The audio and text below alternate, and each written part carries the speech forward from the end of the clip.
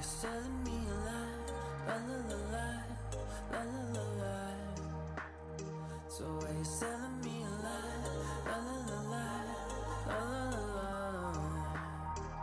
Are you selling me a lie? La la la la, la la la la. Show me a way to get lost, to run from all I want. There's too many ways to get high. You're my every thought. It's like I'm invisible, visible, visible, visible. Yeah. Show me a way to get lost, to run from all I want.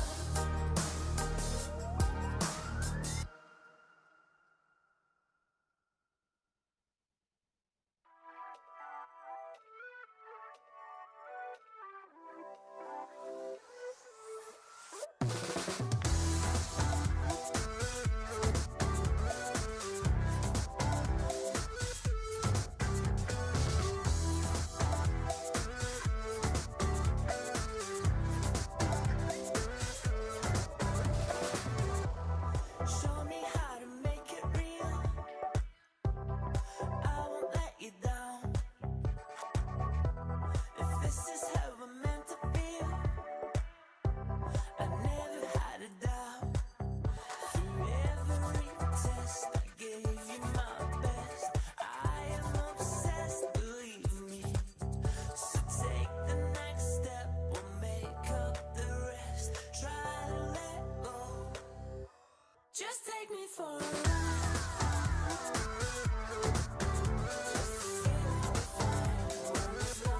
Just take me for a ride.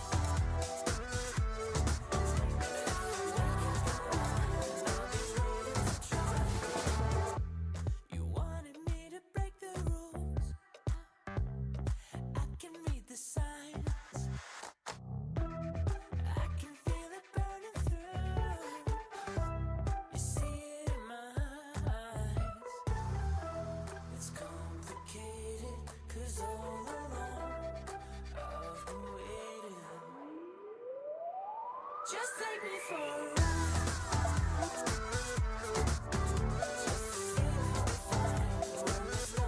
Just take me for a ride.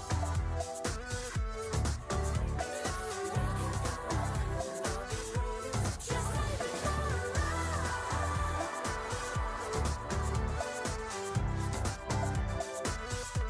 Just take me for a ride.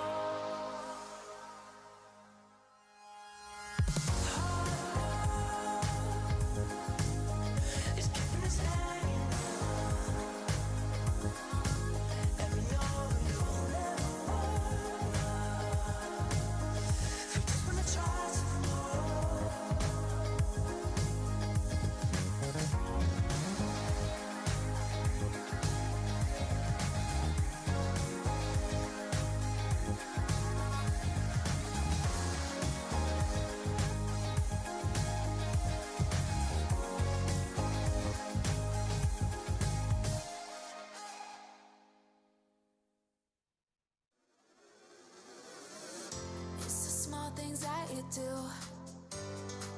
to keep reminding me there's magic inside me and you. Dreams to reality. All of my worries and fears fade away with you. There is no limit to all of the things we can do. Let's go, take my hand and hold it tight. I won't ever stop dreaming. Eyes closed, jump right in, we'll take them tight. Let's go, 'cause I got that feeling. Give me that, give me that, give me that, give me that feeling. Never stop dreaming. Give me that, give me that, give me that, give me that, give me that feeling. Never stop dreaming. You take me to a better place. Never wanna leave. Affection in a million ways. When you're next to me, all of my worries and fears fade away with you. There is no limit to all of the things we can do. Let's go, take my hand and hold it tight. I won't ever stop dreaming. Eyes closed, jump right in, we'll take them tight. Let's go, 'cause I got that feeling. Give me that, give me that, give me that, give me that, give me that feeling. Never stop dreaming.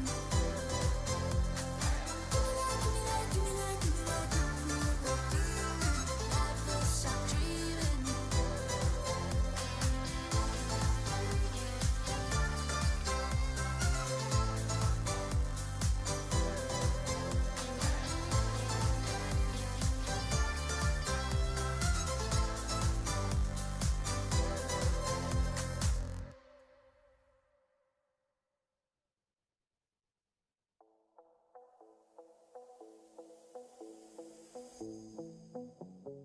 Gotta show them how bad you want it. You don't always get them second chances. Don't start chasing till you got it. Do what I gotta do. I just break the rules like that. Maybe I'm just cool like that. Staying focused, don't sidetrack. Always when I don't come last. I'll never go less than 100%. I'll just keep waiting while you're catching your breath. I'm only living if it's close to the edge. So come and dive into the deep end, 'cause the best is yet to come. I'm like a song you can't get out of your head. You press rewind when you get close to the end. Each time you leave, I know you'll come back again. So come and dive into the deep end.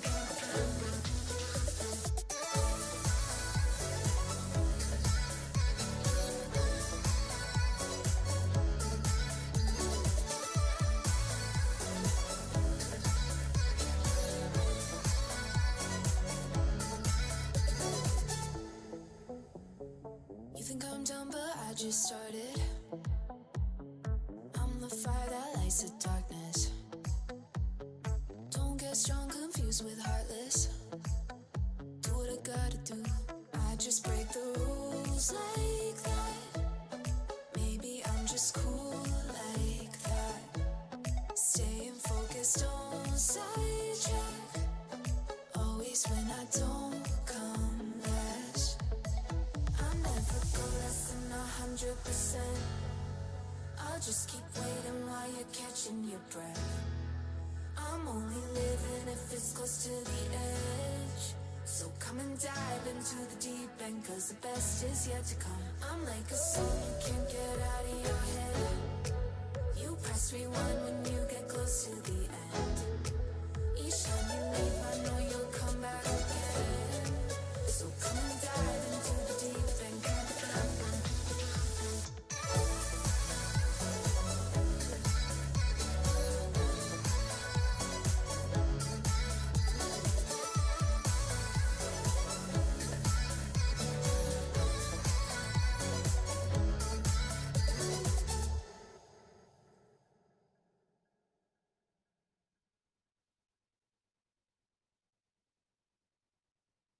Underneath the neon, denim jacket you can lean on.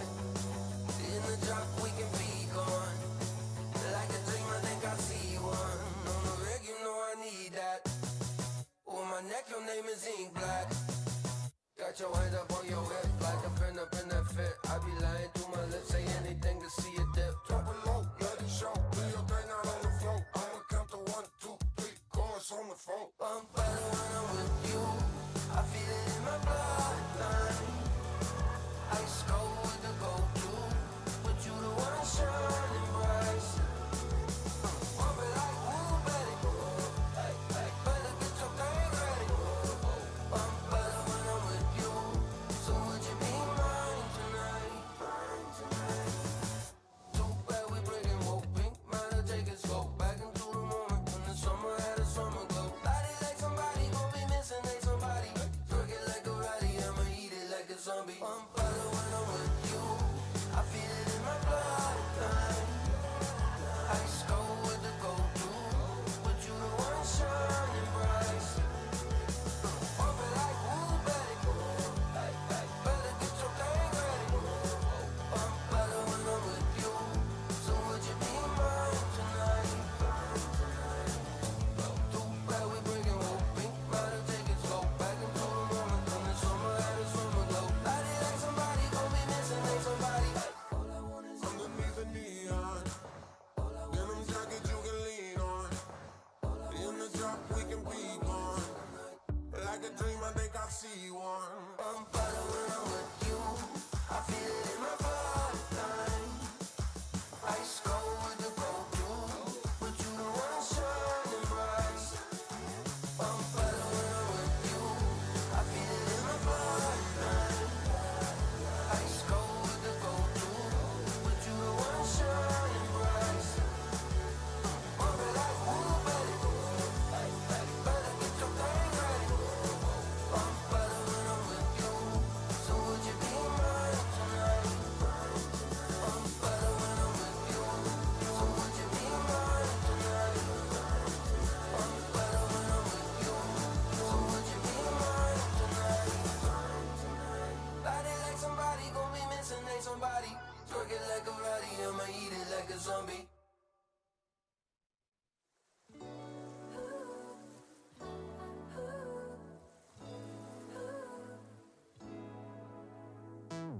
Summer night, sipping up the vibe, here to make you dance now. Feel the heat, taste of something sweet. Wanna take a chance now. We don't care if it's a weekday. We're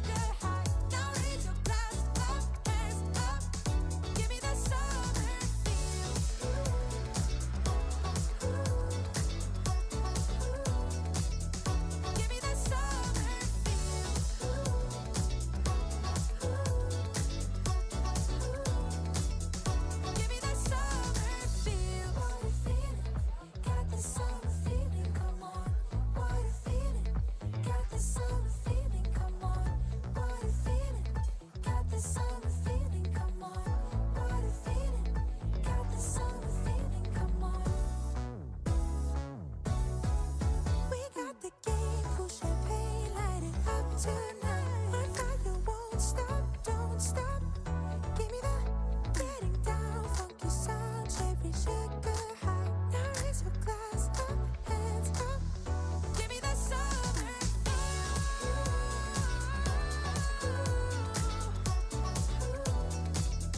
Give me that summer feel. Give me that summer feel. Give me that summer feel. Got the summer feeling, come on. Give me that summer feel. Got the summer feeling, come on.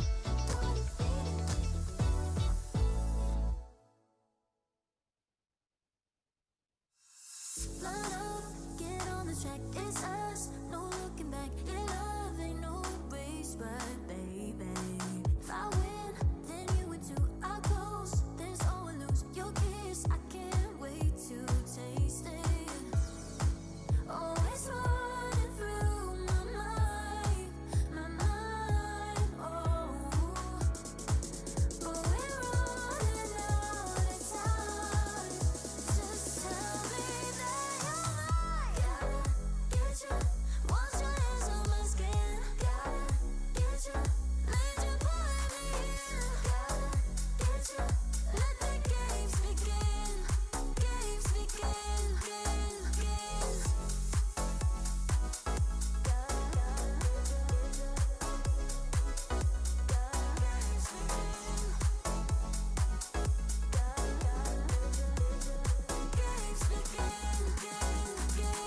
Green light, it's overdue, but right, don't leave me blue. We go medicine training. If I win, then you win too. I'll close, there always lose. Yeah, love ain't no race, but baby, ooh, always running through my mind, oh. But we're running out of time. Just tell me that you're mine. Gotta get you. Once your hands on my skin. Gotta get you. Need you pulling me in. Gotta get you.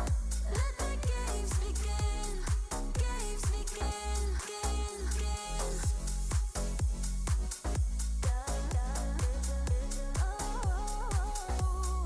Pulling me in.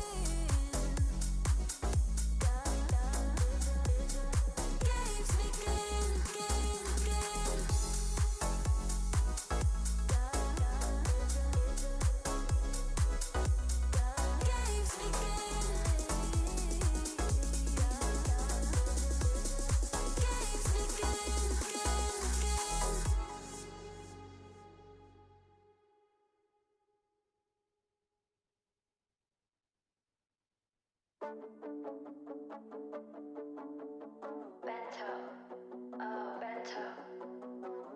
I can feel the walls closing in.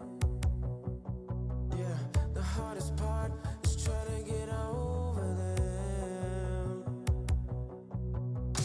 If you could see, would you do it all again? To take my time, I haven't decided yet. It's just a Saturday night, I don't know if I should call you. Deep in my mind, I find it's always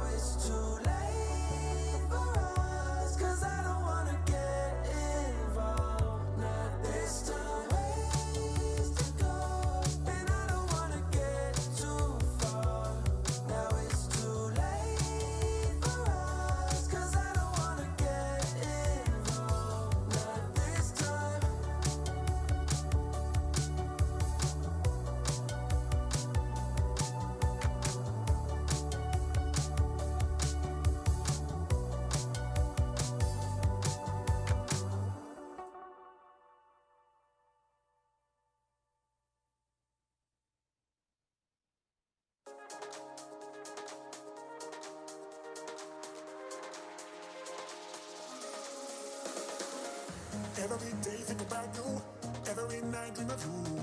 Love the way you smile, love the way you move. Every day think about you, every night dream of you. Love the way you smile, love the way you move.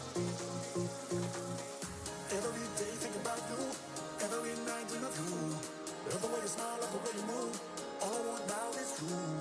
Every day think about you, every night dream of you. Love the way you smile, love the way you move. All I want now is you.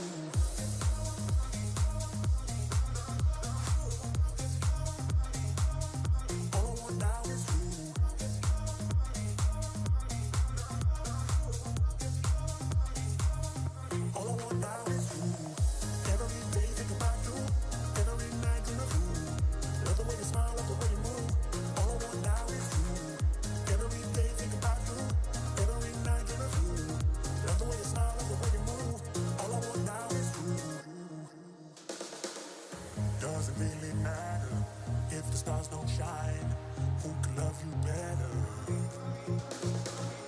Doesn't really matter if the stars don't shine. Who can love you better?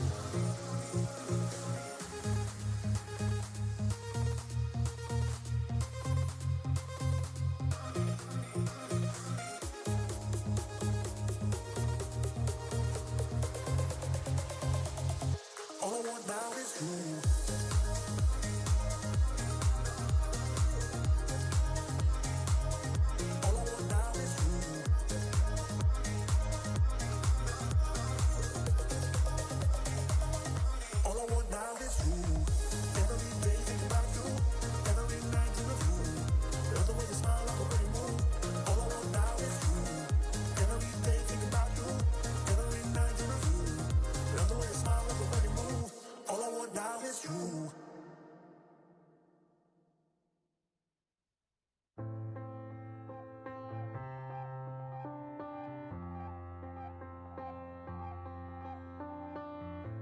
Frustrations keep swelling, I'm spiraling out. My mind's overthinking, I can't hear a sound. Stop looking past me, putting me down. I know I can't be strong, but everything I say just comes out wrong. I'm worried that I'll always feel this lost. What cost? I was drowning in a sea of my doubts, in a sea of my doubts. Now I'm shouting just to let it all out, just to let it all out. I was falling and I couldn't look down, and I couldn't look down. Now I'm shouting just to let it all out, just to let it all out.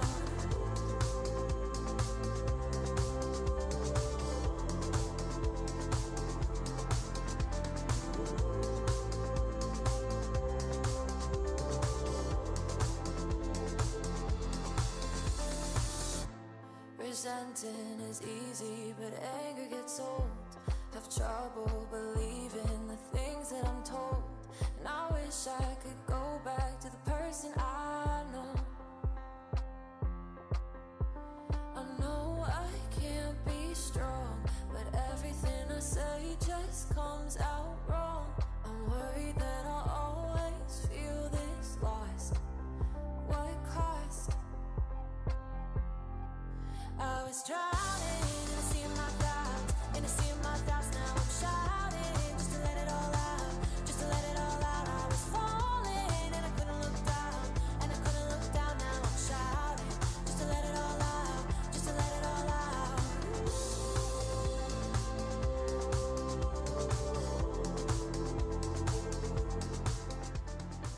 Are you curious to play freestyle chess but don't know how to?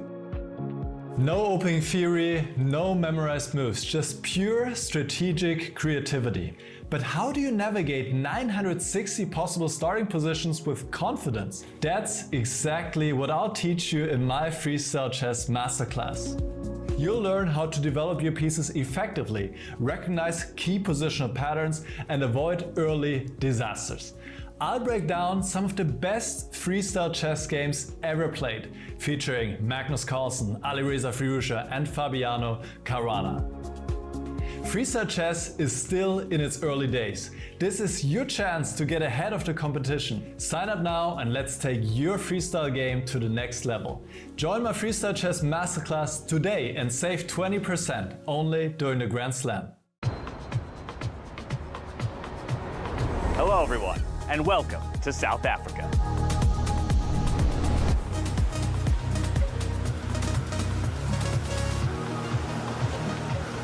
The best players from around the world have come here to fight for the title of 2025 Freestyle Chess Grand Slam Tour champion. After an incredible journey, Weissenhaus, Paris, Las Vegas, it all comes down to this.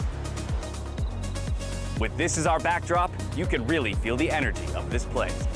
It's powerful, just like freestyle chess, full of emotions, creativity, and surprises. From here, we're heading south to one of the most beautiful places on Earth. A place where luxury meets nature and where the 2025 champion will be crowned. Welcome to Grootbos Private Nature Reserve, the home of the Freestyle Chess Grand Slam Season Finals 2025. It takes your breath away. The perfect place for the grand final. Where strategy meets beauty and champions are made. Set between mountains, forest, and ocean, Grootbos is not just a location, it's a world of its own. It's the perfect place to celebrate the beauty of nature and the brilliance of freestyle chess. Who will win the Freestyle Chess Grand Slam in South Africa? And who will be crowned the champion of the 2025 Freestyle Chess Grand Slam Tour? Get ready!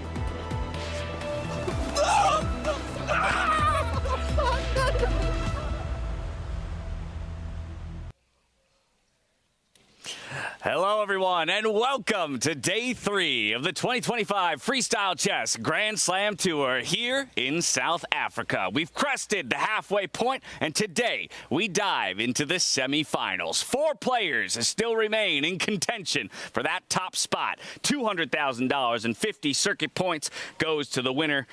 The question is, who will come out on top in our semifinals today? We're back outside in the brilliant South African sun.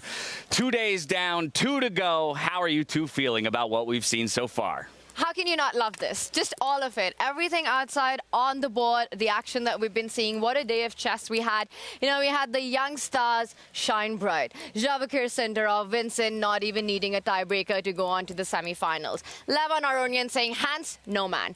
What a day it was for him as well, getting Hans's number one more time. But that comeback by Magnus, just cherry on the cake. That was incredible to watch, David. It really was, but we've seen it so many times. He always kind of with his back up against the wall, always seems to produce his best, and it's going to be fun what we have in store. So far, the tour's lived up to expectations. These finals, they've been fierce.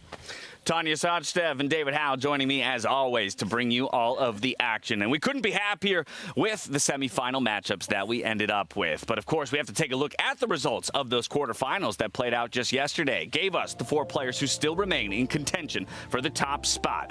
It was, of course, the guy who sets the pace for the entirety of the tournament, Vachier Sindarov, who comes out on top against Parham Maghsoodloo. He'll be the first one into the semifinals, but he now stares down the likes of a Magnus Carlsen, who overcame Fabiano Caruana. Fabiano had given an initial loss to Magnus just yesterday, forcing a tiebreak, and ultimately the world number 1 would come out with a berth into the semifinals. If you can see there at the bottom of your brackets, Levon, Aronian, and Vincent Keymer, they're staring down across each other. Levon had to escape a tiebreak against Hans Niemann, his pick of opponents from the previous night. He ended up proving that pick in the end. Those 4 players who took losses just yesterday, they're not entirely out of the tournament just yet. They dropped down into our lower bracket. They can fight for as high as 5th place still, so plenty of ground for them to make up, and plenty of prize money as well for them. Now, while we, of course, are putting a highlight and a focus on who will come away the champion in this event, yesterday, with Magnus's victory over Fabiano Caruana, he crowned himself the overall tournament freestyle chess champion for 2025. So impressive. So many congratulations. We talked about Fabi as Mr. Consistent, but I think Magnus, he's just consistently the best. And he's won 2 Grand Slams so far. He's still aiming to secure a 3rd this season.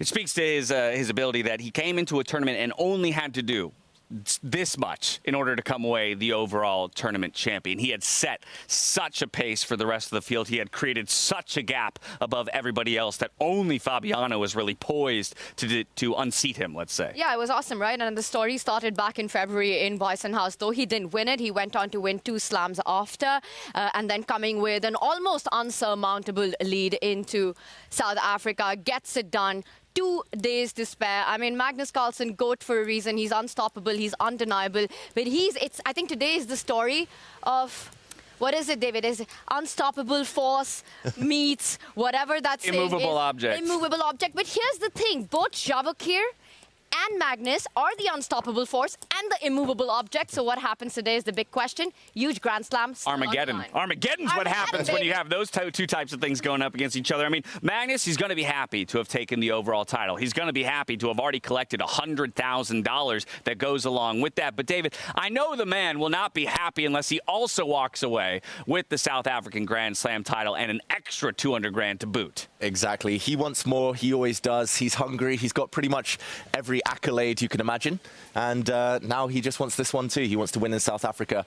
But I think for Sindarov, he's just got to do what he's been doing. He's got to forget the fact that Magnus has woken up, the fact that Magnus has warmed up now, and just try to do exactly what he did on day 1 when he took down Magnus himself. Yeah, his semifinal matchup is just one more step on the way to that eventual final and possibly the Grand Slam championship. Let's take a look at all of our matchups that we have in front of us today. Of course, we've been talking a little bit about Vachier Sindarov up against Magnus Carlsen, the world #1, and the guy who has yet to take a loss here in South Africa, having a brilliant end. It was 2025. Levon Aronian, our Las Vegas champion, up against Vincent Keymer, the first ever Grand Slam champion in 2025 from Weissenhaus. Parham Maghsoodloo still trying to get a point on the board up against Fabiano Caruana, and then Arjun Erigaisi and Hans Niemann will be duking it out in the lower bracket as well.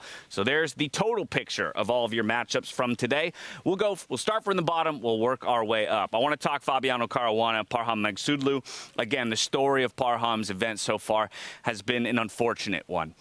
Moments of brilliance, winning positions. Even yesterday against the guy that we're talking about might challenge Magnus Carlsen, had a winning position that slips through his fingers. But I think those moments of brilliance, if anything, are what you want to keep reminding yourself of if you're in Parham's shoes, saying, if I can get that again, now it's just about finding that extra gear, that last ounce of energy to get it over the line. Well, you're playing against the world #3, so it's not going to be easy. Parham 0 out of 9 in the tournament so far. I think he's really hoping that whole story turns around up against Fabi. If he can get it done, I think it'll be easier for Parham to get over what's happened in this tournament. But I think it's clear, whatever the numbers might say, it might not be that far apart. But David, Fabi, huge favorite in this one. Yeah, these are the scores that I gave the players before the event. Unfortunately for Parham, the form has not matched his normal level.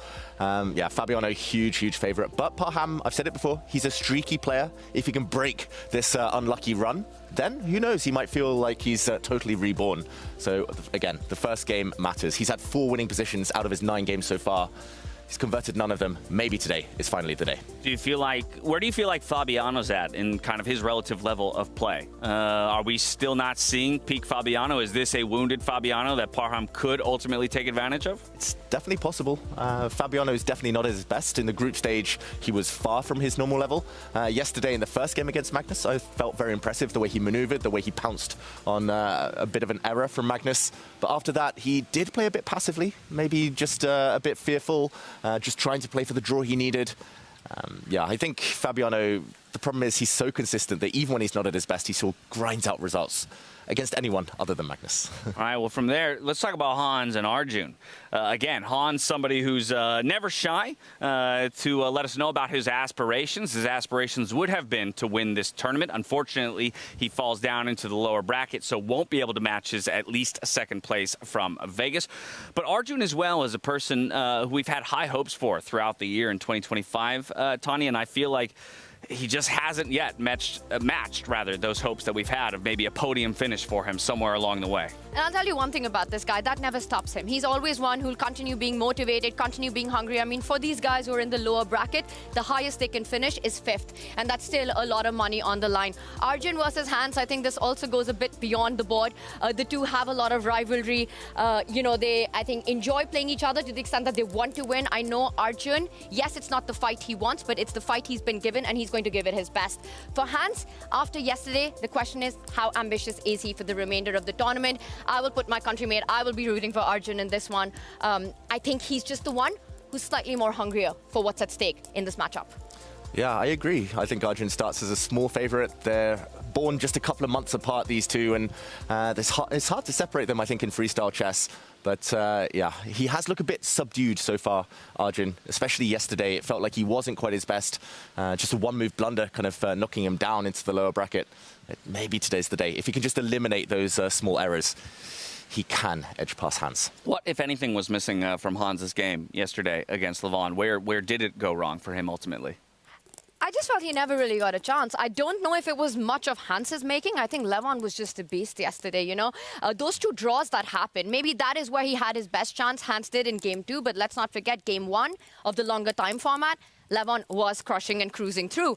Didn't go his way. Hans got some chances in the second game, messed it up. In the end, in the tiebreakers, it was a Levon Aronian show. It just feels that he's the one who maybe understands, is more composed in these positions, his creativity. And you spoke about this right yesterday, David, that Levon truly is one of the opponents Hans really struggles with in all formats of the game. Yeah, Hans, he has struggled against Levon, Fabiano and Anish Giri above all others. So maybe the more experienced players. That does make me think against Arjun he has some chance. I think he believes a bit more that he kind of has the fire within him to beat the younger players, but who knows? I wonder how much of this comes down to the night the guys had yesterday, you know. Was there a bit of fun involved? I'm not sure. Did they manage to get enough sleep? We'll find out. Well, it is a good question. One we can't answer. One will that will be revealed to us, though, when we see the players maybe step out onto the stage in just a few moments' time. From the lower bracket, let's jump up to the upper bracket and talk about some of our marquee matchups. Let's start, though, with Levon Aronian, one of the guys who sent Hans down to the bottom of the bracket. He will be going up against Vincent Keymer. Now, these are our most recent Grand Slam winner and our first Grand Slam winner from 2025. Again, experience, the veteran versus the young blood. These guys, again, 1 point separated in their overall totals. David, stylistically, though, I don't feel like these guys are at all the same type of player. Yeah, almost opposites, I would say, stylistically.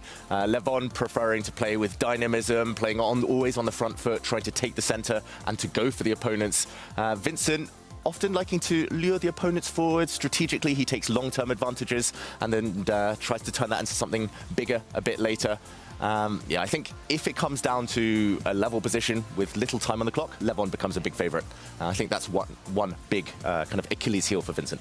It's a clash of styles, it's a clash of generations, and I think Vincent's best shot will be that the match gets decided in the longer time format. That's where we've seen him, shine the brightest. He seems to understand the positions really well, the piece placement, plays it to almost perfection with engine top moves. He has this incredible understanding of freestyle chess. But this guy, the creativity that he shows, the artistic play, and there we've got Annie with him. So much love and support. He's here with his family. That seems to be his lucky charm in general. He's in a great mood as well.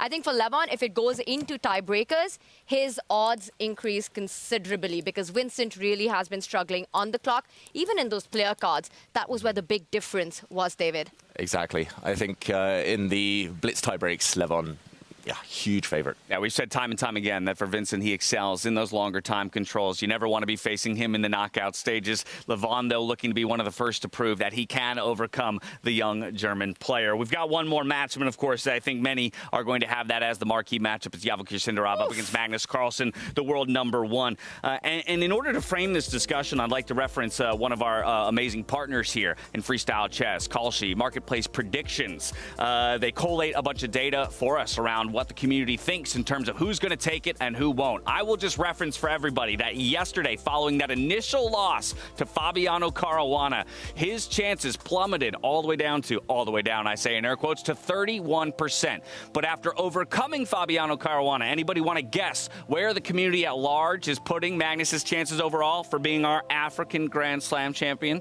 Double it. Double those chances. Triple it. Double it and add a little bit. That's what it is. 66% right now for the overall chances in our remaining 4 players. But Vachier Sindarov going to have something to say about that. And I kind of want to start talking about him first. The guy who's yet to take a loss in this entire tournament. He looks to be somewhat infallible, but Magnus Carlsen is the guy who's going to find those cracks. He's going to find those weaknesses and he'll punish them. Yeah. But, you know, what a year it's been for Sindarov. We've been just talking about the leaps and bounds, the improvements that he's made, especially over the last 2 months. He's really making so much noise. It feels like he's arrived. And how did he arrive at the Grand Slam here in South Africa? With a win over Magnus Carlsen. So I think there is this feeling that he can do it. He knows that even superhumans like Magnus have those human elements, have those human moments. It feels like it's the undefeated versus the unbeatable in this matchup. I think it's a tough call. You know, David, I saw those player cards that you had, and I feel that if you only took the Grand Slam of South Africa to make those cards, the numbers would be incredibly different. Exactly. Magnus with a huge lead in that, but it would be a total turnaround, because how impressed have we been by Vachier? Yeah, he was so good in Weissenhaus, but it feels like he's even better now, like a couple of steps up even. There's 2 things I want today, in general. Okay. I want a really close fight between these 2. And I want Parham to at least get off the scoreboard in some way. Those are my only 2 wishes today, and I have a feeling we're almost guaranteed that with Vachier, who always plays with a smile on his face. Always so nice to see. The guy on your screens, Vachier Sindarov, has done it once already. He's looking to do it again against Magnus, and he will have to overcome him at least once today, especially in the longer time controls. How does he do it against Magnus? Can he repeat what he did in the 10-5 from the faster time controls? I don't know if it's as easy when Magnus has the time to think. I'll tell you, one of the advantages that the younger generation has over Magnus's colleague playing against him is that Magnus doesn't have the same psychological effect on them. He doesn't exactly live rent-free in their head. They have a lot of respect for him, but on the board, they do believe that they can beat him. And I think that goes a really long way. He has to believe that he can do it. He's done it. And I think, again, David, the nature of the positions. You have to make it as complicated as possible as quickly. All right, well, starting with you, David, I want predictions for the 2 upper bracket matchups. Vachier Sindarov, Magnus Carlsen, Levon Aronian against Vincent Keymer. Who will make it to the finals? I predicted Vachier would beat Magnus in the round robin in the group stage, but I don't think he can today in a longer match, longer time format. I think Magnus and Levon, the 2 experienced players. Wow. And here? You know what? Magnus has won the whole tour. I would love to see Vachier go all the way. I think I want this to go down to the wire. I'm going Vachier Sindarov on this one. He's done it once. I think he'll do it again. And on the other matchup? Levon versus Vincent. This one's a toss-up for me completely. I would love to see a finals between Vachier and Levon Aronian. Okay, all right. Well, I'm going to go Magnus versus Vincent. Kind of recalling all the way to Weissenhaus. We'll see if our initial Grand Slam winner can do it. That's enough out of us. We've set the stage for the semifinals. Now we're heading into the playing hall where Fiona Style Anthony is standing by for the position lottery. Take it away.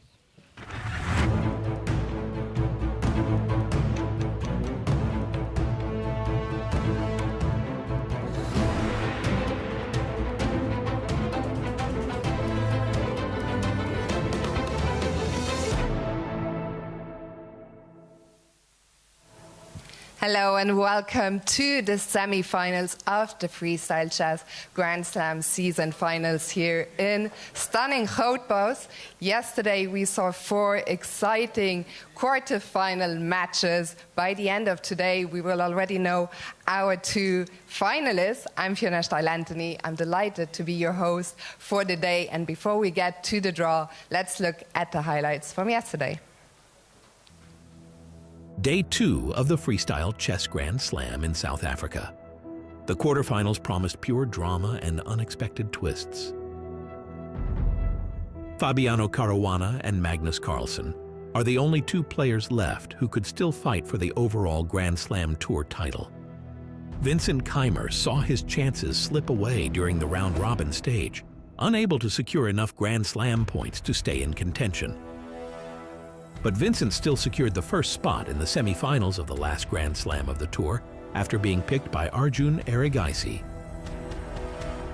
Parham Maghsoodloo had a crushing position in his first round against Vachier Sindarov, but let it slip, 12.5 minutes on his clock. He sacrificed a piece and could have just won on the spot now. Game's not over just yet, but what a breath of life for Sindarov. Vachier carried over his winning momentum from the previous day and took both games. In the replay of the Las Vegas final, the duel between Hans Niemann and Levon Aronian stayed balanced through the first 2 rounds. But in the blitz tiebreaks, Levon dominated, winning both games convincingly against the young challenger. All eyes on the quarterfinal clash between Fabiano and Magnus. In the opening game, Magnus came up short, giving Fabiano the early lead. But in the return game, Magnus struck back. Because Magnus obviously finds it. And it's a brilliancy. You capture the bishop, the rook slides over, you win material. A turnaround. Magnus about to make a comeback in this match. He turned the duel into a head-to-head battle that ultimately went down to the tiebreaks.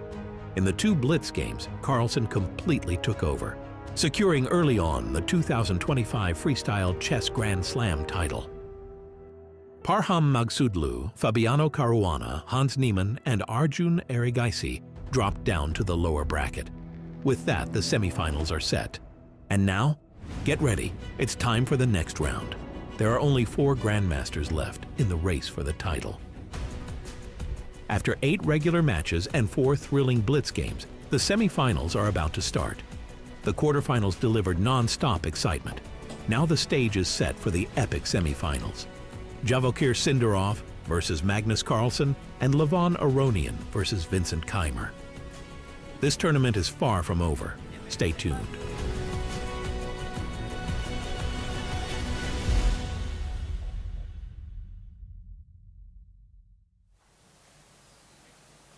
We are ready now to draw the first semi-final position, and I'm delighted to be joined by Vicky Maghsoodloo, the Vice President of Chess South Africa.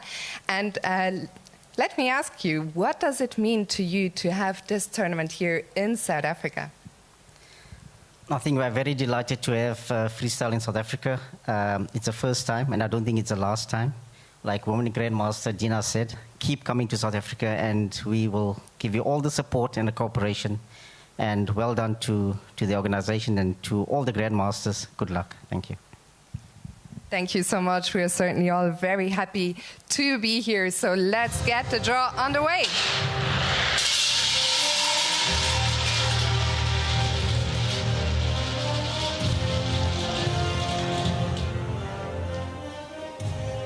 Okay, we're ready.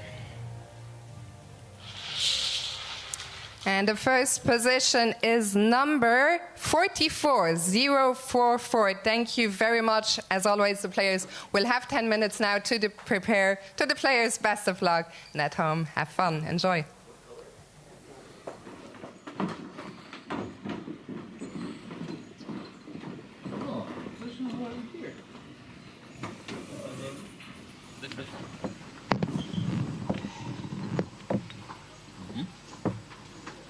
So like the low numbers, the king's always over here, yeah? Some pieces were correct. Oh boy.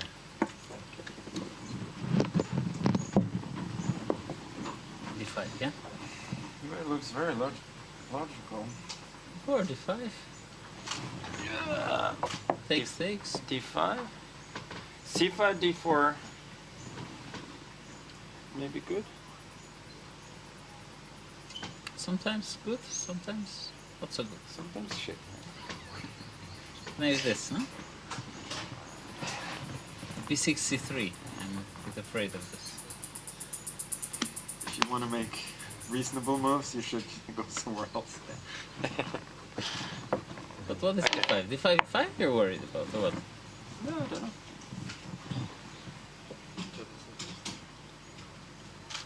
Yeah.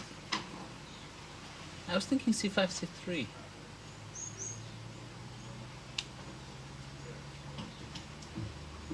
You want to play D4 or D4? Yeah. Right? But then this? Yeah, this looks completely wrong. Too slow, no?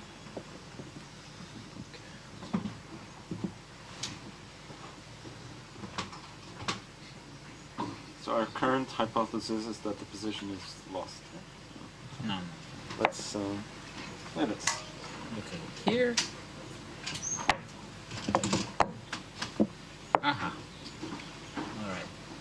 if I play c4, you're gonna play f5, yeah? But f5, what does f5 give?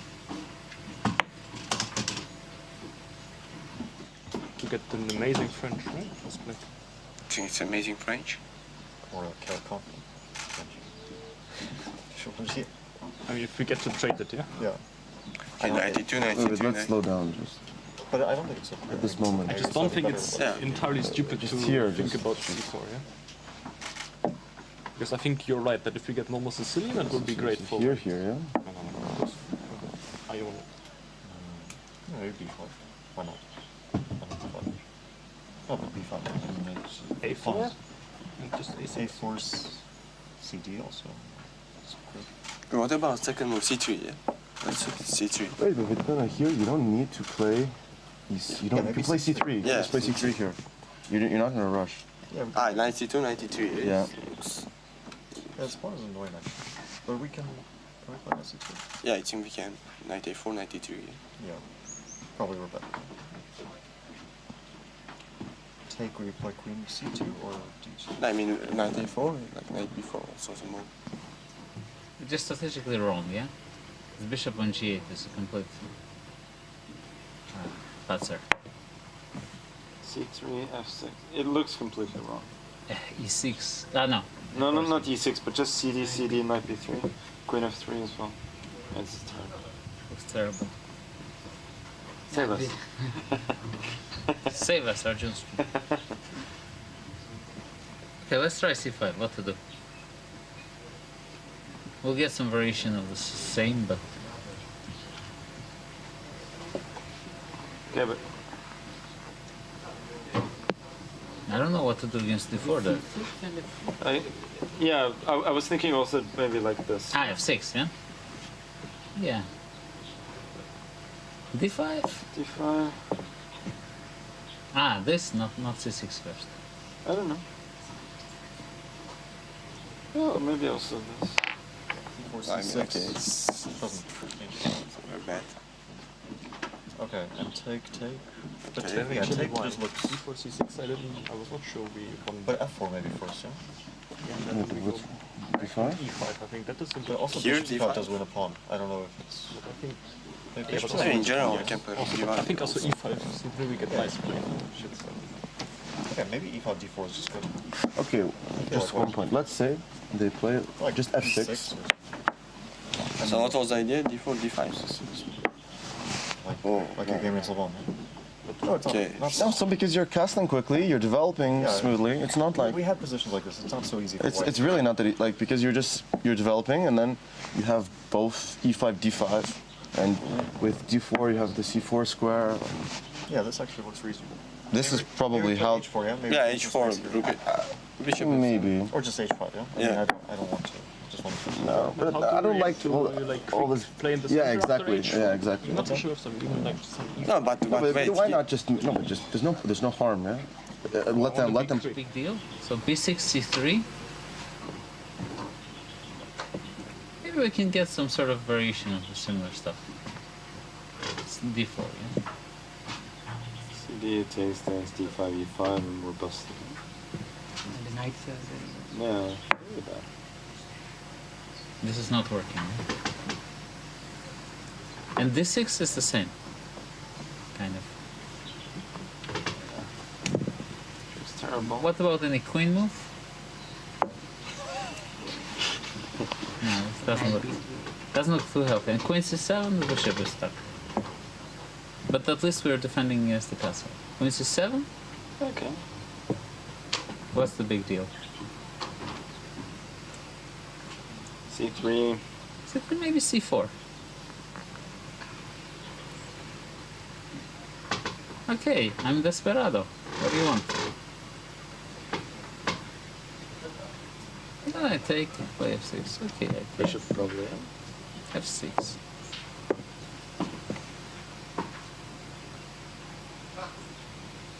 Desperado.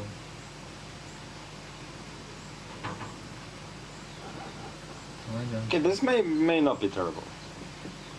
Because I think c6, this f6, I don't know. It's kind of so artificial to give the center and then maybe you'll never get it back. if you're not confident enough in your manhood, yeah, to play f6, e6.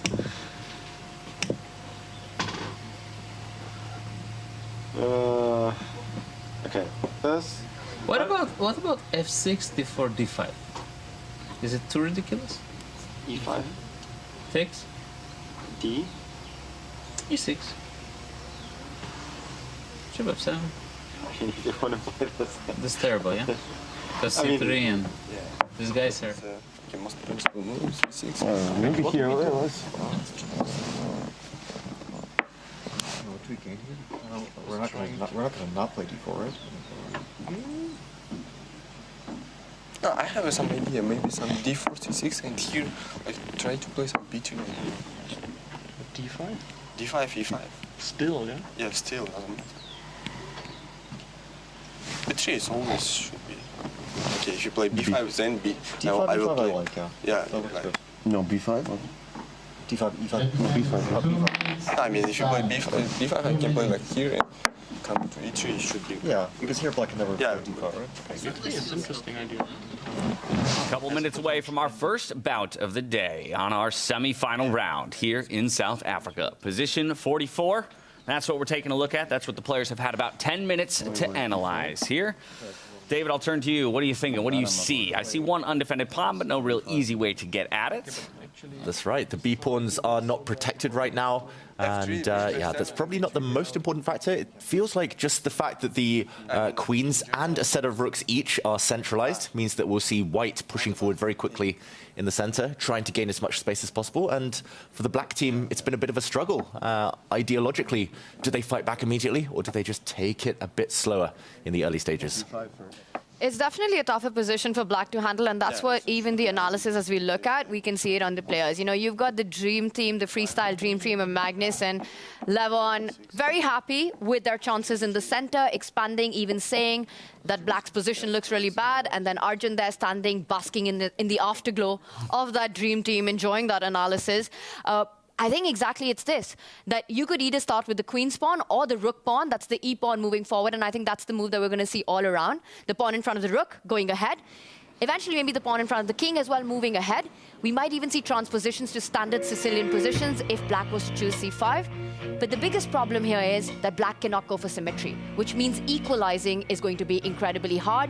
The moment you respond the e-pawn, with the e-pawn, there'll be a break with the queen's pawn ahead, and vice versa. So I think for the black players, not an easy task this one is, this position. Then good news for the likes of Vincent Keymer and Vachier-Lagrave Sindarov, who will both be piloting the white pieces to kick off the day against their respective opponents, Levon Aronian and Magnus Carlsen. You can see two of them taking their seats. You can see the clock ticking down. The beautiful shot of Rothbos Nature Reserve, which plays home to our final Grand Slam of the year. The handshakes are extended, the clocks will be started, and away we go. Hans Niemann, the first to make a push. It is one of those centralized pawns, and as we hit our 4 board, you can see already 3 of our boards in play will match each other with their initial moves. Still waiting, though, for Vincent Keymer. So traditionally, he will take an extra bit of time on that first move to evaluate and confirm which direction he wants to go. Yeah, Vincent, the one to pause. It looked like he wasn't too impressed with the input from the likes of Hans Niemann, disagreeing on how the opening might be treated.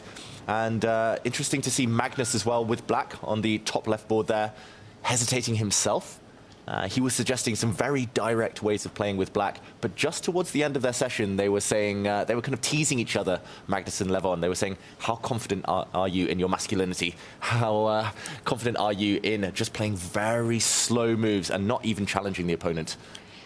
And the fact that Magnus has slowed down, well, Vincent hasn't made his choice yet, and that's the top half of our screen there. So Levon also thinking about his response. I think Vincent will also start with that pawn in front of the rook going forward. It's just the most natural move in the position, opens up the rook, opens up the queen. The knight can perhaps jump over. You take control of the center. Levon, in fact, gets up and leaves. It goes on to show how difficult this entire situation is for black. Interestingly, Hans's idea with the black pieces to go f6, c6, which he was suggesting while he was analyzing, has been chosen by Arjun as his response to Hans, as well as Parham. That's the approach to open up the long-range pieces as quickly as possible. The 2 bishops now looking down the board. Okay, and Vincent finally makes a decision. He does agree with the rest of the white players here. Levon replying immediately, trying to make the position symmetrical at least. But Magnus now, we're waiting for a move from the world number one. But that's the thing, right? Because Vincent's trying to, he did go for the idea, Levon trying to keep the symmetry even, but can he really succeed? Because the idea that was being discussed is that the moment Black responds with this, White has an immediate central break. And that's the top right board. Will Vincent take the fight to Levon with that deep pawn moving 2 steps forward? It's very possible. Vincent will think. Vincent will take his time. We are used to that by now this season. And normally when Vincent finally comes up with an answer, it tends to be a good one. And in that moment, Magnus Carlsen will make a move, an immediate deviation between our top 2 boards, right? Levon Aronian trying to hold on to that symmetry. Magnus Carlsen, he's going to look for a bit of a different way forward, matching what we see, I say, on the bottom left-hand side of our screens as well. Yeah, it's fascinating because this was the idea that Hans was proposing for the players with the black pieces. He's playing with white right now, but when they were analyzing, he wanted black. He wanted to analyze this variation. It almost felt like the others were dismissing him, but look at the number of boards that it's happened on. C6, F6, across the arena on 3 of our tables, and it's Arjun that strikes first with black in the center, offering a trade. I have a feeling that Hans Niemann is currently in the confessional booth boasting about the fact that his concept was the right one and that everyone else has now agreed, other than Levon Aronian. I have a feeling you might be correct, but given that is the most advanced board, why don't we go there first? We will spend most of our time throughout these days on the top 2 boards and those who are in contention for the top spot. But first, we'll take a pit stop over at Hans Niemann and Arjun Erigaisi's board to see exactly how this one has developed. Again, a few of the others kind of following this pattern so far. Hans retakes his seat, coffee cup, teacup in hand. Okay, and we'll do a quick action replay of the first few moves here. We did start, as we did on all boards, with pawn to e4. This is very logical in this specific position 44, because the white rook is now opened up. The white queen has some vision as well. Black reacts in what we would normally call the Caro-Kann fashion here.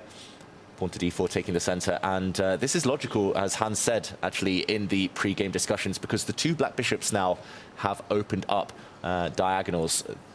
Quite likely that we'll see one of those bishops move out early, and after pushing forward his own bishop now opened, we see a challenge in the center from Arjun. I wouldn't be shocked, Tanya, if we see total symmetry in the near future. Yeah, and I wonder, you know, also the mindset into this game. I mean, these 2 players, the younger generation, they're rivals. I don't know how much they enjoy actually facing each other over the board.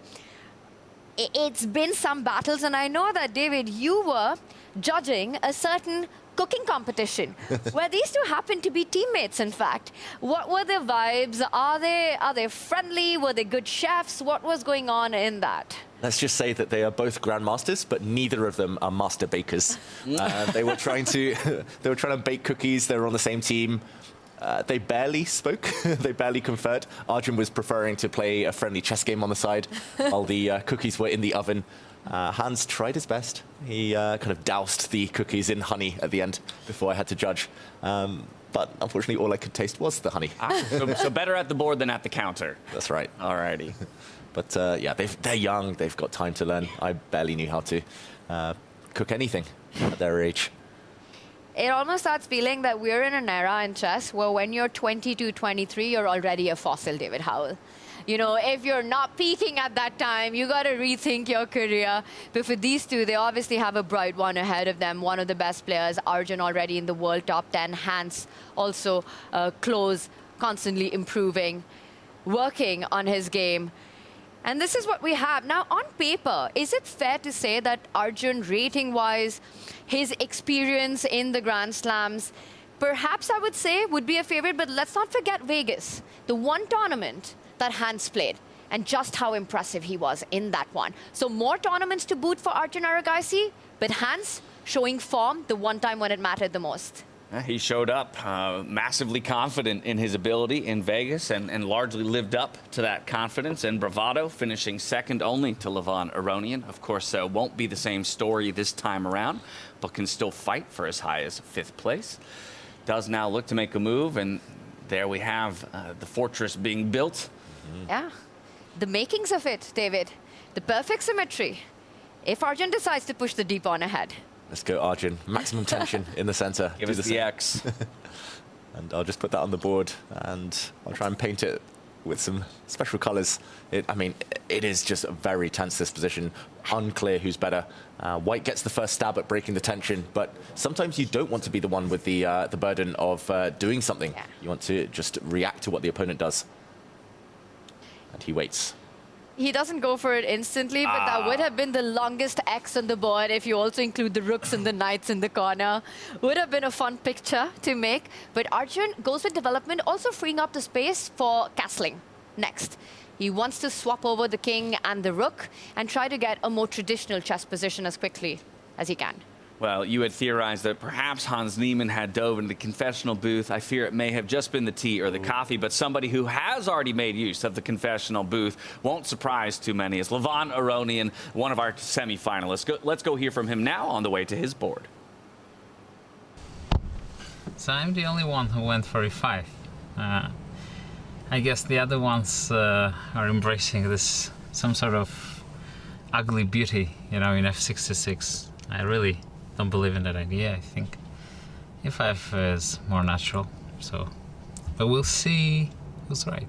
So, at least I think Vincent is spending time. So I think he's considering either knight d3 or d4. So my goal is just to play fast and get enough time to deal with the difficulty of the starting position.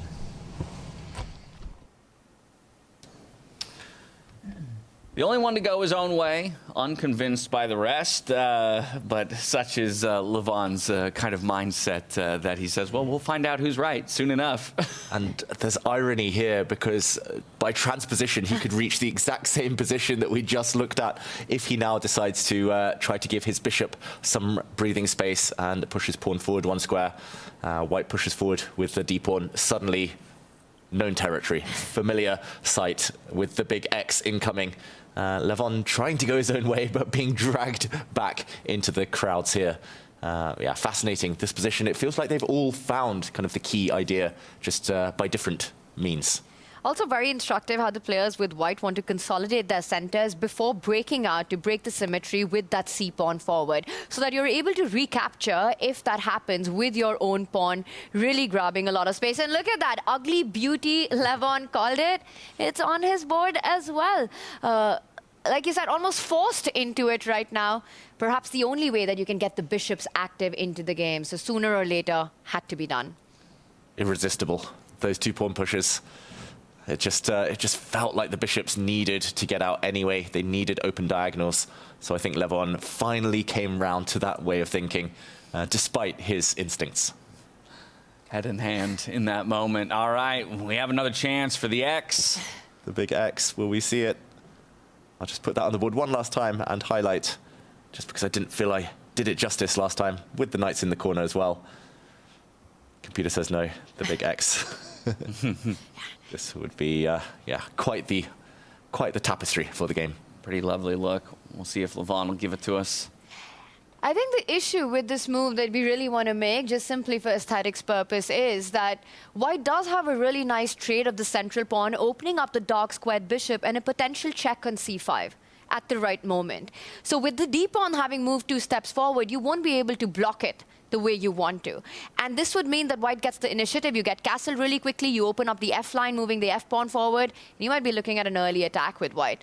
So maybe this is what discourages the player to create, you know, Levon always up for artistry on the board, but I think this one might be pushing it. Yeah, most likely he'll copy Arjun and just bring his bishop out, get castled first before going for the big X in the center, or possibly even trying to gain time with his bishop, giving a check and only deciding what to do next, depending on how white blocks. Very interesting position. And Vincent, I would say it's not the biggest expenditure of time from him, which is probably good news for the young German. Heart rate low as well. Do you think Levon's comfortable with this opening position? 3 moves in for black. not much has happened, but the players were unhappy at the very start. But, you know, when you sit down and you get into the depths of it, do you think they're still feeling there's work to be done and it's not going to be easy to equalize this as black? I think they know that they have to make some big decisions ahead, whether to go for total symmetry or whether to allow white, for example, to push forward at some point. But I don't think there's too much damage that could be done. Worst comes to the worst, white gets maybe a tiny little advantage. I don't think, especially with the knights being so bad for both sides, I don't think either side's going to be able to whip up a direct attack or any big initiative in the early stages. So it turns out maybe they've just stumbled across a good solution for black, and everyone's going to survive the opening in decent shape. And so much of this match we were talking about is a clash of styles, right? Very different approaches that we see by both these players, and seems to get them the results. I mean, Vincent Keymer, the winner of Weissenhaus, Aronian, the winner of the Vegas Slam.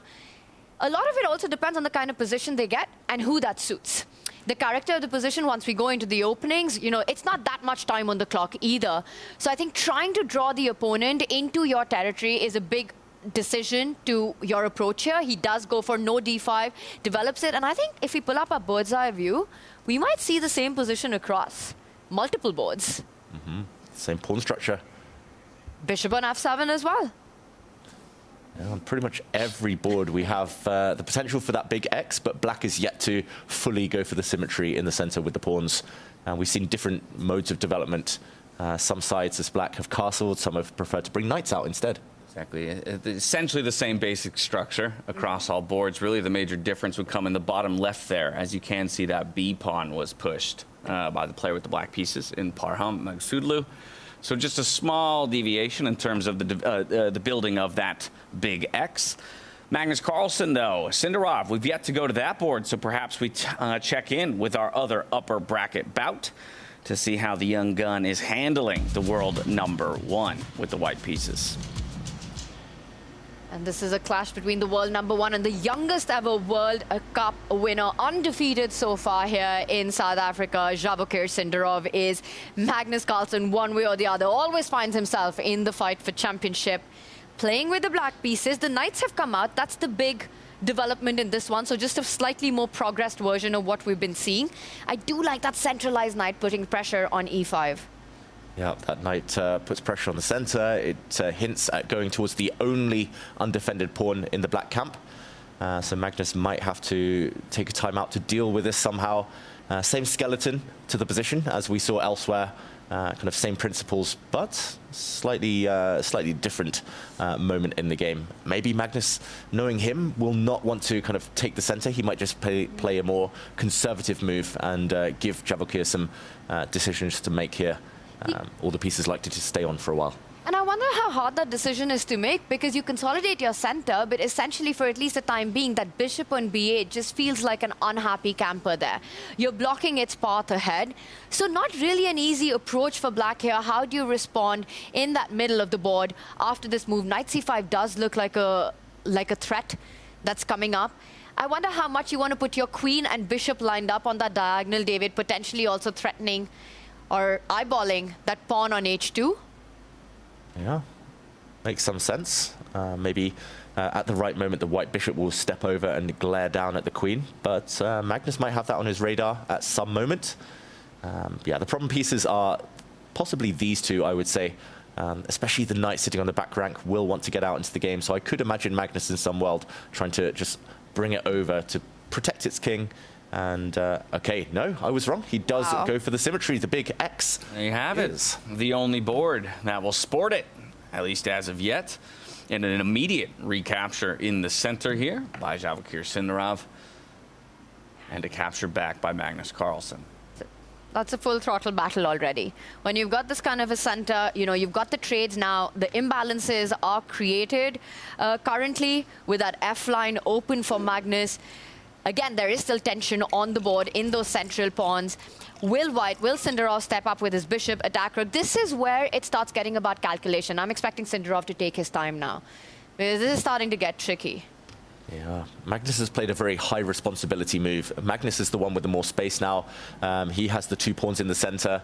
That will remain the case if we see another trade. But now it is hard for black to touch anything. If black ever takes the white pawn, then white will prefer to take with a piece, leaving black with an isolated pawn in the center.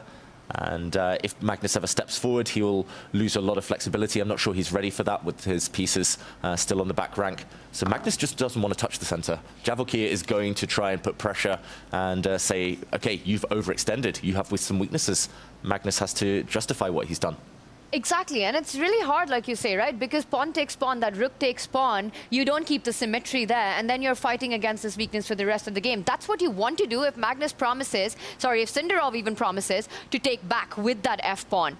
But that will not happen, which means with that out of the window, Magnus Carlsen has got some questions to be answered. I like how Sindarov's handling it. He gets all his pieces so easy to forget about that knight at the corner of the board. Knights in the rim are dim, not anymore. He's eyeing that e3 square, that f5 point. You know, knight on f5 and you high five. That's a strong spot with the g7 pawn. I like how Sindarov's handling this. Yeah, and didn't chew up too much time on his clock, keeping himself in relative equality in that regard here against Magnus Carlsen. Yeah, he uses it as a weapon, like maybe not as blatantly as Arjun or sometimes Hans, but Sindarov in the World Cup, a lot of his success was built on the fact his opponents panicked and blundered when they were down to the 1 or 2 minute mark. Same here in the group stage. So Sindarov will be aiming to keep at least kind of on par with Magnus on the clock. The knight coming out, Magnus will want to do the same, but bringing his knight out would block, for example, his bishop, or if it comes the other path, it would block its rook, meaning that the center might become open. There would be vulnerable pawns. Not so easy for Magnus Carlsen. You know, everyone hates losing at chess. Magnus Carlsen hates it the most. And it happened on the very first day of this tournament. By the way, a decision by Magnus to go for pawn takes pawn. I'm expecting Sindarov, I was about to say to capture with the rook, to try to play against that weakness in the center. But he does keep the symmetry. I think for Magnus, you know, he's already won the first ever freestyle tour. A historic moment for Fischer Random for freestyle chess. But there's a Grand Slam title on the line, but there's extra motivation. For him, this is also a grudge match. He knows exactly what happened. He was busted after move 10 in that round robin against Sindarov. And he wants that revenge in this matchup, and what better stage to do it in the semifinals.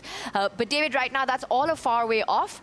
But I think there is psychology at play as well. Sindarov knows he's done it. Magnus wants to show him that he's still boss with that revenge.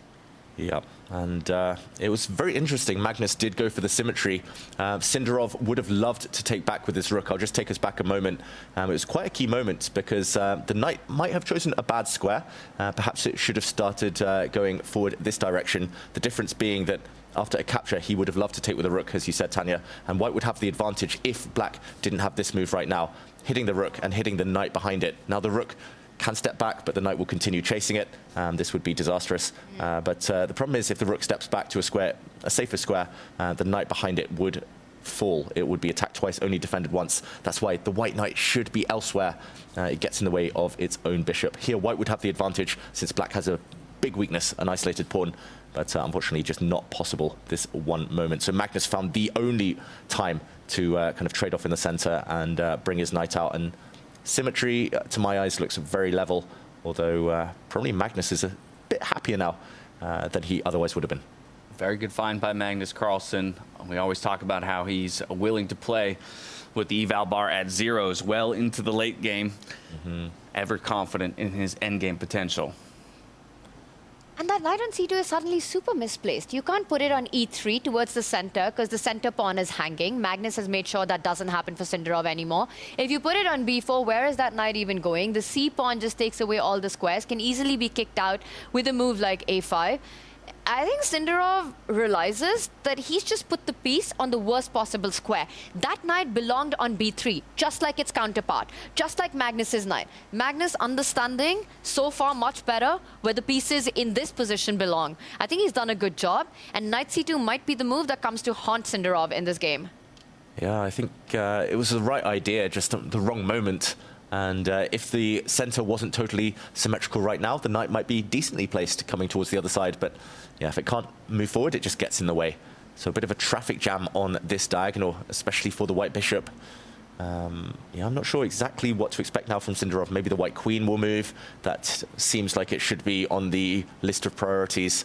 Maybe this pawn at some point will step forward just to prevent the black knights from leaping.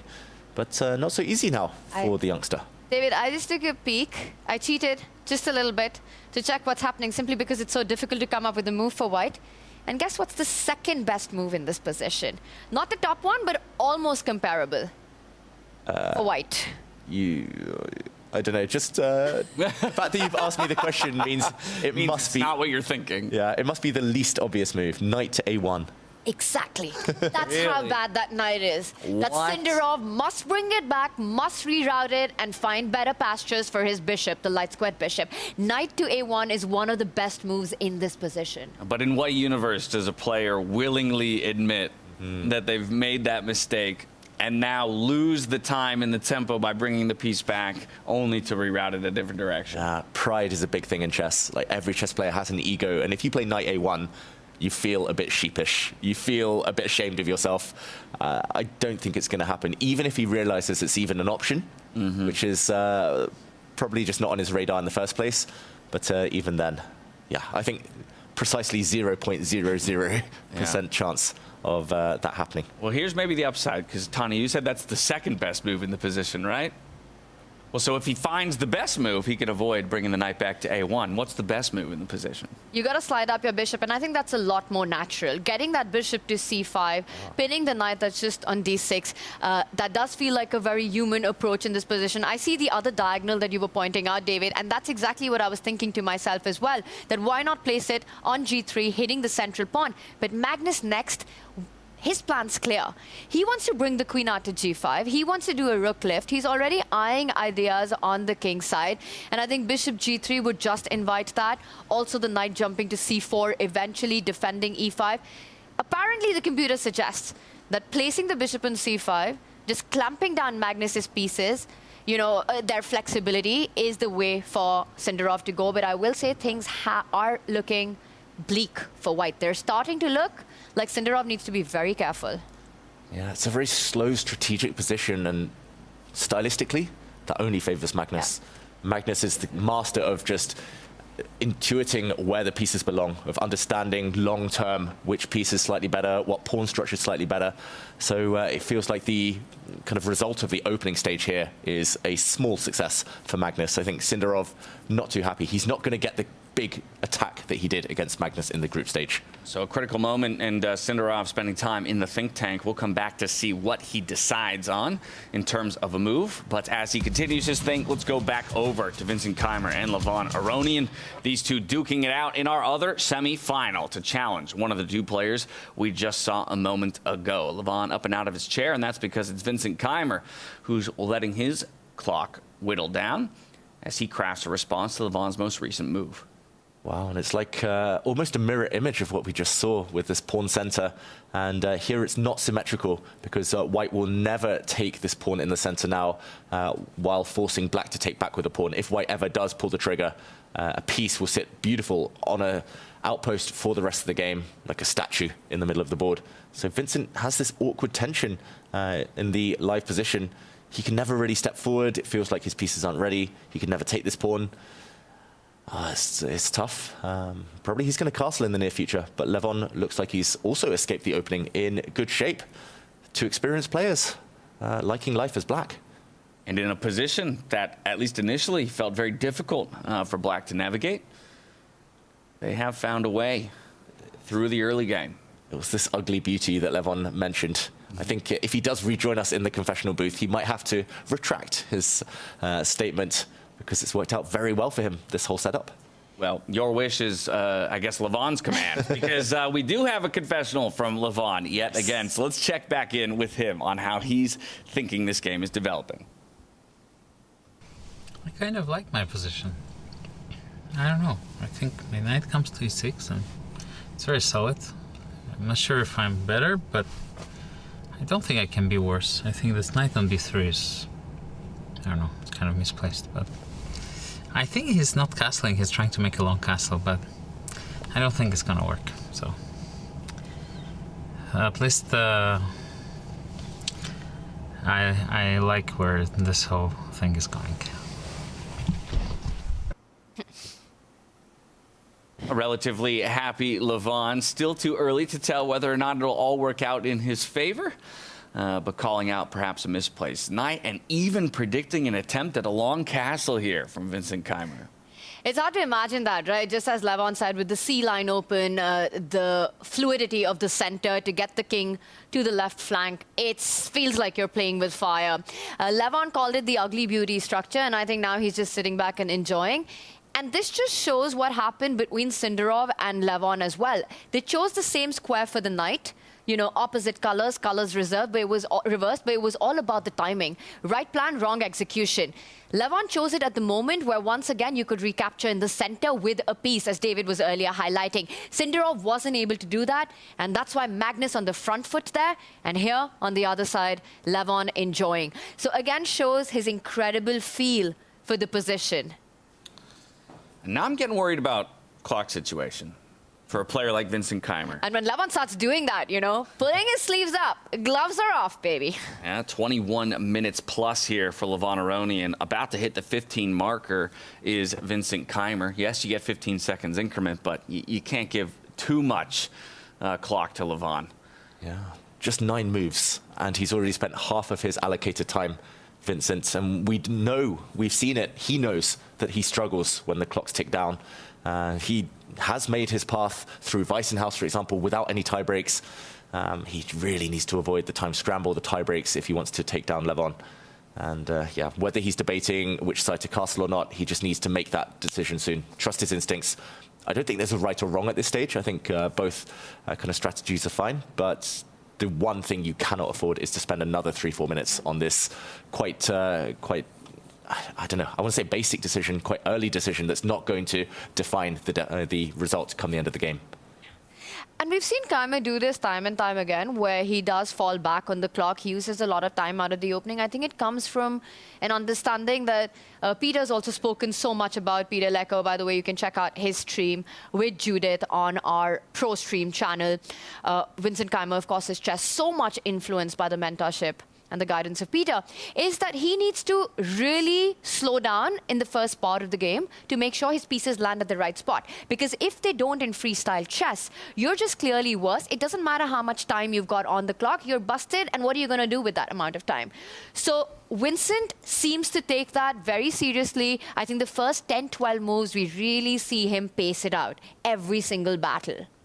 And that is something when you start with short time on the clock, when you start with a 10+5, which is why Vincent struggles with it so much. There's one thing I've noticed about Vincent. He's allergic to playing moves that he feels are subpar. He just can't do it. The likes of Levon Aronian, of course he wants to play the best moves, but he'll play a move that's good enough. As long as it applies some pressure, as long as there's a point behind it, he'll play a decent move quickly rather than a kind of great move slowly. And normally, especially in this rapid time format, that tends to accumulate. Vincent's last move is a bit mysterious, but I think he wants to put his queen behind his bishop on this long diagonal and indirectly threaten a pawn near Black's king. That's the only explanation I can come up with behind this very mysterious move. Doesn't look like a priority to develop that bishop yet, especially if we consider that White hasn't castled. So Vincent taking a lot of time over what looks like a very kind of neutral move. Look at that. Vincent spent 4.5 minutes on that last move. The response from Levon comes under 1:30 in terms of time. So the clock pressure continues to mount here in this semifinal matchup. And you know, you do that once, you do it twice, you do it 5 times, that's when the top players also start making mistakes. If you're able to respond quickly, and again, this knight move, very natural for Levon, and Vincent doesn't have a response immediately. So it's much harder to be White here, and that's clear when a player of Vincent's caliber is taking so much time on every single move, that he's not feeling comfortable with the setup, with the central tension that exists. One pattern, another pattern in Vincent's game, and I think we pointed this out earlier as well, he delays that castle for as long as possible, keeping his opponent guessing. So I think he sticks to that as well. Yeah, at the very least, that could be an advantage. A curveball he can throw a bit later on in the matchup. Now, at the top of the day, David, you had said you want 2 things. One of those things is for Parham to get a point on the board here in South Africa. Let's go quickly to a confessional booth from him as we make our way over to his matchup against Fabiano Caruana. Hello, guys. I know it's surprising to see me here. Okay, it's my first time in confessional room. I think I'm doing a good job for anyone cheering me up in this tournament. I think my first point is coming. Maybe draw or win, but something is coming for sure. Okay, I have a very good time advantage, also pretty nice position. I think I'm able to get the first point, hopefully. And yeah, I have to get it. So, okay, wish me luck, and I will come back with the point, hopefully. Bye-bye. I mean, how could you not love the man after that if you didn't already? He's hoping to get at least that half a point, maybe the full point in this situation for those of you who are cheering him on at home. Yeah, and I think he's not alone. I think so many fans watching from across the world want Parham to get on that scoreboard. And the reason he feels that way is because it's a position that's simplified right now. You know, you've got 6 versus 6, a majority on either side of the board. So many pieces have been liquidated. There's one open line where I think more trades will happen. I think that at least that half a point comes in and Parham Maghsoodloo gets his score going. And I think the chat, everyone in the studio, we're going to love it. Exactly, and that's just the beginning. Once he gets half a point on the board, you know, maybe he's going to start winning the rest of his games here in South Africa. It's been tough for him. Uncharted waters, no chance in his career. He's been on a streak like this, losing so many games. And yeah, I think nobody, even Fabi at this point, will want him to continue the streak. But how about that attitude, right? How about that fighting spirit? For somebody who hasn't yet gotten a point on the board, I think it'd be so easy to resign yourself at this point in the tournament, you know, and not approach it with the same kind of fighting spirit that he still has on display here. And the smile. I mean, coming onto the confession and speaking about it, that just shows the character that Parham has off the board, you know. Extremely likable guy, very funny. I think everyone who speaks to him, spends time with him, is a Parham fan. And it's been such a tough tournament for him. It's been tough to watch, 0 out of 9. And here he is, when he was walking into the playing arena as well. You know, you could see he's in good spirits. He's playing for the fans. He knows people are rooting for him. And yes, we are Parham. Let's go. So relatively equal position here, yes. Material equal across the board. So the only real difference is a 4v3 pawn structure on one side and a 3v2 pawn structure on the other. But by all accounts, piloted by super GMs, we would expect this to go to a draw. Yeah, it's just the lack of any direct attack for either side, the lack of any real weaknesses in either side's camps as well. The fact that, as Tanya mentioned, likely that rooks get traded off in the near future. I think normally I would slightly prefer White's chances here, just a bit more grip on the center. Maybe in the near future you could start advancing some pawns. Maybe a bit more tough to know exactly what to do with the Black Knight, for example, which is on a decent square, but can't ever leap forward. But yeah, it's minuscule things here. At this level, Parham, this is probably the safest position he's had with the black pieces out of any opening. And also a lot of excess time on the clock. He's up by a little less than 8 minutes right now. So Fabi burning that clock a bit. I think Parham's feeling very comfortable. He's doubling up on that E-line, setting up for those major trades that we were talking about. The rook will come there, the queen will come there, everything will get off the board. Handshakes. And I think this will end in a draw. I will say, you know, draw is half a point each. But with the black pieces, given everything that Parham's been through in this tournament, it's almost 0.75 for him. There you go. I like it. I like it. It won't be reflected like that on the scoreboard, but in his mind, it might feel like a 0.75 to a 0.25. Well, with this one expected to fizzle out in a draw, let's check back in with our other lower bracket bout. We haven't looked at it since the very beginnings of the round. Arjun Erigaisi and Hans Niemann. From there, we'll go back over to our featured tables to watch the round conclude. And as we get there, still plenty of pieces on the board. In stark contrast to, let's say, this one, yes, still some major pieces and whatnot on the Fabiano and Parham board. This one feels like it could still break in any direction. Yeah, this is tense. I should mention as well that Parham should probably blame Fabi for his bad tournament. It was back in round 1 of the group stage that he was totally crushing Fabiano Caruana, and that was a last-minute turnaround, and that's where things spiraled. But this board, in the meantime, yeah, it's looking very, very congested, very packed. Visually, I quite like black's chances. It just feels like the black queen lining up with the white king, potential for the knight to jump, but there's no immediate breakthrough, no pawn push kind of potential here, no open lines therefore. And maybe the white knight actually, as a blockader, is the main controller of the traffic here. Yeah, hard to pick which side to choose here, Tanya. Who do you prefer? As long as that knight that you've highlighted stays alive on the board, you know, not only stopping the D pawn, but the threat of that knight, the black knight jumping onto F4, you know, it's a great defender there. I almost think I want to be white because there's this one slight idea that I really like. All of black's forces are on the right flank, right? All your army, which leaves certain weaknesses on the other side. I'm looking at the threat of knight A5. It wasn't played right now, but it's always in the air. And I don't see a good way for black with everything running past across the board. How are you going to defend it? So unless Arjun finds a way, and he usually does, to play for initiative, to play for attack, I don't see the makings of it here, but unless he does that, he could be down material on the other side. It's like he's completely forgotten about that flank in its entirety. Knight A5, watch out, Arjun. You better have a response. Yeah, Arjun kind of needs one more move to bring his bishop out and protect that square to stop the white knight jumping forward. But first, the biggest question, to trade or not to trade. What do we think? Queen's on or off the board? Who does that favor? Hans has offered it, so I'm expecting him to be happy. He thinks it favors him, exactly, if he's the one who's offered it.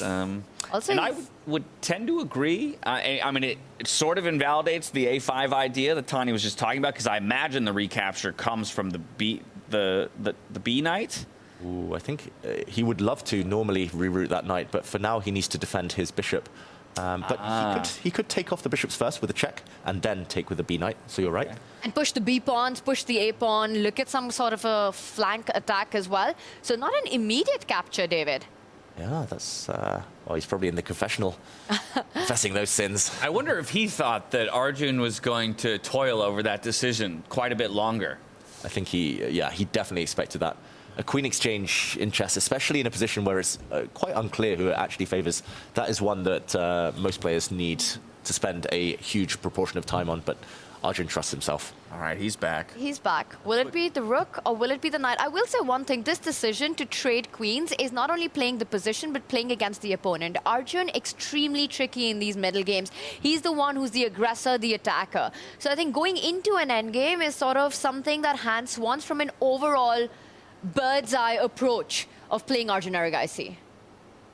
All right, so the recapture with the rook does come through, avoiding the trade of bishops with the check. Now that dark squared bishop slides up to defend against the A5 threat that Tanya pointed out a little bit earlier. So both these players still very much positioning through the middle game. I think it's time to hop back up to the upper bracket and take a look at each of those matchups. Let's go over to Magnus Carlsen and Vachier-Lagrave. This, for me, is all about the time on the clocks, as well as this slight advantage that Magnus has built for himself. It's looking scary here for Vachier-Lagrave, perhaps facing down his first loss of the tournament. Wow, it's rare to see Sindarov this low on the clock, this early in a game. And it was all just due to one clumsy move. He brought his knight in the corner forward to C2. It got in the way, and we talked about maybe plopping it back in the corner, just getting it out of the way of its other pieces. He actually put it on a maybe even worse square. And this one is just bad because it can never leap forward. It might also become a target for some black pawns later down the line. And yes, white has a pin on the black knight, but that's quite harmless at the moment. That knight is easily defendable.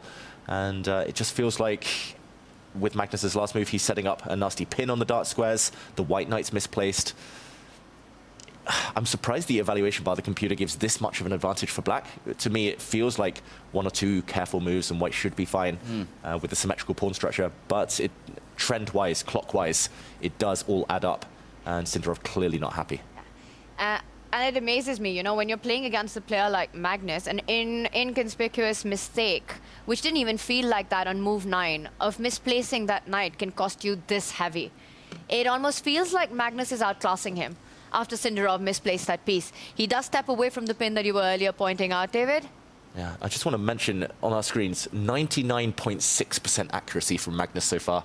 He's upped his game just in the last 24 hours. Hard to beat that.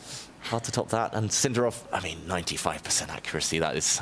Right. I mean, can you imagine? You're playing 95% accurate freestyle chess, by the way, a position you've probably never seen before, or at least have very low familiarity with, and even still, you're not winning. Yeah, I mean, still you're worse with white, and you're down, what is it, 13 minutes on the clock. That is scary times for Sindarov. He needs to create something special here to somehow just tip Magnus off balance.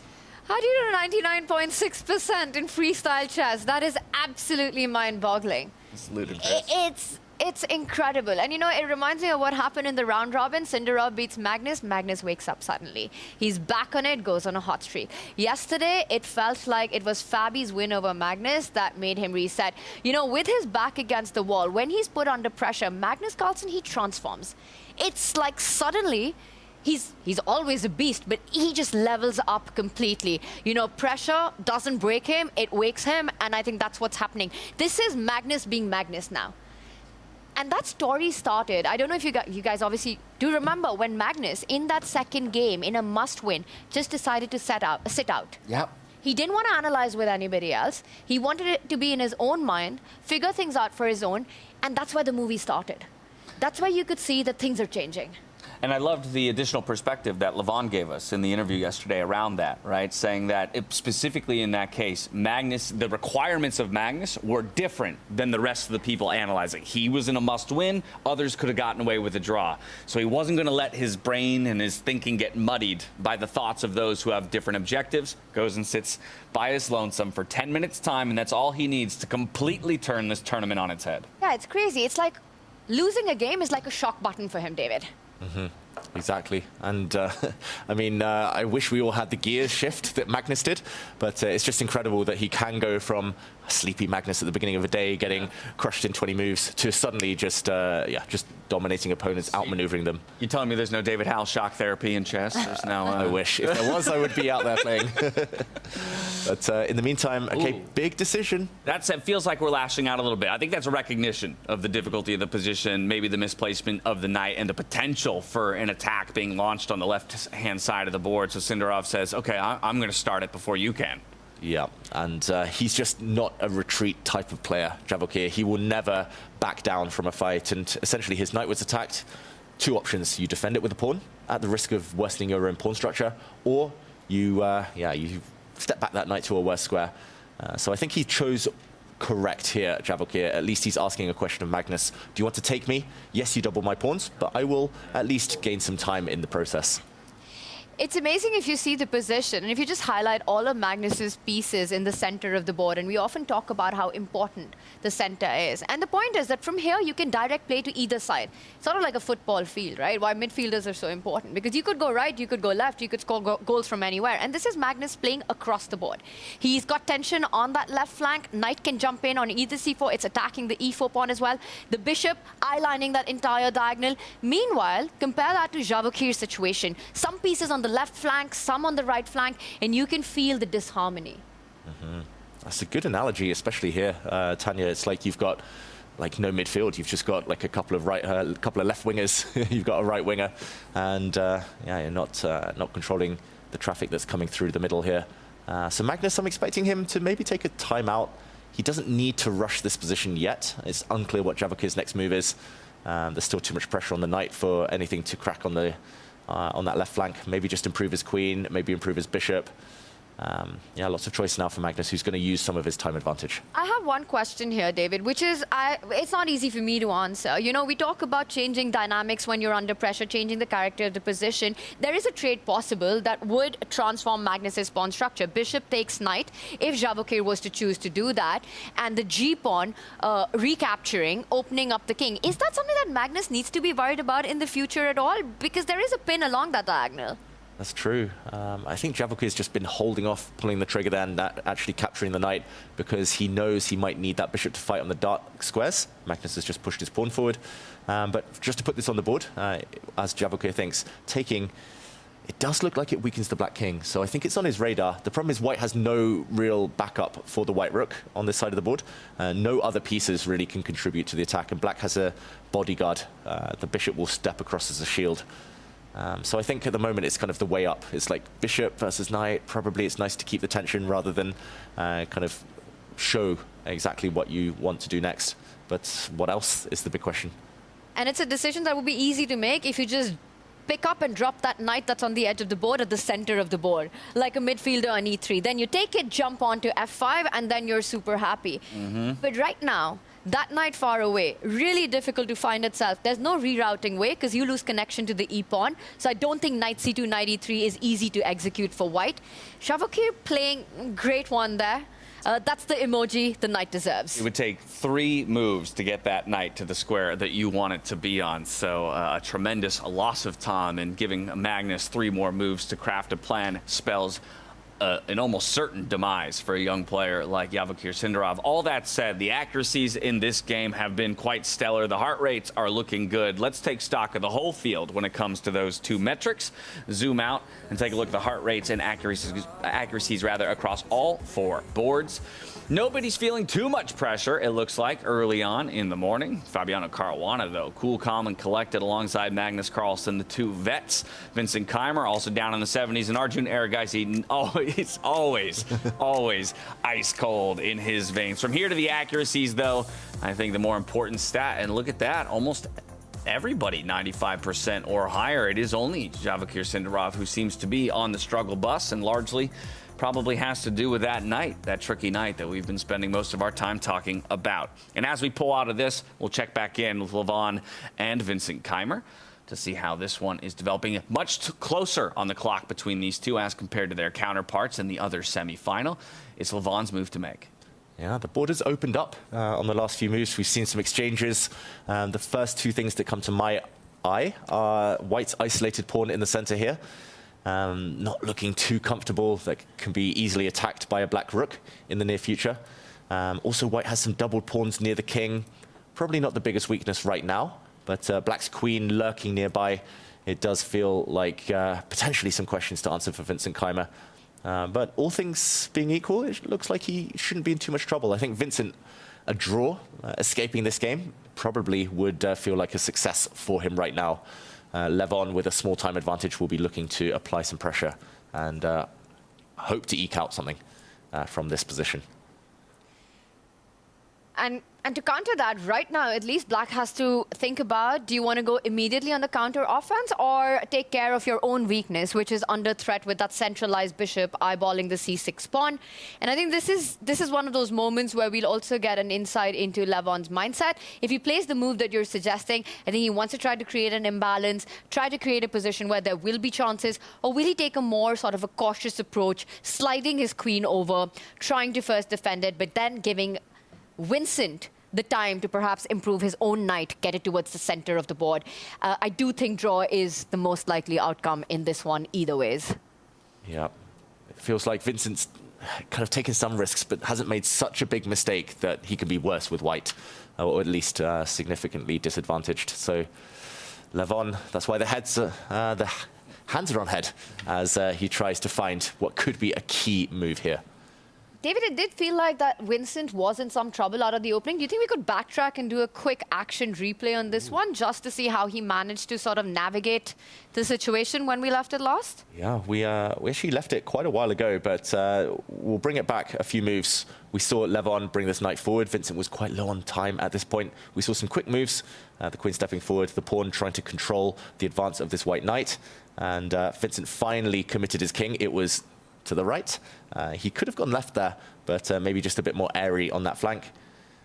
We saw some exchanges in the center now, and as we said, Black would love to exchange and take back with a piece, because White's isolated pawn now is a big weakness. And in this position, a question mark appeared. Maybe the queen could have gone in a different direction, stepped back, stepped to the left, but a question mark. Levon losing some advantage due to this last move, and okay, this is how we got here to the live position. Still thinking Levon, and suddenly he's the one who's low on time. Shoes on the other foot, all of a sudden. A difficult decision to make. Yeah, I think Levon, I mean, the move he would love to play is rook to d8. That's where he's going to start. He's a very dynamic player. He doesn't like to defend weaknesses if he's got a chance to counterattack. So I think this is what he's looking at first. Maybe then he'll be thinking of swinging the queen or moving this pawn. Those are probably the three candidate moves here, all with different pros and cons. But it's all to do with either attacking the white pawn or defending his own weakness. Who do you think this position, whose style does it favor more? The simplified nature of what we have in front of us? I think for now, Levon, with the queens on, but if the queens come off, maybe Vincent. That's so interesting, because I was thinking that this might favor Vincent more, just simply because does Levon have the scope to bring in his creativity here? Yeah, I think while the queens are on, there might be enough, but I understand what you mean. Like, it could become a technical endgame where suddenly Vincent is the one to kind of show his mastery. It's kind of teetering on the brink. That's why Levon, I think, spent so much time, because he wants to keep some kind of juice left in this position. So in the end, Levon does go for the move that you suspected he'd want to make. Rook sliding over to d8, threatening that central pawn here. For white, of course, he is leaving that c-pawn of his own undefended against the light-squared bishop. So now Vincent Keymer has a decision to make as well. Yeah, Very big dangerous. moment. Big moment. If he takes this pawn, Tanya, he could be walking into some nasty attacks. Firstly, the bishop is threatened, but also discovered threat against the queen. The knight would be trying to jump out the way with the check, potentially, and that queen could just drop off. And you might think you can hide from both these threats by sidestepping your queen, defending that bishop on the c line. But you know, James, what we say on this broadcast. Something about... I'm not saying it. You thought you were going to get that out of me? First, I'm not going to be the first one to utter it today. That's between you it's your and catchphrase. David. It's your catchphrase, Tanya. Drop it on us. Yeah, we're putting pressure on the pin piece. I got you. All right, there you go. You can have it out of me just this once. It's an option, but the thing is the knight on d4 I also see. But I think that's the problem with this, David, is that that bishop on c6 can come under fire. Exactly, and it's hanging by a thread here for white. So loose, and especially with pieces on the back rank, doesn't feel good. So Levon is the one asking questions. Vincent has to come up with the solutions. Well, with plenty of action still to go on this board, I'm going to take us back over to Magnus Carlsen versus Vachier-Lagrave more than anything because of the time on the clocks here. As we arrive, you'll notice Vachier-Lagrave is now below the 2-minute mark. Magnus Carlsen still sits above 15 minutes in his bank, only 15 seconds increment. It is enough to play out a game, but you're going to start feeling the pressure if you're not already. Yeah, and this is already hanging in the balance here. If Vachier can get the knight forward, as Tanya was pointing out earlier, he whips up some kind of attack, and maybe the black king gets a bit scared. And we know Magnus occasionally plays a bit fast and loose with his king safety. But if Magnus wants to play it safe and just eliminate the white knight now, it does feel like long-term black is doing very, very well. White has 3 kind of terminally weak pawns on the queen side. The black queen can start going for them.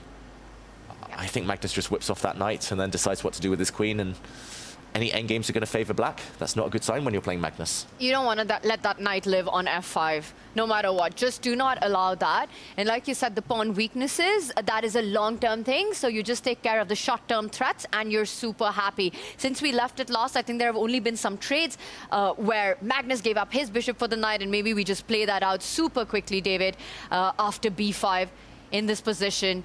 Bishop takes knight, you take it with the pawn, and this is what we were discussing, the double-edged nature of this trade. You get an open G line, but is it going to be enough? And immediately, Sindarov rerouting his own knight to the center of the board. Magnus also traded his own bishop, destroying Sindarov's pawn structure on the other flank. The black knight jumps forward, controlling a key e3 square. Check. King slides over, and this is where we are. Magnus is thinking, I would take this decision in about half a second, simply because how scary knight f5 looks. Is there some super GM stuff that strikes you as an alternative? The only other move I would really consider here is to maybe attack the queen first and then take the knight next. I'm not really sure what difference it makes, whether kind of putting your bishop here would allow, for example, the white knight to leap forward, and it's kind of which piece do you want to trade off for the white knight? Do you want to keep your knight on? Do you want to keep your bishop on? I think that's just a bit of a coin toss for me. Magnus is probably more likely just looking into the future. He knows that Vachier now is eternally going to be in time trouble under 2 minutes, so he's thinking, if I stop, pause, keep him guessing, and then play a quick flurry of 5-6 moves, maybe he'll be down to seconds by that time. And that's really interesting, because it's always a question in my mind when I'm playing, right? If your opponent is down on time, how much time do you think by thinking yourself? Because while Magnus is doing that, Sindarov's calculating as well. By the way, he does go for the second option, hits the queen first, topples a few pieces along the way. Another question is, I think if Sindarov moves forward with the knight, happily Magnus will trade it, and we've got a great knight versus a terrible bishop in that position, and that's not a dynamic that you want to be fighting against. Sindarov looking to move his queen would be my guess. We've spoken about the trumps for Magnus. I will point out there is one weakness, right? That f-pawn that Sindarov is also looking at targeting long-term, looking for that counter offense on the king side. He should probably stare at that pawn now with his queen. And yeah, it just feels like Sindarov today, maybe a bit more nervy. Just we see it on the camera. He's kind of shifting position a lot. The clock usage gives away a lot into his mindset. Just not the confidence we've seen from him in the last 2 days. And that might come back to haunt him. It's nearly 0% chance of survival if you're facing Magnus in an endgame with no time on the clock. And he's going to be the first player across all 4 boards to dip below the 1 minute mark. Oof. Now only 50 seconds. Yeah. To his name. You're going to have to make a move quicker than the increment comes in if you want to keep yourself alive in this one. You do, because big questions lie ahead. It's not as if this one will solve the problems on the board. By the way, this feels like a repeat of the narrative of what happened in Weissenhaus. Sindarov comes in as an underdog, takes down Magnus Carlsen in the round robin, and then in the fight for 3rd place, it was Magnus who went on to win the match. Queen h4, the queen does slide over, and in accuracy, we can expect that when you're under a minute on the clock. And that's the problem with having less time. All right, so does Magnus snap the knight off now? I would do that in a heartbeat. But Magnus, he's got enough time to be a perfectionist here. This is kind of maybe one of the last 2 or 3 critical moments for Magnus. If he can find a way to start eating some of the weak pawns on the queen side for white without getting checkmated himself, then it's just game over. So Magnus knows this is the moment to invest the time. For Sindarov, he's just reacting. Queen coming in as well, maybe after a knight trade, before a knight trade, not sure. Those are some weak pawns. And the problem child of that light squared bishop that Sindarov is dealing with, right? Staring at his own pawn at the center of the board. A really ugly piece to boot. Meanwhile, for Magnus, his own bishop super active, his knight super active. Again, the play in the center, looking incredibly powerful. Sindarov needs Magnus to basically make a mistake. It's the only way he comes back in this game. The evaluation bar's on black side quite a bit at this point, but it could turn totally black within a couple of moves, or it could turn totally white. Well, no, there we go. Keyboard almost gave us that mistake that you were hoping for or talking about there, Tanya, but it will not be the case. The queen infiltrates, and now we have the knights come off the board. A very strong-looking light-squared bishop here for black, as compared to that blunted light-squared bishop on the other side. Now we're looking to kick the queen away. But where does Magnus go with it? This is interesting because he's also setting up a 7th rank infiltration, right? If you take the pawn, which looks incredibly dangerous.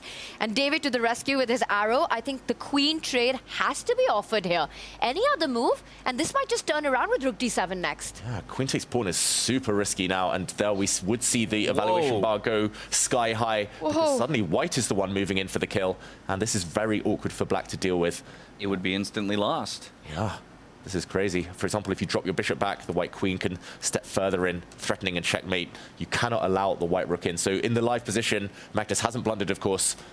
He's at a crossroads, but he might just need to go into his beloved endgames. I think he'll see that. Yeah, he'll probably see it, but I love it. A bit of ingenuity, a bit of fight here out of Sindarov. With his back against the wall, knows he needs to come up with something creative. And unfortunately for him, Magnus Carlsen sees through his tricks. He will offer that queen trade. The queen trade will be accepted. And things continue to look dire for Sindarov as more pieces come off the board. I don't think Magnus loves anything more when it comes to playing than to go into these kind of endgames where basically he's just the one with all the trumps on the board. He's going to enjoy this. He knows he's going to grind this down. I mean, he's won endgames with far little than what he has in this position right now. Look at the pawns that Magnus has. Compare them to Sindarov's. The double pawn on the C line. The bishop trapped. The light squared bishop defending A2 and defending E4. No bright future in sight. Magnus the one about to win the open F line as well. Looking at infiltration, watch out for back rank weaknesses. Just been defended by Sindarov. David, yes, it's not a winning advantage, but I think you don't save this at this level, and you especially don't save this against Magnus Carlsen. Exactly. I mean, I would feel very confident here as black, but I mean, Magnus, he's going to be feeling that this is a win. I think in Magnus terms, this might be a decisive advantage. There is a question of what to do next. Magnus will, of course, try to improve his king at some point. He'll try to find a way towards these weak white pawns, but there's no direct path. For Sindarov, at least he controls the d-file, not to actually get his own rook in, because he needs to protect infiltration by the black rook, but it's more to just stop black's pieces coming. And it's hard to imagine any way to attack this pawn, at least in the near future. Do you want to trade rooks if you're Magnus in this position? I think that would be one question that will show us what could be potentially the plan for black. It's tough. I'm not sure. I think if white's pawn sits on a3 on a dart square where it cannot get attacked and the rooks disappear from this board, there might not be a way into white's position. Magnus gains a bit of space, but doesn't look too happy about it. Question mark given. A small opening, perhaps, here for Vachier-Sindarov. But you just have to sit passive, right? It might be an opening, but you still have to just stay. Because there's no counter offense. You really cannot move your rook anywhere up. There's a checkmate on the first rank. Can't move the bishop either. Can't move the bishop, so he does at least try to free the bishop a little bit. Also stops any b4 advance in the future. Keeps the pawns on the dark squares. That's a good advice for anyone watching. When you've got the same color complex of the bishop, put your pawns on the opposite color. Here, it is the dark squares. It can't be targeted. You can't put attack on it. And Sindarov does that. Now he's trying to create a way for his light squared bishop to get into the game. Maybe trade off by bringing it up to d3 on the next turn as well. I think that's a trade he'd love. Yep, bishop trade, and white's rook will be able to get active and counterplay.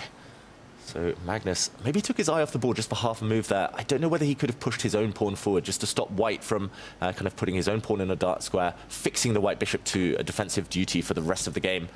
And I understand what Magnus is trying to do. He's trying to say to Sindarov, you cannot move. This is always going to be a checkmate threat. If your rook ever leaves the back rank, your king is actually in mortal danger. But he doesn't have a breakthrough himself, Magnus. 10 minutes against under 1. Still a favorite, but still a lot of hard work to be done. Actually, I think Sindarov has a positional threat here. The move that you pointed out, James. Bishop d3 is coming up next. If you decline the trade, we might see that bishop start targeting Magnus's pawns on the right flank and suddenly also stopping any infiltration on the first rank. White's rook starts getting active. You know, rook lands on d6. Magnus might have to be careful. And I think that's why he slows down. He needs to fight bishop d3. Big moment. Yeah, best move in the position. Bishop e2. Uh-huh. But then the white rook slides over. The bishop has to go back, surely. Repeat, offer a draw, David Howell. No chance Magnus takes a draw here, at least not in the next 20, 30 moves. Magnus is risking precisely 0. Rook trade, bishop trade. Yeah. Probably save white, but no more than save. We will see.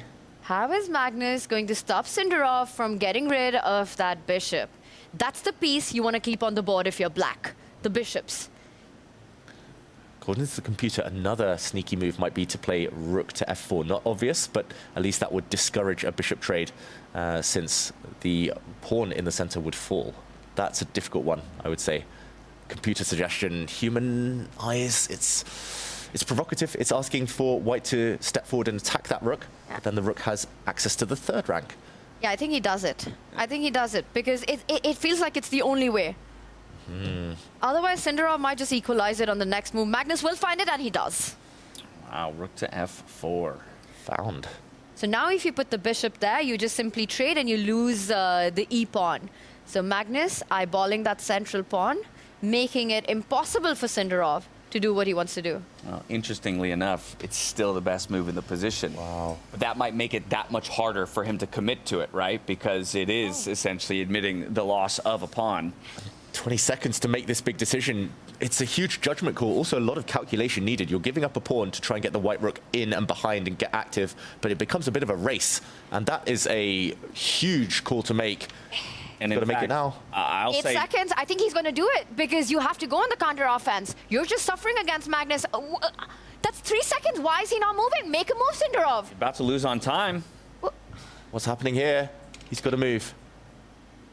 He's got to move. What's happened? He's frozen. Yeah, either there is because I think, yeah, there's a tech glitch here. Okay, perhaps our clocks lied to us just a little bit. Oh, there it is. He does make a move, but it's a more tepid move. It's bishop to c2, not what he needed to find in that moment. And once again, Carlsen's in the driver's seat. Now he's going to clamp down a little bit here on the left-hand side of the board.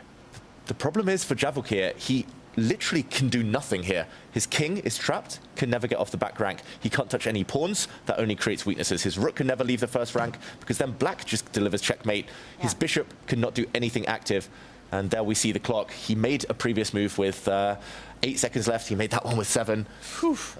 He's just stuck now forever. Magnus is going to slowly improve. That was the only time he could have ever offered a bishop trade. Now Magnus is going to push pawns, bring his king forward, and any race will clearly be won by black now. Passively defending against Magnus, I don't think it ever works. In these kind of endgames, what Sindarov is saying, I'm just sitting still, I'm going to keep everything defended, you show me how you break through. But Magnus Carlsen always finds a way. He's going to start pushing the H-pawn, he will at the right time get them up the board. Sindarov just sitting super passively right now. H5, H4 coming up. Yeah, doing his best to reroute the remaining pieces he has at his disposal, but the space rather is being garbled up by Magnus Carlsen. The king is going to get more involved into the game at this point as well.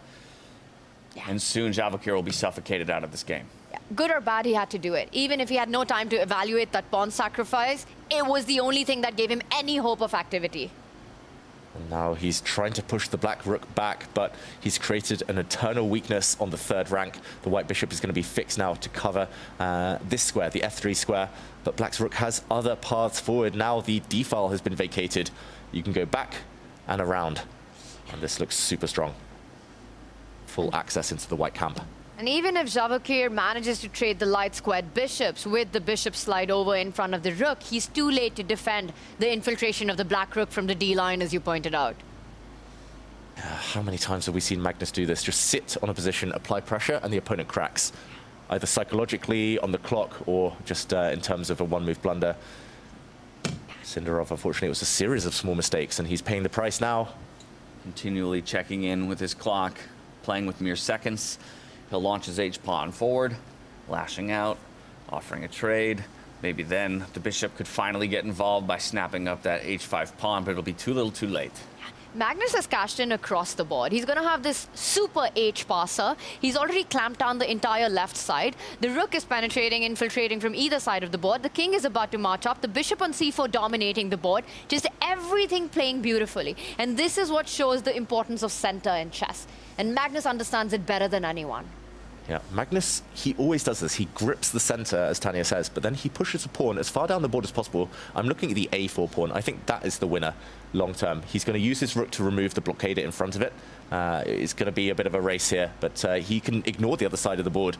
He's going to remove white's A pawn, and then it's just 1, 2, 3, queen. Magnus's pass pawns always promote. That's the saying.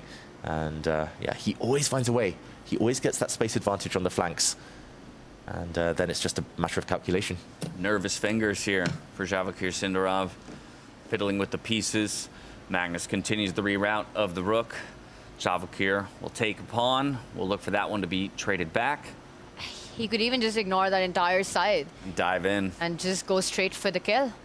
There's 3 big targets on that 3rd rank. If the black rook wants to jump now, you're going to win all 3 of those pawns most likely. Got to be the best way to go about it. Magnus Carlsen, 77 is the heart rate there.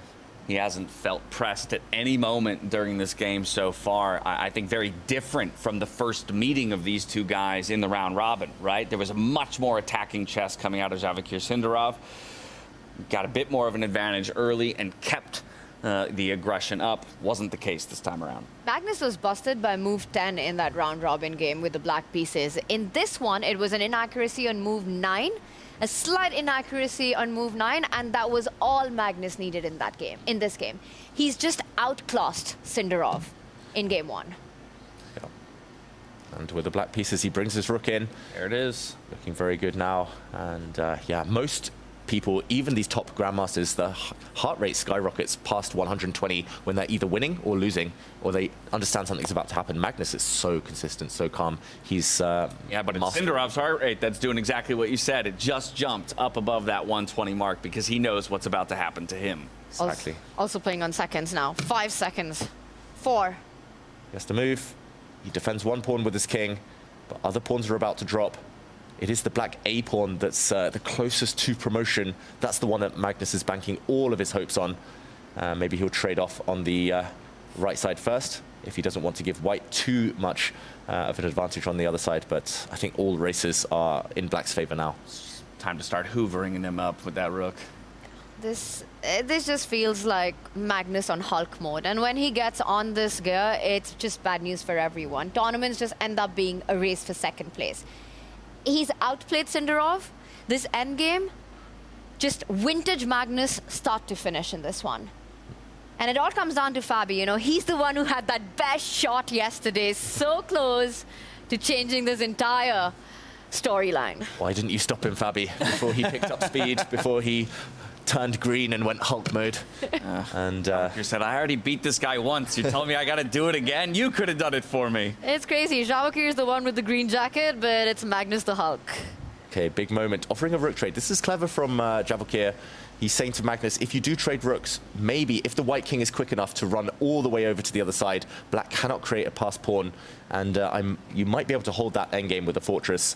So Magnus unlikely to agree, unfortunately, to that rook exchange. He can gain a very important tempo against the undefended white bishop. Maybe taking the rooks is also winning, but some calculation would be needed there. To trade or not to trade. Again, it's the question. That's always where Magnus spends time, because he looks into the future. Strategic decisions he makes kind of with a lot of consideration. And usually they are right. Yeah, 9 times out of 10. They are the perfect decision, Magnus Carlsen. And that's why we talk about gear changes. Not many in the world can do this. Just kind of shut down the opponent's chances, shut down any counterplay, make it look like one-sided traffic. And yeah, Magnus, everyone can attack. Everyone knows how to make the opponent's king if they get a chance. Not many know how to control a game from start to finish like this. Well, in the question of to trade or not to trade, with the, well, actually, Magnus goes against it, but trading was winning. There was a way for you to get those pawns down the board before the white king could come in aid of the defense with a b4 push immediately to follow. Either way, he goes for something that maybe is a bit more stable, a bit more certain. He's going to kick that light squared bishop up the board, and now he can go threaten that a3 pawn again. And then strike with b4 eventually. You line your rook up with that a pawn. I don't see a plan or a way for Sindarov to stop this. Rook a1, b4, a3, a2 resigns is, I think, how this game might end. It again comes down to the nature of the position, right? Sindarov needed a complex battle, and he never got it in this one with the white pieces. He needed those muddy waters. He needed that chaos, and it never happened. Strategically, positionally, you can't fight against Magnus. And it's so instructive how Magnus doesn't allow even a hint of any counterplay. Magnus has refused to take this pawn on g4 so far. It looks like the most natural move in the world. What does it even change, you might ask? But the white bishop there, therefore, would be able to go in and behind and start chasing some of the black pawns. So he doesn't even allow a single breath for Vachier. This is just pure suffering, unfortunately, for the youngster. Magnus still with 3 minutes 40 here, should have more than enough time to come up with the winning plan in the right order. And this is why having time in the bank is so important. Also thinking if he wants to throw in a check, maybe trade on g4, but I think the winning idea must, David, revolve around pushing, getting that a-pawn up the board. Now I look at it, yeah, without rooks would have been much more clean. But yeah, it's still the same plan, still just as effective. Magnus gives a check first. Ooh, the bar rises slightly. If Magnus gets below 1 minute and can't calculate, because it is so concrete now, then we might start to see some trouble, but still winning for now. Trades off the pawns. And I think he's worked out white is just too slow. So the bishop will recapture. And then Magnus, will he line up against that white a-pawn, try to win it, and will he be in time? I have a feeling he just wants to kind of move his bishop out the way and just collect. He just wants to take this pawn first and do it the kind of slow and steady way. But and steady's good. Yeah, but there are multiple ways to win this. What is Vachier thinking about? Bishop takes pawn, surely. And the thing is, you play it, and then you think. Right, think on your opponent's time, not on yours. This is not the moment, especially when you're playing on seconds. Whoa, okay, he wanted to throw in this move. This might help black in his plans. We said Magnus wanted to kind of go behind and then at some point push his pawns. Yeah, now you're just inducing a move like that. It's a spanner. Magnus does take a pause, and maybe it just also throws him off the idea of going after the c-pawn, as you were pointing out. The slow and steady, very Magnus-like maneuver of trying to win this game. So bishop d1 hits the rook. That's one thing that more experienced, older players hate. They hate it when it becomes a calculation battle. They want to win without calculating. So Vachier is at least forcing him to kind of go for it at some point, whether it's pushing the pawn now or in the next few moves. Magnus will have to time it correctly.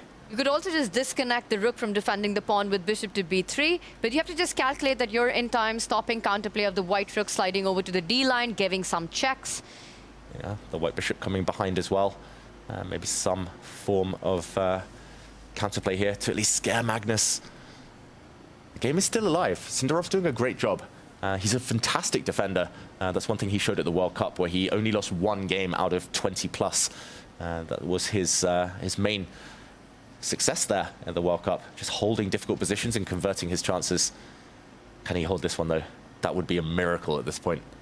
And I think even if you want to go for the b4 plan of trying to blow open the path in front of your a pawn as black here to try to queen it, you want to throw in the bishop move, just stopping the white king from getting closer to that left flank, taking away the squares, and then trying to promote that pawn. Mm-hmm. Very important. I think very natural move as well for Magnus, so he's just trying to will himself to make that decision. He's looking at that left side. I think he's trying to calculate whether this move wins on the spot, though, pushing the b pawn.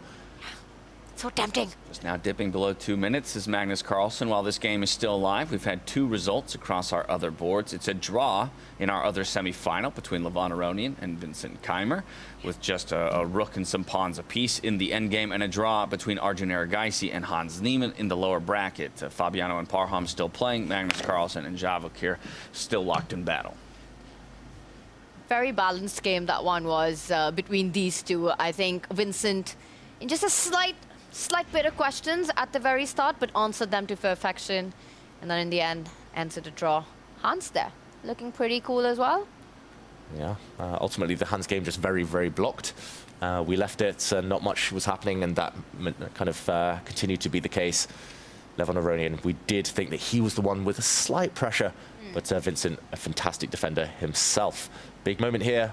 White is finally creating some activity. I think this is the first time, as long as I can remember, that a white piece has crossed into the black half of the board without being exchanged off immediately. Bishop. He's going to push it. He's going to go b4 here. Mm-hmm. I think Magnus goes for the direct way. At some point, you just do that, right? You've done everything right. You sit, you calculate, through to the win. And I think he makes it happen. Yeah. He maybe is thinking of giving a check first. There are small ways to kind of finesse this. But Magnus is under the 1 minute mark now. And the point of giving a check is that White's king can't step over to the d line, because then you end up losing the bishop with rook to d1. So Magnus might force Sindarov's king to a less ideal place before he sacrifices a pawn to make a queen. But that's the winning plan that he's looking at right now. Oh, I don't want to say it too loudly, but is he getting nervous, Magnus Carlsen? Down to 30 seconds, he does give a check. Loud enough for us to hear, David. The king cannot cross towards the pawns, as Tanya mentions, because the rook would go behind with a skewer, getting that bishop at the end of the line. So the white king has to move further away. Well, look at that. Magnus's heart rate, I think for the first time over 100. Yeah, scratching those triple digits. We do have a pawn coming off the board, though, finally. And Vachier will look to trade that back with the bishop that's on the flanking position. He's doing it very professionally, Magnus. He grabbed the pawn. He didn't even want to sacrifice a pawn, which would have actually accelerated his promotion, maybe by one move. He instead wants to do it very slowly. He knows that one of the pawns, especially the a pawn, will likely cost white a bishop or a rook. So he wants to remove the counterplay in the near future. Probably a pusher pawn, but then he'll go behind with his rook to stop white's last remaining hope. He's giving no chances at all. You know, that line with the b pawn push, you still have to be very precise with the pawn race. He wants none of that. Picks it up. And once again, slows down now. Want to push forward. You know, usually, David, in these kind of instances, Magnus is super quick. He blitzes out his way to victory. But there's something that he's hesitating about in this position. It's a sign of respect to Sindarov here. I think he knows how tricky the young Uzbek is, how resourceful. He wants to ensure there's zero chance of a mishap here. He moves his rook across. That gives the b pawn up for the c pawn. There's going to be a trade. Okay, so he's banking everything now on the a-pawn. And it's good that he has the e-pawn left, Magnus, because rook and bishop versus rook is a draw. He needs to keep one pawn alive. If I remember correctly, in this very studio, someone called the a-pawn as the one that's going to decide Magnus's game. Did. That's right. Eyes on that a4 pawn, but 2 more pieces leave the board. Okay, how to stop this pawn? The white rook's actually just on the wrong side. The white rook needs to be behind. If white could drag and drop here, pick up the white rook and put it anywhere behind the pawn, this would be an easy draw for Sindarov. But that's unfortunately just a passive piece in the middle. And he retreats his bishop. Okay, you can't push just yet with the bishop.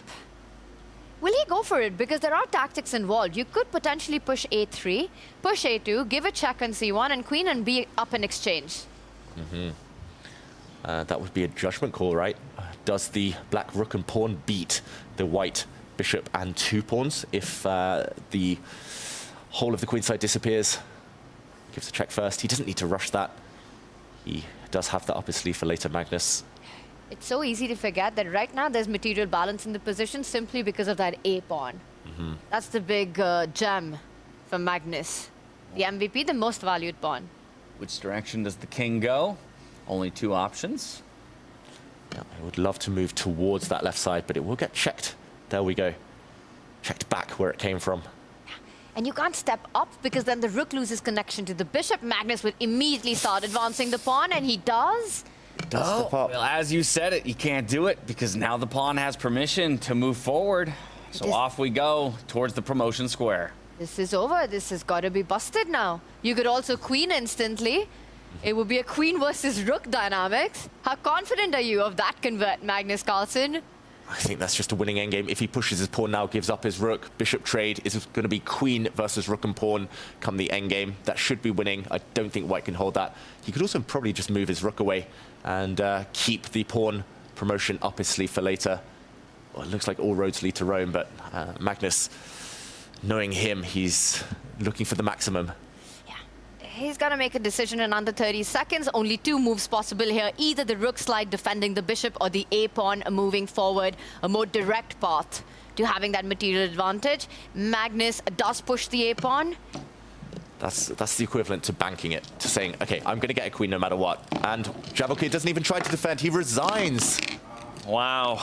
The first loss handed to Javelkir Sindarov through the course of our South African Grand Slam. And it comes at the hands of the world #1, Magnus Carlsen. And from Sindarov, the road is clear. He will start with the black pieces to force a tiebreak. Will have to win on demand. Not an easy task. And an image we've become used to seeing at the end of a game. Magnus Carlsen sitting back to put the starting position as best as he can remember as Sindarov gets ready for the next game. What a controlled performance this was by the world #1. Magnus, he seems to do it time and time again with what he calls anti-young player chess.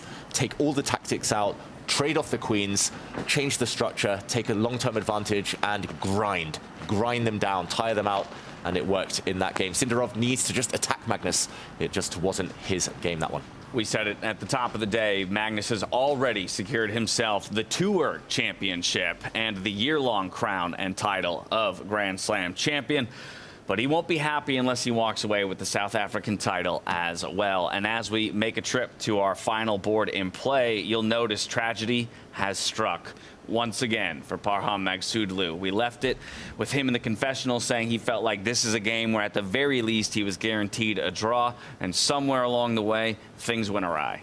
They did. He was pushed onto the back foot. Fabiano started creating a kingside attack, and that has disappeared now. But the only way to stave off that attack was to sacrifice material for Parham Maghsoodloo. He's down a rook for a bishop. Not just that, though, but white's pawn is so strong. This might be the end now. This is a deadly check. If the king retreats, then it's going to get mated. The white rook would come to the top of the board. He has to give up another pawn, and this is heartbreaking for Parham. Head in hands now. It's going to be another tough start to the day.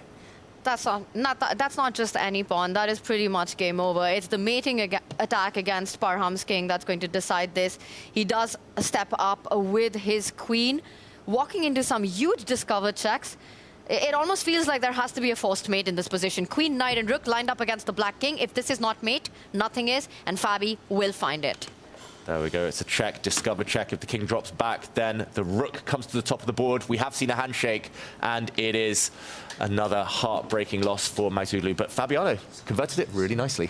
Yeah, a nice win there for Fabiano Caruana. A consolation, if anything, from the loss yesterday to Magnus Carlsen and falling down into the lower bracket. But yeah, a sad day for Parham Maghsoodloo as they discuss the position. I think at this point, Parham just doesn't care. You know, if it happens, if he gets up on the scoreboard, great, but he's just, he just wants this to be over now. That is his 10th loss in a row for Fabi. You know, it's been an up and down tournament. He's looking at that 5th place finish. There's still a lot of money on the line to fight for.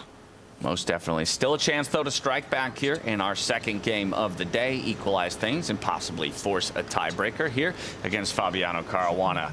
But let's go back to the beginning of it all. Starting with the draw, it was position 44, our landscape, our battlefield for game number 1. Difficulty for a number of our players to navigate the early game. We saw a lot of them jockeying for position, a couple of those X's being formed across the board. But then as the pieces started to fly, some separation between the players began to show itself. 2 decisive victories. Magnus Carlsen overcoming Vachier-Lagrave with the black pieces. He goes up 1-0. Fabiano, the other one, to get a decisive win with the white pieces and sits with a 1-point advantage. Levon, Aronian, and Vincent Keymer, they'll go into the second round of the day, tied at half a point apiece. Same is the case with Arjun Erigaisi and Hans Niemann. Wow. So that means that for Sindarov and Parham, the task is cut in this final long time control game. They have to win on demand. The other two boards, the score is level. But I have to say, Magnus Carlsen, what a vintage win that was by Magnus. It was one of those games where it's hard to even understand where Sindarov went wrong. It was just this one tiny slight inaccuracy, just a piece placed on the wrong square. And that's all that Magnus needed to dominate with the black pieces. I think Vincent showing class once again with the white pieces in a difficult position that he got into out of the opening. Levon putting the pressure, managing to keep that balance, once again showing how and why he was the Weissenhaus champion. Magnus sitting pretty right there in the upper bracket, very close to booking his trip to the finals once again. There on the bottom half, you can see Fabiano Caruana. He's done a great service to himself in challenging for that overall 5th place. Hans Niemann and Arjun Erigaisi all tied up as we go into the second game of the day.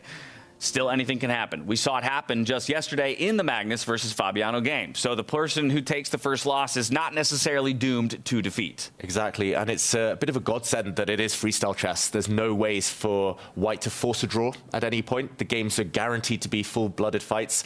And despite having black Sindarov, he's got to have a bit of hope. He just needs his type of position. That is the key. When you say his type of position, paint that picture for me. What does that look like? Something where he can attack. Yeah. Where the center is a bit more fluid, where it's not just stuck, stable, where Magnus can slowly make these strategic decisions, improve his pieces, and get to an endgame. I think he just needs to keep queens on the board and some hint of an attack against Magnus's king. I think if you ask that question to former world champion Mikhail Tal, he'll say his favorite thing, you know, it's that forest of complications where 2 + 2 is equal to 5, and the path out is wide enough for only 1. That's the kind of position that Sindarov needs to pull Magnus into, where there are opportunities for both players to go wrong. You have to be precise. It can be up and down. We'll see a lot of bar swings, but that's where it's your best shot against Magnus, and that's what Sindarov has to do. Positionally, strategically, Magnus is inevitable. Okay, so the position perhaps being the most important factor. I'll have to call out the clock management again, though, as well for him. I'd like to see him play with a little bit more speed early on. Just don't put yourself in the position that you found very early on, working with 10, 15-minute deficit to a Magnus Carlsen. Exactly. There was no one big blunder. It was a small knight inaccuracy he never really recovered from, but the clock kind of made that move look like it was a terminal mistake. So I agree. Vachier, he normally uses it as a weapon, but there it was a weapon used against him. Yeah, and what have we said in the past? Magnus Carlsen, you only need to give him one chance for him to take advantage of it, right? And typically he'll never give you more than one chance for you to take advantage of it. So we'll see if Vachier is afforded that chance in the next round up against Magnus Carlsen. But let's talk about the other semifinal that ended up in an even standing. Vincent Keymer, Levon, Aronian. What's going on there? I mean, you said you would imagine Vincent's pretty happy with the result of this first game, but why should he be happier than Levon with a draw? And that's a great question because he started with the white pieces, but I think the way the game progressed, especially in the first few moves, Levon got the ideal formation structure, the healthier pawn structure going into the middle game. We saw him in the confession. He was super happy with the position. He said he could push a little bit. But Vincent, once again, showing incredible understanding. He was able to keep it consolidated. I just think this was a very high-level game with very few mistakes. Nothing went out of control. Both players played to perfection, and that's the nature of the sport. That's the nature of chess. When you play with such high accuracy, draw is the most likely result. You say it's a high-level game, and you mentioned the word accuracy. Any guesses as to what the accuracies were for these players in this game? Because you're exactly right. It was extremely high. I would say definitely above 95%. Mm-hmm. You want to go? How much higher you want to go? How much higher you want to go? All right, let's go 90 and 97.5, 97 point. What, higher than that? Like to the stratosphere? Okay, just about basically as close as you could get without being the engine. 98.1% on the side of Vincent Keymer, 98.3% on the side of Levon Aronian in freestyle chess, folks. Come on. Crazy. I mean, look at this last position, David. I think that tells the whole story. You can't get much more symmetrical than that with the pawns. And just a rook each. That was literally the definition of neutralizing each other. A lot of mutual respect. I think Levon trading off the queens earlier, maybe a bit too early. Maybe he just felt, okay, a draw is fine with black. Could have applied a bit more pressure, but ultimately nothing to separate them. Yeah, but maybe, as you mentioned, the fact of playing with the black pieces, the fact that coming out of the analysis phase, almost everybody did feel like black's position was going to be the harder one to navigate. You say, yes, I'll take my half a point. Let's get a new position where I play white. Most likely I'll be advantaged from the get-go, and then all I need is to beat Vincent. One, done, and move on to the finals. It was very professional. I just want to mention Levon, as soon as he ticked below Vincent on the clock, he was like, okay, let's force it towards a draw. I'm not going to take any risks. And I do think that Levon fancies his chances better when it goes into tie breaks. He's happy. He's not going to fight it. He's not going to take extra risk to decide the match in this longer time format. And that's something that Vincent might have to do, but he starts with black next. So much depends on what position gets pulled out. Right, you'll be kicking yourself if you drop the series to Vincent in the longer time controls, if you had opportunities to push it to the tiebreaker, right? And then, like you say, perhaps for Vincent here, we're going to see a bit more reaching, a bit more throwing of some wild punches and some curveballs thrown Levon's way here, hoping not to let it go to 5-2. Exactly. Vincent won every game in Weissenhaus in the classical portion in the knockouts when he had the white pieces. He won every game. He won against Arjun when he had the white pieces yesterday. So I think Levon feels he's kind of survived the toughest challenge, and now he'll feel he's a favorite. Well, still anyone's game here on day 3 of the South Africa Grand Slam, but Magnus Carlsen has set himself up for success with a point advantage over Vachier-Lagrave. Levon Aronian and Vincent Keymer all tied up as we move into the back half of the day. We're heading to a break. On the other side, we'll get you into that position lottery, and soon we'll see the chess and the pieces flying across the board. We hope to see you there.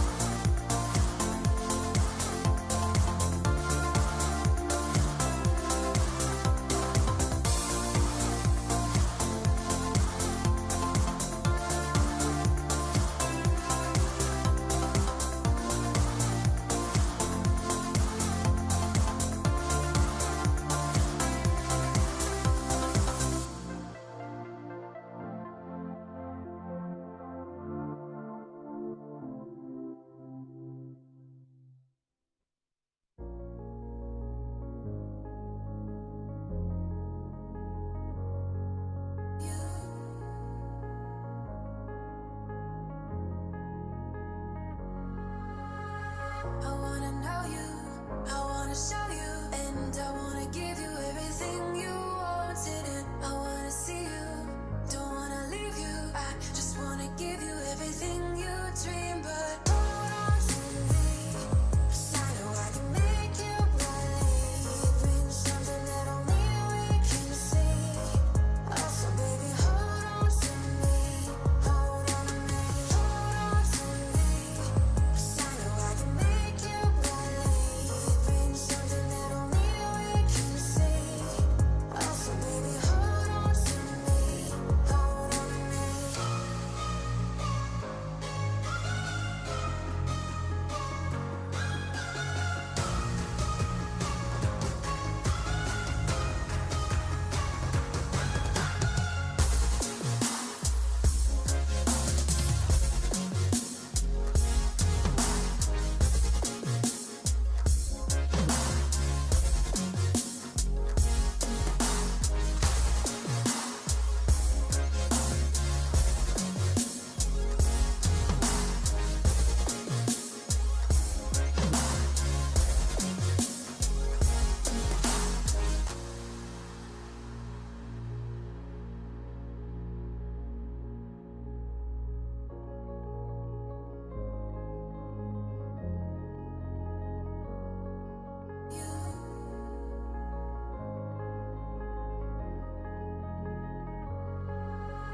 Baby, wait, I know that you're afraid, but it'll be okay if you just stay with me, and we can run from here, and we can disappear, and they won't find us where we are going, dear. So baby, hold on to me, 'cause I know I can make you believe in something that only we can see. Also, baby, hold on to me. Hold on to me. Hold on to me. 'Cause I know I can make you believe in something that only we can see. Also, baby, hold on to me. Hold on to me.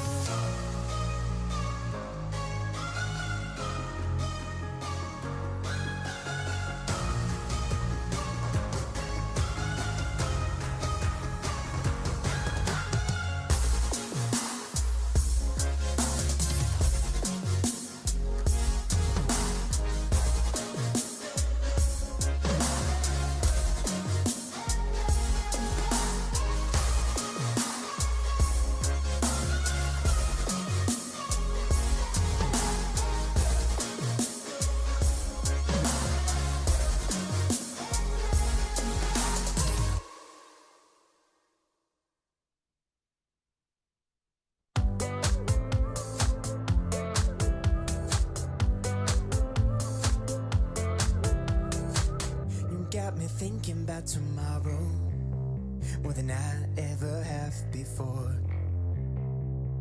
You're bringing light to my shadows. Every day you leave me wanting more. Every time you come up in my mind, a smile comes across my face. Even though I have no idea what we'll find, when I'm with you it falls in place. You're one of a kind. You're one of a kind. You're one of a kind. You're one of a kind.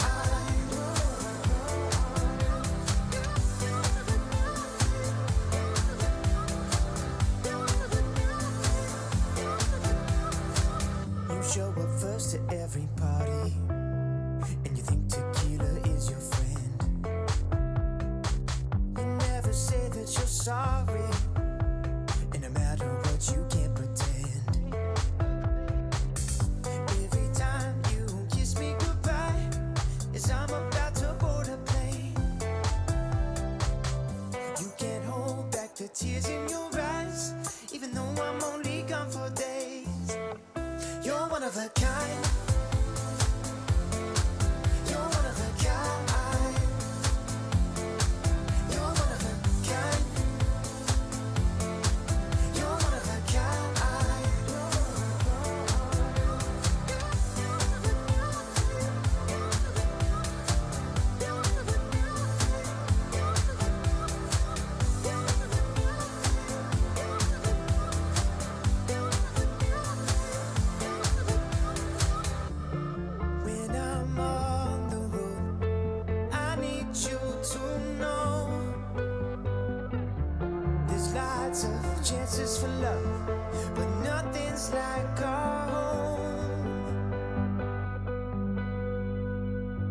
Every time you come up in my mind, a smile comes across my face.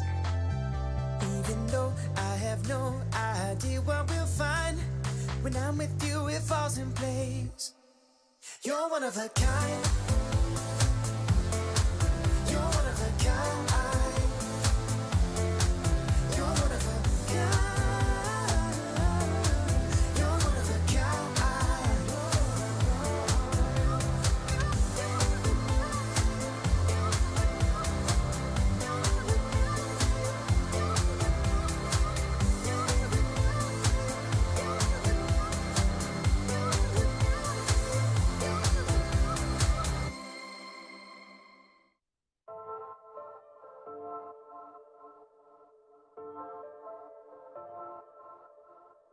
Trust me, I don't wanna beg you to love me. Won't you feel me?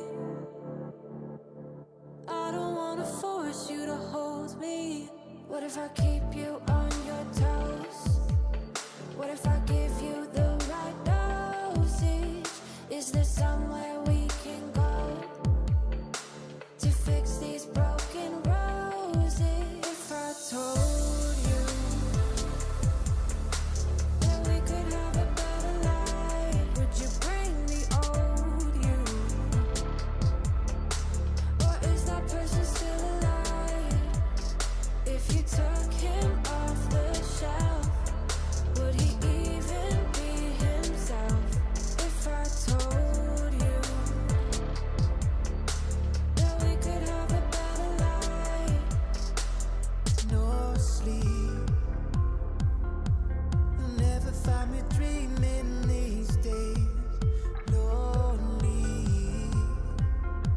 I had to get another set of keys made.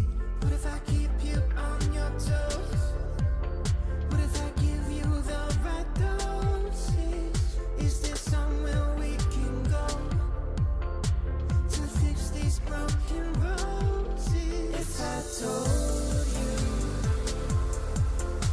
that we could have a better life, would you bring the old you? Or is that person still alive? If you took her off the shelf, would she even be herself?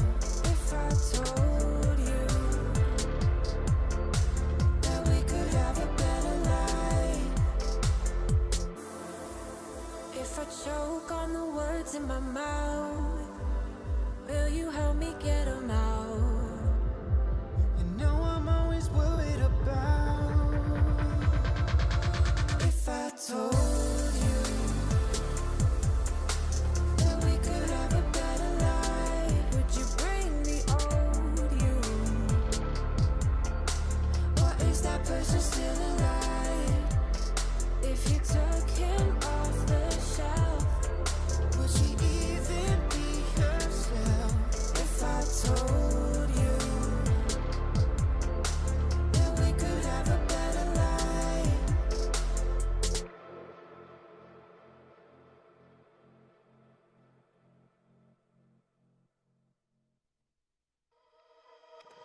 I can never keep my distance from a little mischief, I admit.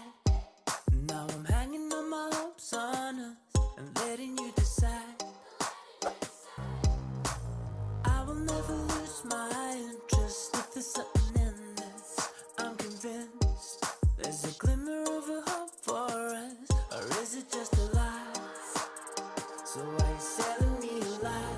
La la la la, la la la la. Are you selling me a lie? La la la la, la la la la. Show me a way to get lost, to run from all I want.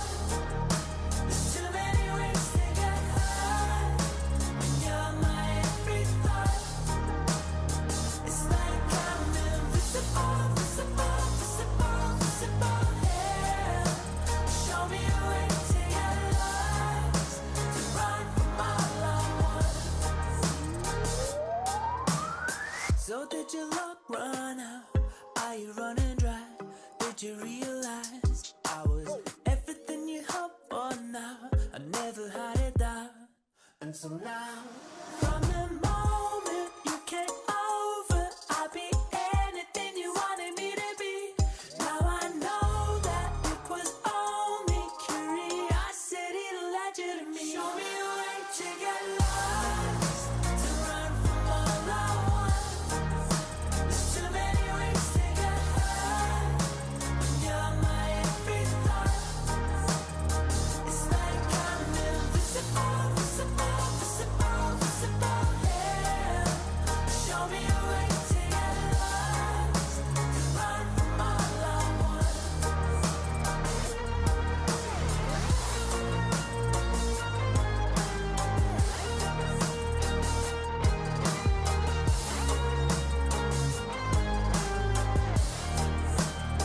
So are you selling me a lie? La la la la, la la la la. Are you selling me a lie? La la la la, la la la la. So are you selling me a lie? La la la la, la la la la. Are you selling me a lie?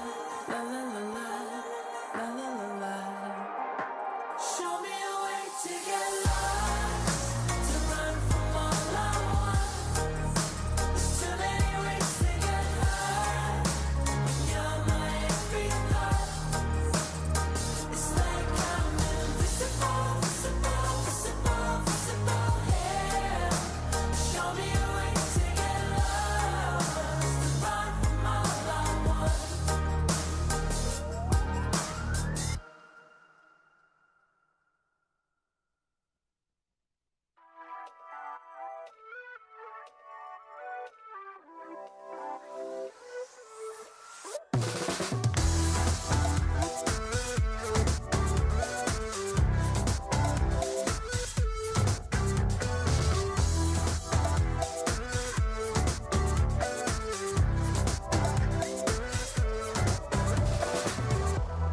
Show me how to make it real.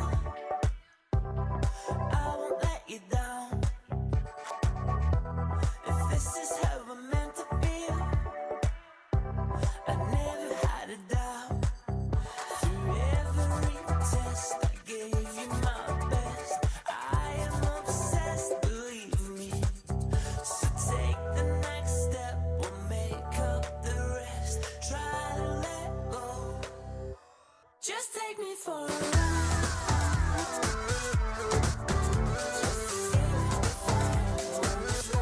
Just take me for a ride.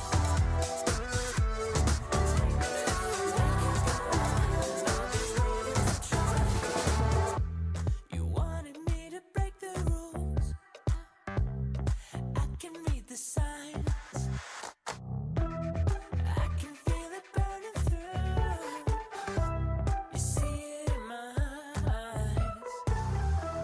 It's complicated, 'cause all along I've been waiting. Just take me for a ride.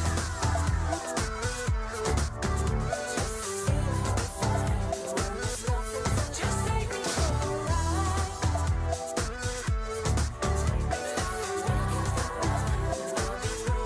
Just take me for a ride.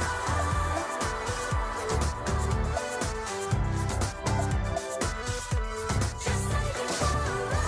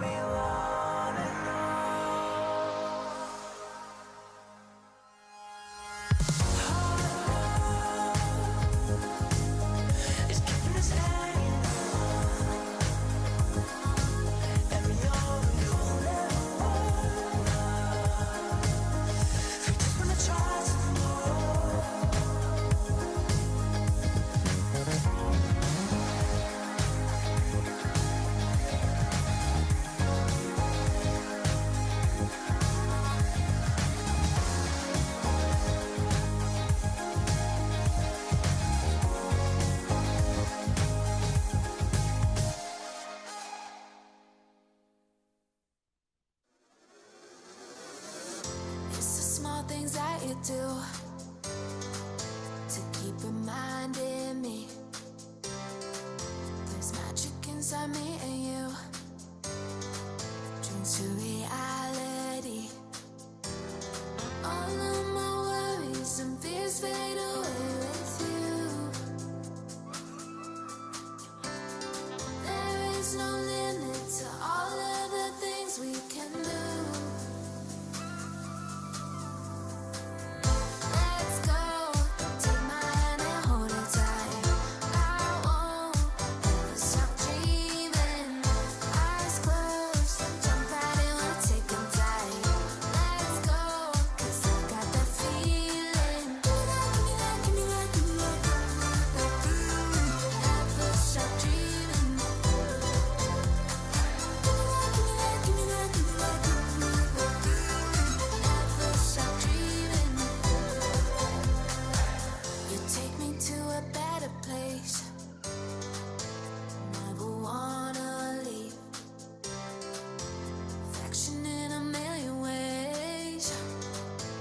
When you're next to me, all of my worries and fears fade away with you.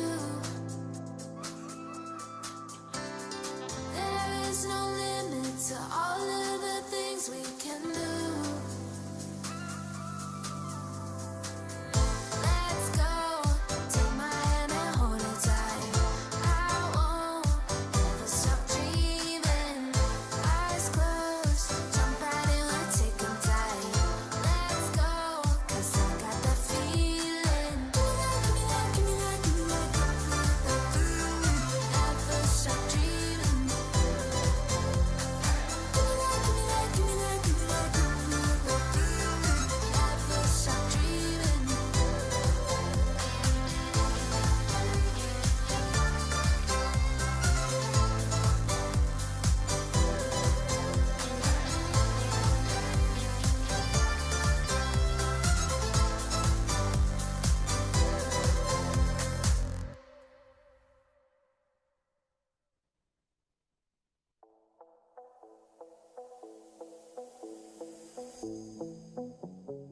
Gotta show them how bad you want it. You don't always get them second chances. Don't start chasing till you got it. Do what I gotta do. I just break the rules like that. Maybe I'm just cool like that. Staying focused, don't sidetrack. Always when I don't come last. I'll never go less than 100%. I'll just keep waiting while you're catching your breath.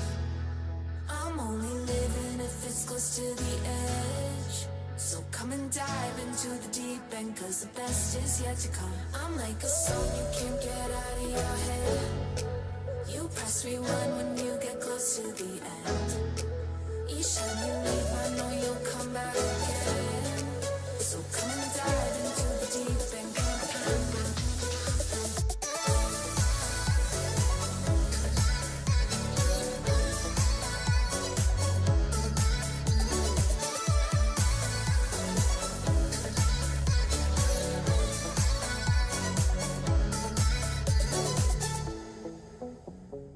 You think I'm done, but I just started. I'm the fire that lights the darkness.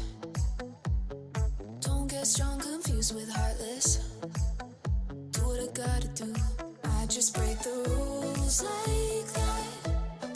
Maybe I'm just cool like that. Staying focused, don't sidetrack. Always when I don't come last. I'll never go less than 100%. I'll just keep waiting while you're catching your breath. I'm only living if it's close to the edge. So come and dive into the deep end, 'cause the best is yet to come. I'm like a song you can't get out of your head. You press rewind when you get close to the end. Each time you leave, I know you'll come back again.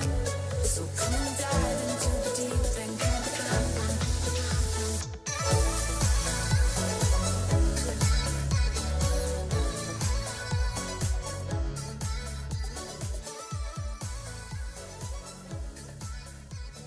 feels great. I've won the war and now I want to win the battle as well.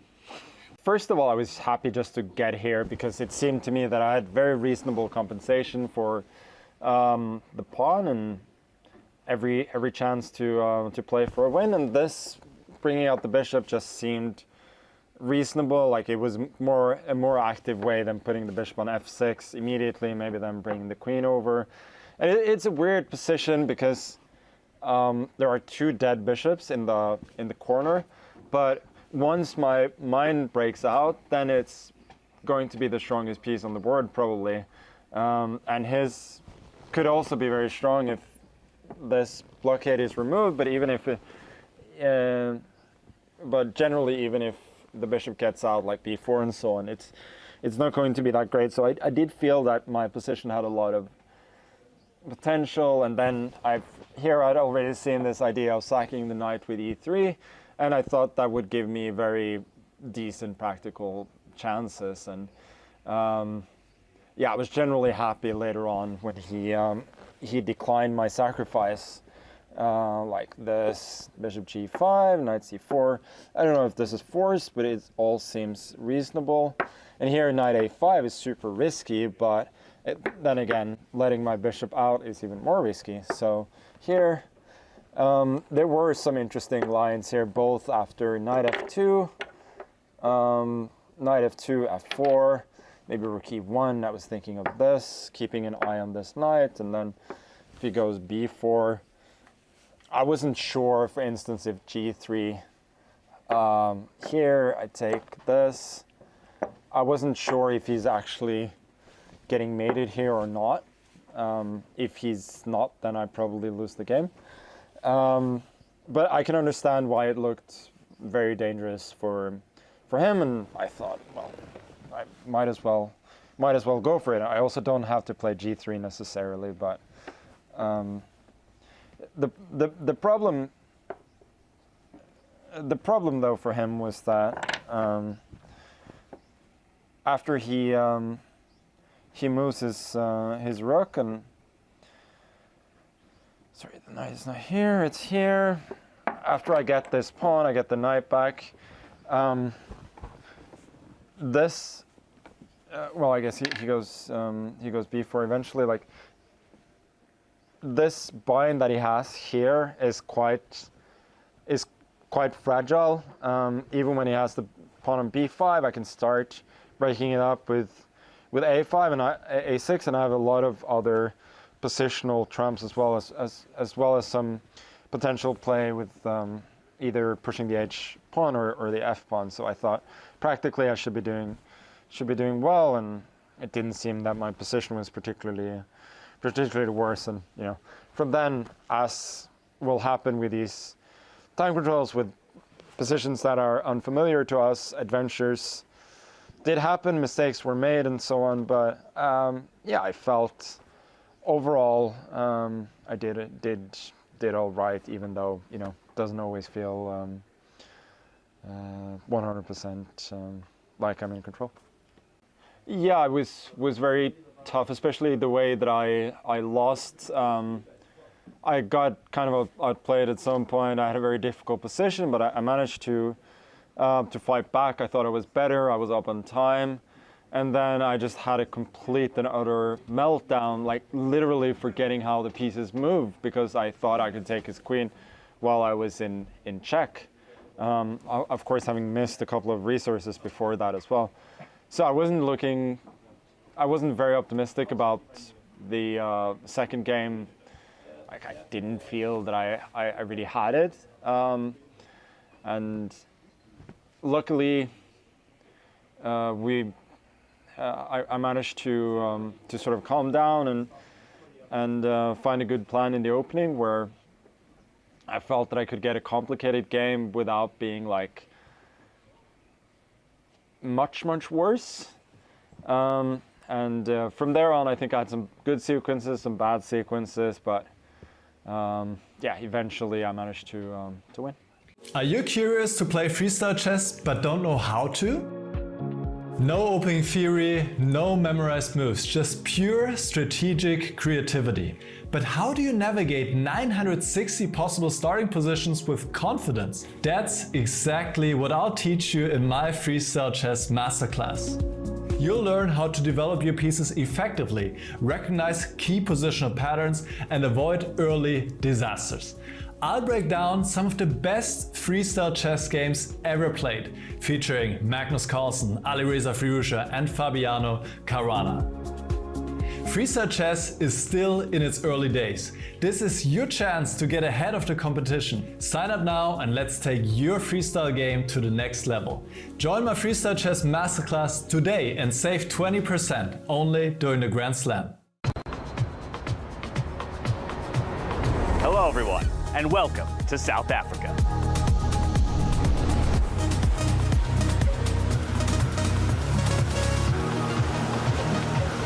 The best players from around the world have come here to fight for the title of 2025 Freestyle Chess Grand Slam Tour champion. After an incredible journey, Weisenhouse, Paris, Las Vegas, it all comes down to this. With this as our backdrop, you can really feel the energy of this place. It's powerful, just like freestyle chess, full of emotions, creativity, and surprises. From here, we're heading south to one of the most beautiful places on Earth. A place where luxury meets nature and where the 2025 champion will be crowned. Welcome to Grootbos Private Nature Reserve, the home of the Freestyle Chess Grand Slam Season Finals 2025. It takes your breath away. The perfect place for the grand final. Where strategy meets beauty and champions are made. That between mountains, forest, and ocean, Grootbos is not just a location, it's a world of its own.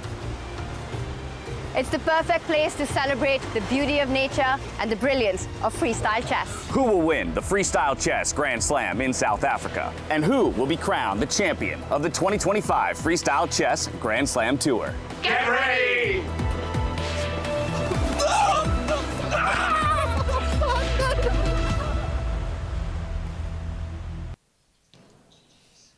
Hello everyone, and welcome back to day 3 and our semifinals here for the Freestyle Chess Grand Slam Tour in South Africa.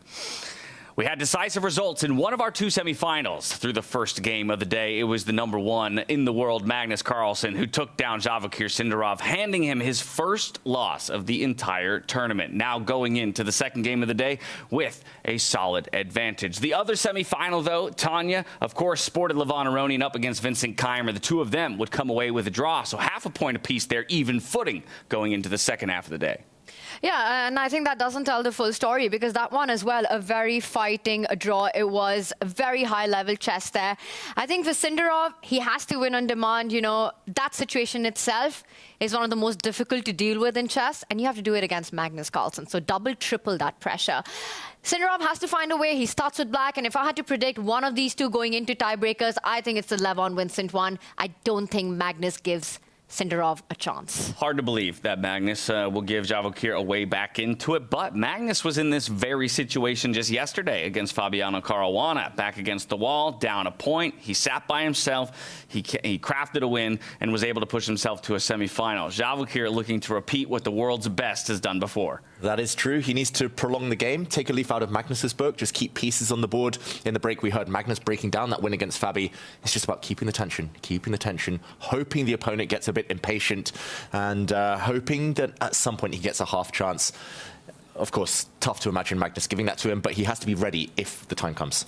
Now, of course, those aren't the only boards in play. If we pull up our tournament bracket, we can take a look and stock of the entire field, where they stand. Again, we've just put our focus, rightfully so, in the upper bracket, the 4 semifinalists who are vying for a grand final spot to take place just tomorrow here in South Africa. Sindarov behind in his matchup, looking to strike back. Vincent Keymer and Aronian all tied up. If we drop to the lower bracket, though, that's where you'll see Fabiano Caruana came out on top in his matchup against Parham Maghsoodloo. Maghsoodloo still trying to get a point on the board in this tournament. Hans Niemann, Arjun Erigaisi, they as well go half a point apiece in the first game of the day, so even footing for them in the back half. That's another one I could definitely see going to tiebreakers, as we talked about the possibility of some of them going that way. That's really interesting because for me, I think Hans, Arjun, I would say that this is decided here and now in the longer time format. I think their style of play, I'm expecting if Arjun gets his chance to, again, create some chaos, he will do it. Hans won't shy away. Yes, the first game ended in a draw. I think both the lower bracket matches get decided without a tiebreak. For Parham, the heartbreak story continues. All of us hoping for a Parham comeback. I think we'll have to wait for the next tournament for that. Ooh, that's quite the shout there. Unfortunate. I mean, even a draw, while it would result in, a series loss, would still be at least half a point on the board. Even still, it wouldn't spell the end of his tournament. Everyone will still play tomorrow. 1st, 3rd, 5th, and 7th up for grabs in our overall standings. Exactly. Still a lot to play for. And Parham, it was nice to see him in the confessional earlier. Still holding hope. If he gets a position where he can play, I don't know, I have a feeling Fabiano does get a bit tense when he's in the lead. We saw that against Magnus yesterday. He kind of wants to force the issue, and if Parham can keep the tension, maybe a chance. I'm going to hold some hope at least. No, I think in our hearts we all want that, right? And the other thing was I saw Parham at lunch right now. He still seems like he's in good spirits, enjoying company. I think the guy is just happy to be here. It's a platform, it's a stage like no other that he's had in his life. He did play the Grenke Slam, but that was an open tournament in freestyle. So playing against all these players in a setting like this, it's a huge experience for him. It's definitely not gone the way he wanted to or his fans wanted to, but still good to see a happy Parham. Yeah, he's had the right attitude about the entire thing, taking it more as a learning experience at this time and looking towards maybe the 2026 season and surprising and delighting us there. So let's go again, right back through the matchups, because I don't want to get you both on record. We did predictions at the top of the day, but now it's more based on what we've seen on the board here today. Are you rethinking any of your initial picks to go forward into that grand final? I'm sticking with mine. I said Magnus and Levon. You said it's all about the old guard. I think experience, business end of the competition. They've been here so many times. They know when to shift gears. They know how hard to push in certain games, when to take the foot off the pedal. I think they'll meet in the final. Okay, so he's sticking to his guns over here, but you were not on the Magnus and Levon train at the top of the day. So where are you now halfway through our games? The thing is, right, Magnus is a favorite in any match he plays, in any form that he's in any format that the tournament is, and he is the king of this format. He's won the entire Grand Slam Tour, 2 matches to spare. But yes, at the start of the day, I was rooting for Sindarov. I think it would have been an amazing story, just the chess that he's produced, what he's shown, his fearless attitude, going undefeated into the tournament story. Would have been a fairy tale run. Wasn't the case. I think I am going to be the one who'll be biting my tongue. I think Magnus takes this. Okay, all right. So then I guess all three of us now come into alignment, at least in one of our grand finals for Magnus Carlsen. I still give the edge to Vincent Keymer as long as it ends here. I'm sticking with that. Would be the thing. I think if it goes to the tiebreak, then I break your way, and I'm going with Levon. And speaking of Levon, we got a quick word from him at the conclusion of the first round of the day today, and before he dives into the back half. Let's go to him now. Levon, you seem to get better out of that opening than it seemed you would when you were discussing it with Magnus today. Yeah, somehow I thought the c6, f6 maybe is okay, but not to my liking so much. How do you like the first game today? Yeah, it was better, but then I think I took some careless decisions. Then just draw. Good luck in the next one. Thank you. So some careless decisions he's calling out. He's going to look to eliminate any of those inaccuracies or blunders, because I think that's one important note for Vincent Keymer is it was at the kind of the charity of his previous opponent, Arjun Erigaisi, with a distinct blunder on the board that even allowed him to book his ticket to the semifinals. So we know Vincent is the kind of guy to capitalize if you give him too many chances. Exactly. Careless decisions, like slight inaccuracies, the ones that drop you down from 99% accuracy to 98, those are fine. Those are acceptable. You can get away with 1 or 2, but you've got to avoid the big blunders. And interesting that we see 2 players who will be fighting against each other. I love it. Chatting away in good spirits. Yeah, that's awesome to watch. And the other 2, Vincent and Fabi, were also at lunch together. So I think the players are just in good spirits. They're having a good time here. A lot of smiles, so much money on the line. When the games go on, you see a completely, different expression, demeanor by these guys. But off the board, they love the format. They love the beauty of it. And I think they love discussing it. Levon in high spirits. Huge matchup coming up. Hard not to be in high spirits when you're surrounded by the natural beauty that we are here in South Africa. You can see the sun shining, gleaming through those windows just behind them. Players eagerly I was about to say, thanks, James. That's very sweet of you. The players eagerly awaiting the position that will be drawn for their next battle. Vachier-Lagrave as well joining the group here. He's asking for advice. Yeah, How do I beat perhaps. Magnus with black? Well, let's pretend you're in that group. Oof. What are you saying to him? Good luck. Oh, poor guy. Keep smiling and attack him. Keep timing the clock, attack. Yeah. Smile and attack. Smile and attack. Meanwhile, Magnus Carlsen, he just has become that unstoppable force that we know him to be. After taking maybe an early punch, an early slip up early on in the tournament, he's begun to look infallible. As you can see, the players repositioning towards their chairs, the final players making their way into the playing hall. Competitive integrity measures being put in place. Tanya, hair check. How is Magnus doing? I'm telling you, this is what he needs to do every day. The one time he had the slick back look was in the round robin. The very first day, the shakiest of them all. Went on to lose that first game. Ever since the crazy Magnus hair is back, he's just been Magnus Carlsen. He's been unstoppable. So the real power move is for Sindarov to hand him a comb when they sit down at the board, right? Some gel. All right, we're missing one player by my count as Magnus Carlsen makes his way around. I don't see Hans Niemann, but either way, we're heading into the draw with or without him. Just moments away from our second semi-final bout here. Magnus Carlsen with the lead over Vachier-Lagrave, looking to book his ticket to the grand final. Levon, Aronian, and Vincent Keymer all tied up. We're over to Fiona Style-Anthony on the stage for the draw.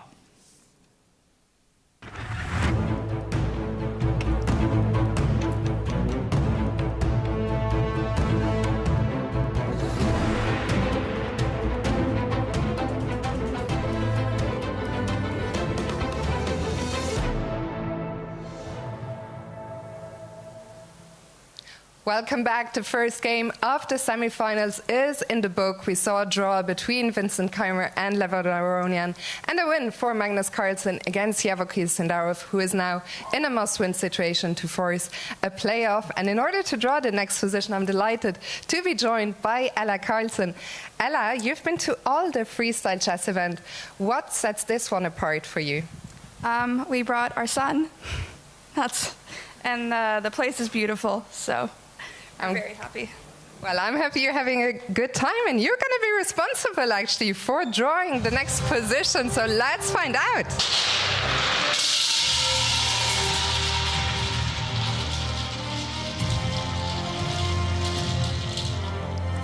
Yeah. So it's going to be position number 413, 413. Thank you so much. You can give it. Oh, we're going to have to find that one back. Position 413. The players will get 10 minutes. Best of luck. And to the spectators, have fun.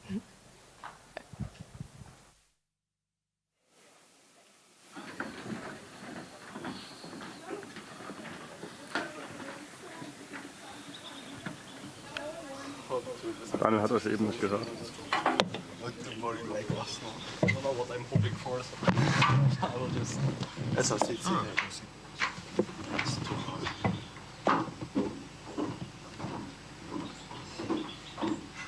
Again, we have the C4, C5. Yes, C4, C5, F3 is A. It is very similar for me. It doesn't feel too dangerous. No, C4, B5, C5 doesn't feel right for it. For white? For white, you think it's good? I mean, it's a bishop on G1. It should be very good.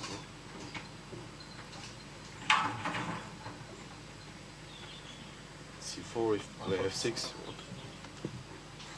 Should I play C? Should I say C5 or will you kill me? B6. Yes, I don't mind B4. I would love to play this as well. I don't care. Okay, you also need to find a way to win. Okay, I want to play some interesting position, not too boring. Yes, but so C4 F6, you should be happy to C4. Right? C4. Okay, what do you actually do? C6 and D5, right?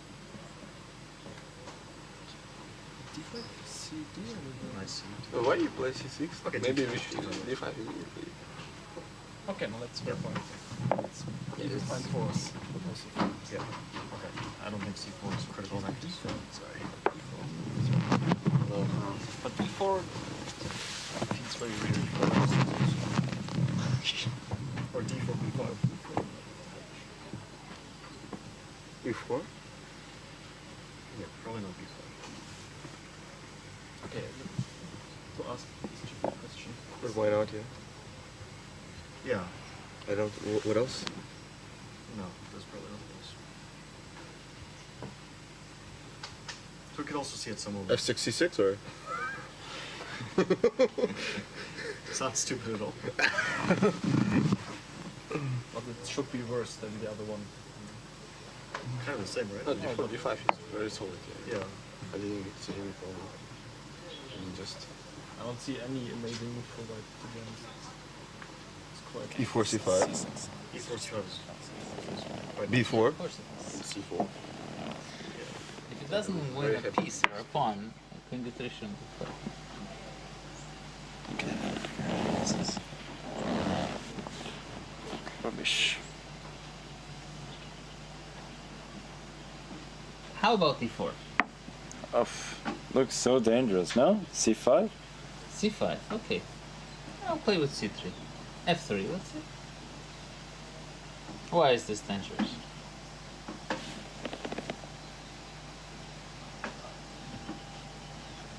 You mean it's just the same position as we were discussing earlier, right? Bishop f6. So you want to meet c3 with c4? Mm-hmm. I don't care about that. e4. Takes The king. No, it takes. Okay, wait. Bishop f6. How if I... How about if I play slow? No, slow. a4?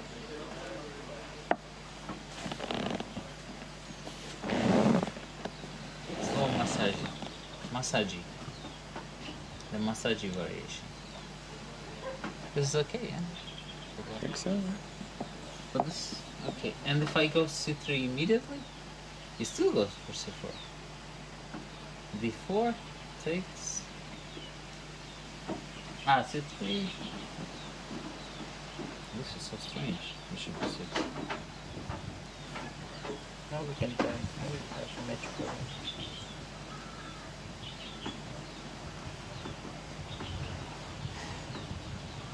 f6, yeah? d4 takes and... Takes and d5. Yeah, it's okay, Papa. Should be able e5. Then we take it. Takes and d5, e5. Queen f5. But then bishop f7, e6. Aren't you wasting too much time? Jumping around? Yeah. Don't believe it. And f3 is already there. f6, d4, d5, b4, d5. So then that's Yeah, I don't like giving this tempo. Okay, but let's just see this position. But perhaps we can like b6, d4, so d4, d4, c6. No, Black's point of view, the structure looks good from Black. From Black's point of view, it also looks good from Black from the opposite side. No, both Maybe it's positions have theirs. some bias for I'm not Black. sure about this. It could be dangerous, but I think we can. I mean, you are for sure happy, but it has some. It also looks danger. Our moves are very easy, right? Okay, I'll just make this, I guess. But where does this knight from e8 go? But you can also play e4. When the bishop on g1, where does it go? If you play e5 and knight f6. And Black is probably better.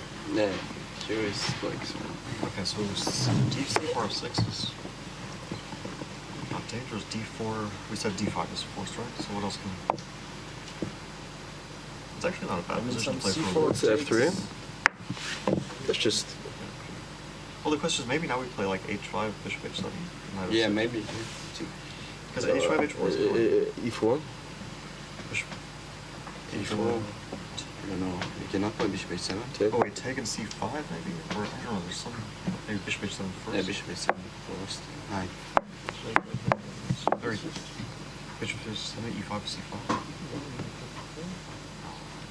CD? Yeah, should be fair. Your queen is gone. No, what do you mean? c3 is next?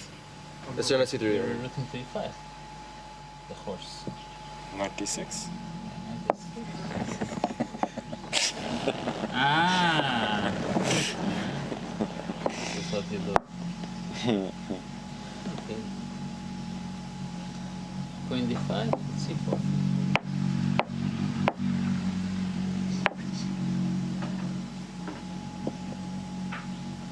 I don't know, c3. Nah. Come on.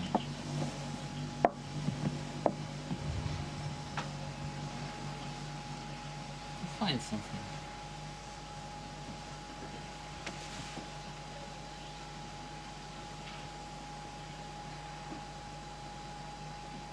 So you're saying d4 is the move. d4, d5? If Vachier Sindarov wants to keep his Grand Slam championship hopes alive, he'll have to do it with the black pieces on position 413. The players have had just about 8 minutes to talk about it, a few more minutes to discuss what they think will be the best way forward. As you can see, Levon being one of the more vocal parts of his analysis group, as always is expected. Across the board here from Magnus, Carlsen, and Aronian Erigaisi. And that's exactly what Vincent and Fabi reminded Sindarov of as they sat down to take a look at this position that they have, which, by the way, has so many similar concepts from the previous one that they just played in. And Sindarov and Fabi mentioning to Vincent that you have different requirements, you have different needs from the outcome you want. They wanted to go and have a more solid approach, David, while Sindarov was like, guys, I need to win. I need an imbalance here. Yeah, Sindarov needs a win in order to keep things alive against Magnus Carlsen. Vincent Keymer, he, with a win, books his ticket to the grand final, but will still survive with a draw or better. Fabiano Caruana, in his matchup, has the advantage of a point, so a draw is all he needs to lock things up. So a bit of a different circumstance for all three of them to some degree. But yeah, it's really Sindarov who is vocal about, I need to make things a little bit messy. I'm looking for interesting positions, not necessarily stable positions. Exactly. In his own words, not boring. That's the only thing he wants from the opening in this game. Interesting that he didn't take a leaf out of Magnus's book from yesterday and just take himself away from the group discussions and just try to get into that killer mindset where he can try and imbalance things. We see the players taking their seats. 4 pieces on the same squares they started in the previous game. The whole of the right side of the board, or at least the king, bishop, and rook here, just as we saw them in position 44, as is the knight on c1.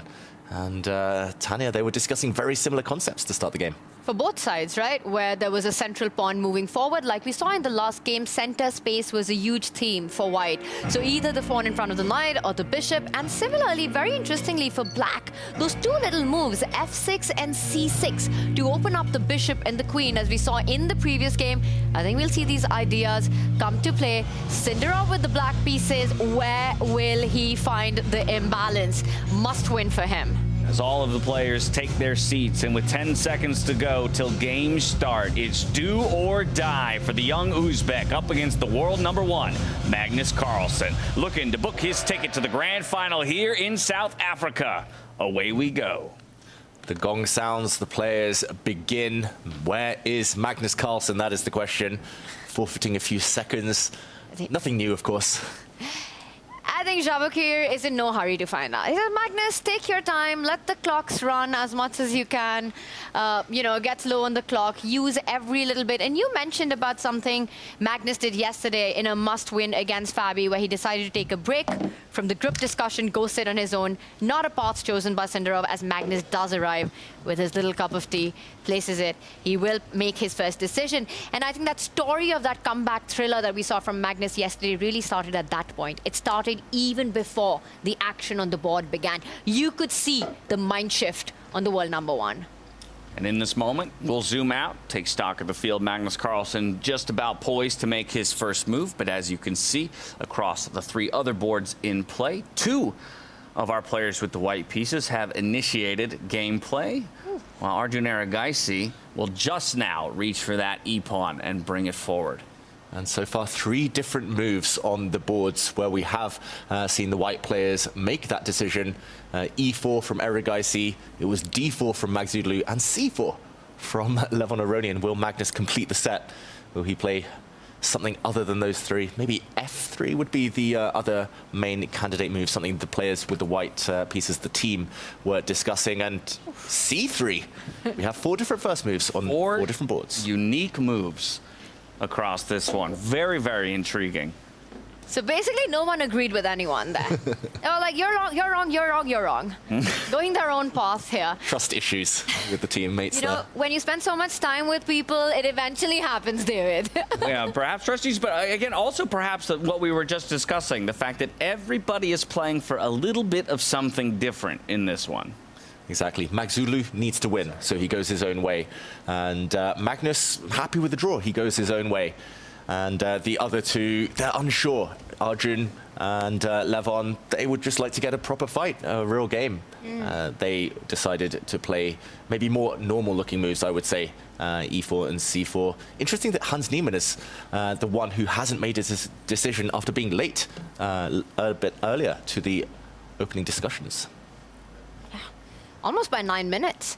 The players are required to be in the playing hall about 20 minutes prior to the start. So Hans Niemann missed that. Magnus also decided not to sit amongst players. He was at the back watching Ella pull out a position there, which got straight thrown back into the mix. So 4-1-3, a reminder to the organizers, needs to be pulled out of that draw.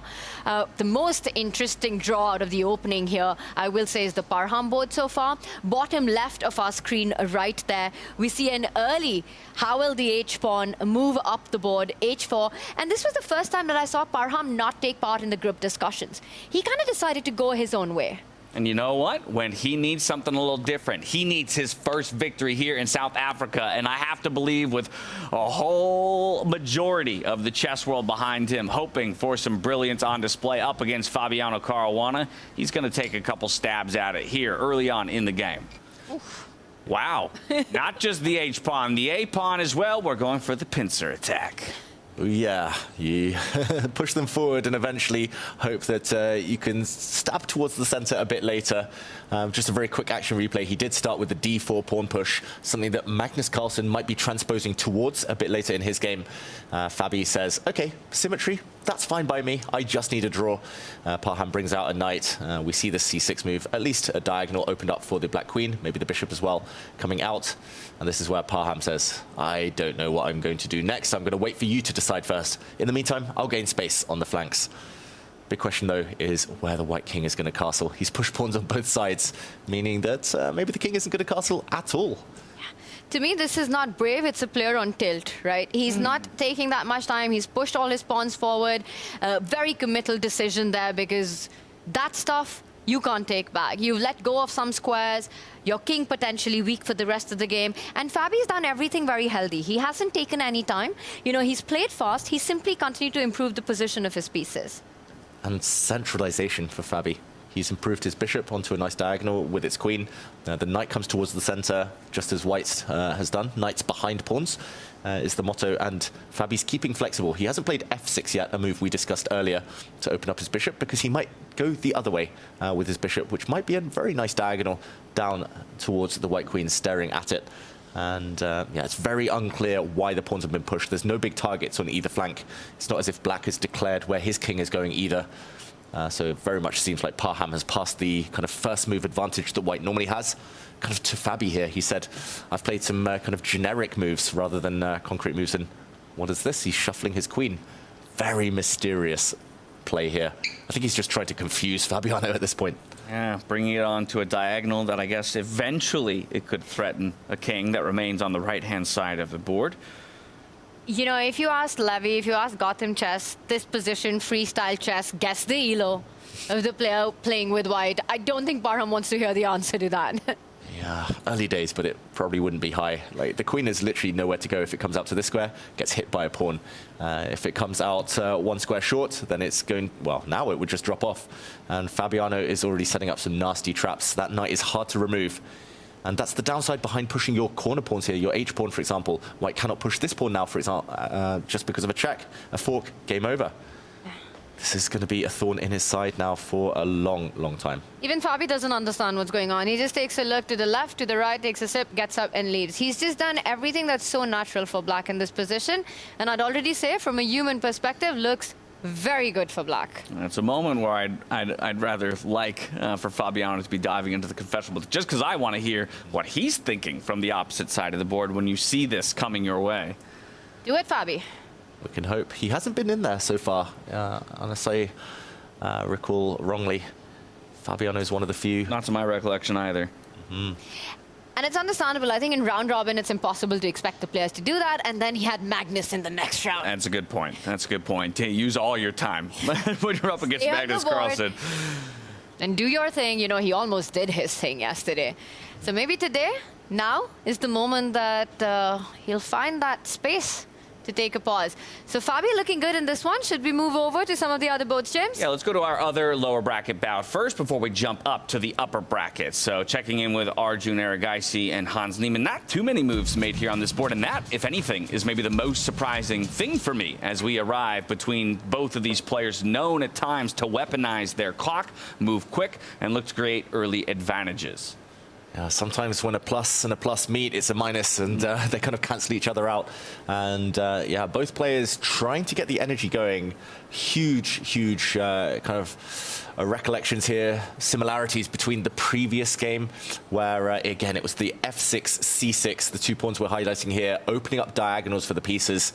And maybe the big X that we were talking about. Very likely that white at some point pushes a pawn forward. Very likely that black challenges the center. And I think the players are just weighing up when to go for those types of moves. For now, though, it looks like decision time for Hans Niemann, whether to push forward in the center or whether he first needs to, for example, move his bishop out and castle his king. Longest diagonal currently occupied by one pawn or the rook. So half of that X has been achieved.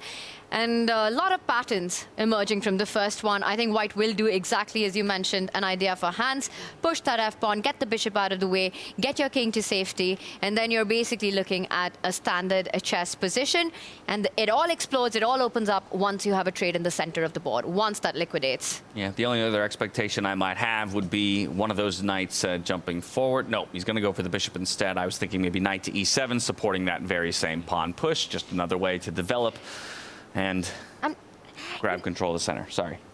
No, James, I'm sorry. I didn't mean to interrupt, but I was just wondering, you know, Arjun, the kind of player he is, what he wants out of the openings, how could he try to make this, well, not the same as what we saw in game one? And one idea that does strike to me is to maybe try to trade off that light squared bishop, which has just moved forward, so that potentially there could be some weaknesses you could target. Is bishop b3 an idea that, David, you might have on your radar playing this position? If you take, I'm super happy because I recaptured towards the center of the board. My rook file opens up. I'm a happy camper with that. And if you don't, maybe I'm getting rid of a key piece in your position. Yeah, I like it. And I like the fact that you're suggesting it now, Tanya, after the black bishop is moved. So if there is a trade, then black would have had to lose a tempo in the process. He's moved it once, then might have to just trade off and move it again. So definitely on the radar. I think over the next few moves, it's going to be something that Arjun considers. Why not? It develops, and it probably trades off one of the best pieces of the opponents. So whether it's now, whether it's in 3 moves' time, definitely on the radar. I like it as well, but perhaps you can explain to me what's then stopping, let's say, black from just evading that trade and pulling my bishop one more square out into the right. Onto that g6 square. Now I'm on a long diagonal that eventually hits that queen. The engine doesn't love it. Yeah, I mean, it's pros and cons. It gains time, keeps pieces on the board. So those are the plus sides. I think the one downside is that it's difficult for black to castle on this flank now, as the square the black king wants to end up on would be covered. But definitely an idea, and definitely something that might be considered. Arjun doesn't go for it yet. Not yet, but maybe next move. He pushes his pawn forward, unleashing the other bishop, and Hans castles. All right, the castle comes through here. I have a feeling that that question mark was, yeah, more, okay, it disappears because that was with the assumption that only the king moved. Yes. And it wasn't actually a castle. No, the board just catching up. Yep. And no, a very healthy move, the most natural move from Hans Niemann, can't be wrong. Neither side have made a big commitment, neither side has made a big mistake. So I think very balanced for now. So early days here, up to our upper bracket. Levon, Aronian, Vincent, Keymer. Let's take a look at this one. Both half a point apiece. So for either of them, a decisive victory in this game does mean a 1 one-way ticket to the grand finals. Huge stakes, huge game. And both of them, of course, they've got experience winning these Grand Slams. They know how to get it done, but this position looking very tense. Tanya, it reminds me of some kind of pawn structures from traditional chess, something English openings, but also reminds me a bit of Swiss cheese with all the holes in it. Feels like the upside-down version of the stone wall right now.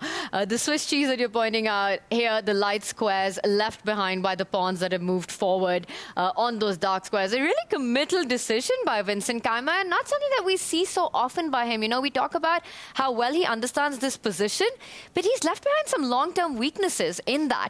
You know, you're pointing out a direct path for the pieces to land there, David. The d6 pawn, a potential backward weakness long-term. Vincent yet to make a single move by one of his pieces. What is that bishop on d8 doing? One more move. If Vincent plays b6, he'd have all his pawns beautifully placed. Get b6 in, get 8-6 in. And I don't know who's clapping for who in that position. I'll just put those moves on the board, Tanya. Your wish is my command. And he's playing checkers, not chess. It's the wrong sport. Yeah, and this would not end well for many reasons, including the fact that the rook in the corner would be trapped. But your own dark squared bishop is never going to play the game. Ever. Exactly. It needs to breathe those pieces, at least for now. Whoa. What? Whoa, Levon sacrificed a pawn? It's the Lev gambit. If I had given you 10 minutes to guess what move he was going to make, would you have ever guessed that one? No, and especially if we just do a quick action replay, especially because of one specific reason. We saw a pawn push, f6, logical, attacking a pawn. He defended it. C pawn, F pawn moves. This is the key. He's moved it one square already. And then 2 moves later, what happens next? He plays it again. F3, 2 moves later, F4. That's a loss of a tempo. I love it. Losing some time. But you know, there are some themes of traditional chess openings at play here. Very often, white does employ these ideas of a pawn sacrifice to simply gain time bringing out the pieces. David, if the bait was accepted, I think what Lev's looking at is then continuing with development, bringing the knight out, hitting that pawn, and telling Vincent that, Vincent, you've made 5 pawn moves. Are you willing to make a 5th one on the dark square to actually defend that pawn, the only way to do it? And look at the weaknesses around the black king.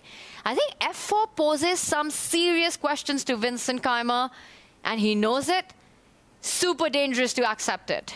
And just to show, if black keeps trying to be greedy and maintain that pawn advantage, I mean, firstly, white has 3 pieces out in the open, but secondly, white is about to castle in 1 move. And for example, something like this, suddenly the king is just staring down the barrel of a very strong gun here. And this is just, I mean, ugly. I think beyond, you just can't consider this at all. Vincent Keymer is not a greedy player, and therefore he doesn't take the pawn. He barely paused for thought. He brought his knight out. But the genius of it, you know, the fact that when you mentioned 1 move ago, f3, next move, f4, seizing that opportunity, realizing that your opponent has only done a zigzag with his own pawns, and it's the moment you want to break it through, and Levon finds it, and he does it. Creative. That's Levon. He plays unexpected moves. Even the top grandmasters struggle to predict and guess what Levon's about to do next. Of course, he has pushed this pawn forward. It looks likely that he will take in the center, just as I say that. He does. And he does force Vincent to take towards this direction and open up a file. The F file now is fully open. Kings stare at each other, but Levon says, I'm going to castle with check. Be careful. How often do you see that, though? Where the 2 kings are staring at each other on the F file of all Nearly things. Never. Completely naked and exposed. But yes, Levon would be the first to get the castling in, even if Vincent does decide to match him with the bishop move here on this next turn. And that's tricky, because also notice how Lev has set up the queen and the bishop on the other side of the board. So while white can castle, the moment black gets that move on the board, the H-pawn will be soft. Let's just show that. Bishop f7, short castle, and what you'd love to do if you're Vincent here is castle, play copycat chess, and claim that your development's over. But you can't do it, because suddenly bishop takes pawn from the other flank and game over. I think instead, what? You have to block with your knight, maybe? Yeah. In that case. And then, are you considering a long castles? It's a long way away, but are you considering an eventual long castles? Yeah, maybe moving this bishop out the way somewhere. And then you need the queen to get out the way and then to castle. Levon, in the meantime, would be hoping to maybe eliminate this knight, win a pawn in the process. Black might need to flick in this move sooner rather than later. Firstly, to keep that pawn protected, as Tanya showed, but to stop this threat. And yeah, maybe given 2 or 3 moves, the Black King can run the other way, and Vincent will be smiling. You know, the trajectory of this game, if the Black King was to find itself there, we saw Levon go f3, f4. Why not see b3, b4 happen on the board to open up that flank as well? Yeah, boom, explosion. Yeah, Levon's not afraid of a fight. We know that much. In the meantime, some big questions. I don't know if Vincent foresaw this or whether he's just now kind of trusting himself to find a defense, but this is a Levon type of position, I would say, at least for now. With the dynamism, the hint of the attack, the Black King, clear target. Rightfully so. We've put a lot of focus on the kings, the most important piece on the board. But just referencing again kind of the commitment of some of these pawns here from Vincent Keymer, that D-pawn is forever going to be a weakness, a backwards D-pawn that eventually Levon might look to expose. And this is interesting. This pawn formation comes from other openings. It comes from especially English openings in traditional chess, and it's known as the Botvinnik pawn structure, named after a former world champion. And the whole idea is to stop pawn breaks. You don't allow the opponent to open the center. So although you're giving big kind of squares to your opponent, weaknesses, you hope to cover those with pieces. The pawns stop the opponent's pawns coming forward, and it's a neutralization tactic, just to prolong the game as kind of far as possible. So I think strategically it makes a bit of sense, but you have to survive this stage of the game. That's the first order of business here. You know, you don't get to see Vincent in trouble in the opening very often in this format. He might take his time, and he might be low on the clock, but he seems to find the best moves and kind of get out of the opening stage without too much trouble. I think this is a different narrative, and I think he still needs to be a little precise, maybe even a little bit more than a little precise over the next few moves to get out of that, simply because of how committal his first 4 moves were. So the accuracy going to need to be there for Vincent Keymer up against Levon. A little surprised that we don't see the immediate castle with check, because it feels like that's what all of this was building up to. But while Levon thinks about where he's going to go next, let's check in with our other marquee matchup. We haven't been there just yet. Vachier, Sindarov, Magnus Carlsen locked in battle. Magnus Carlsen, a draw or better, will take him straight to the grand finals. For Vachier, he needs to get it done here and now against the world #1 just to force the tiebreak.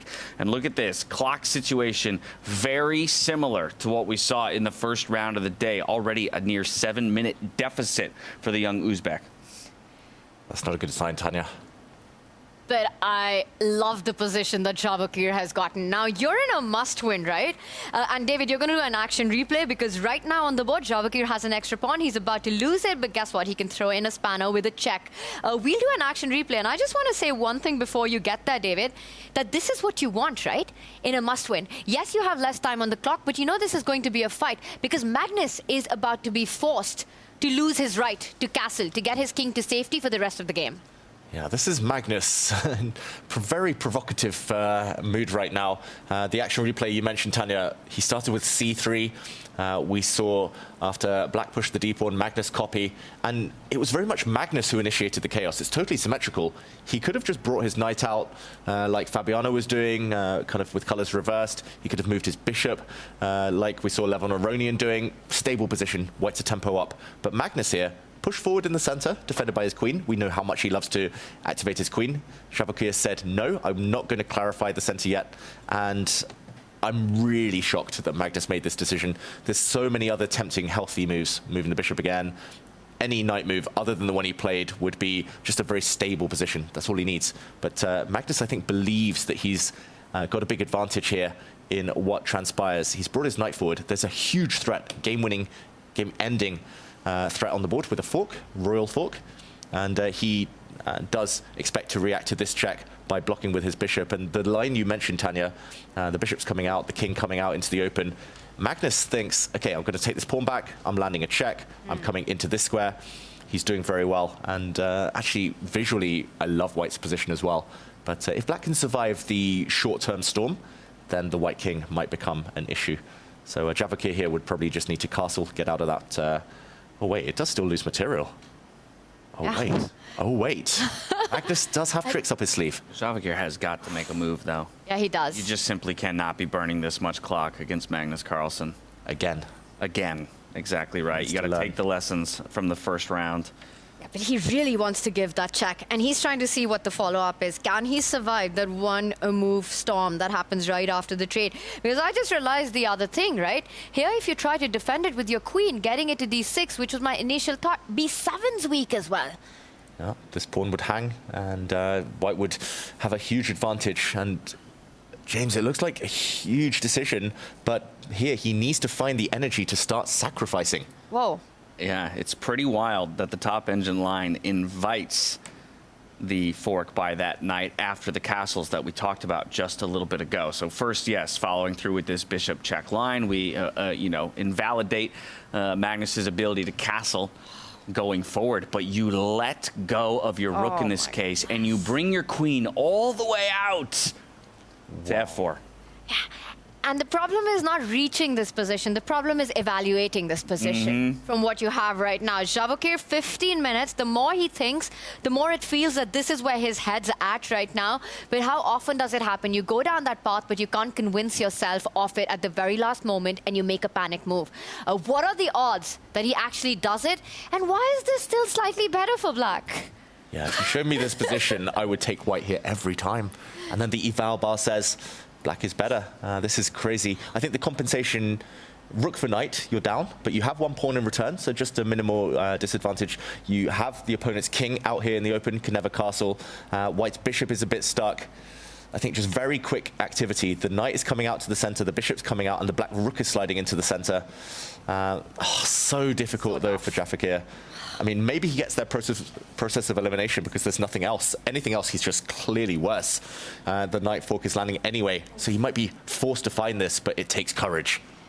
Guts, so much of it right now. And the thing is, if somebody puts this position up for Sindarov as a practice exercise and says find the best way forward for black, that's the line that you're looking at, and you sit and you calculate, you evaluate.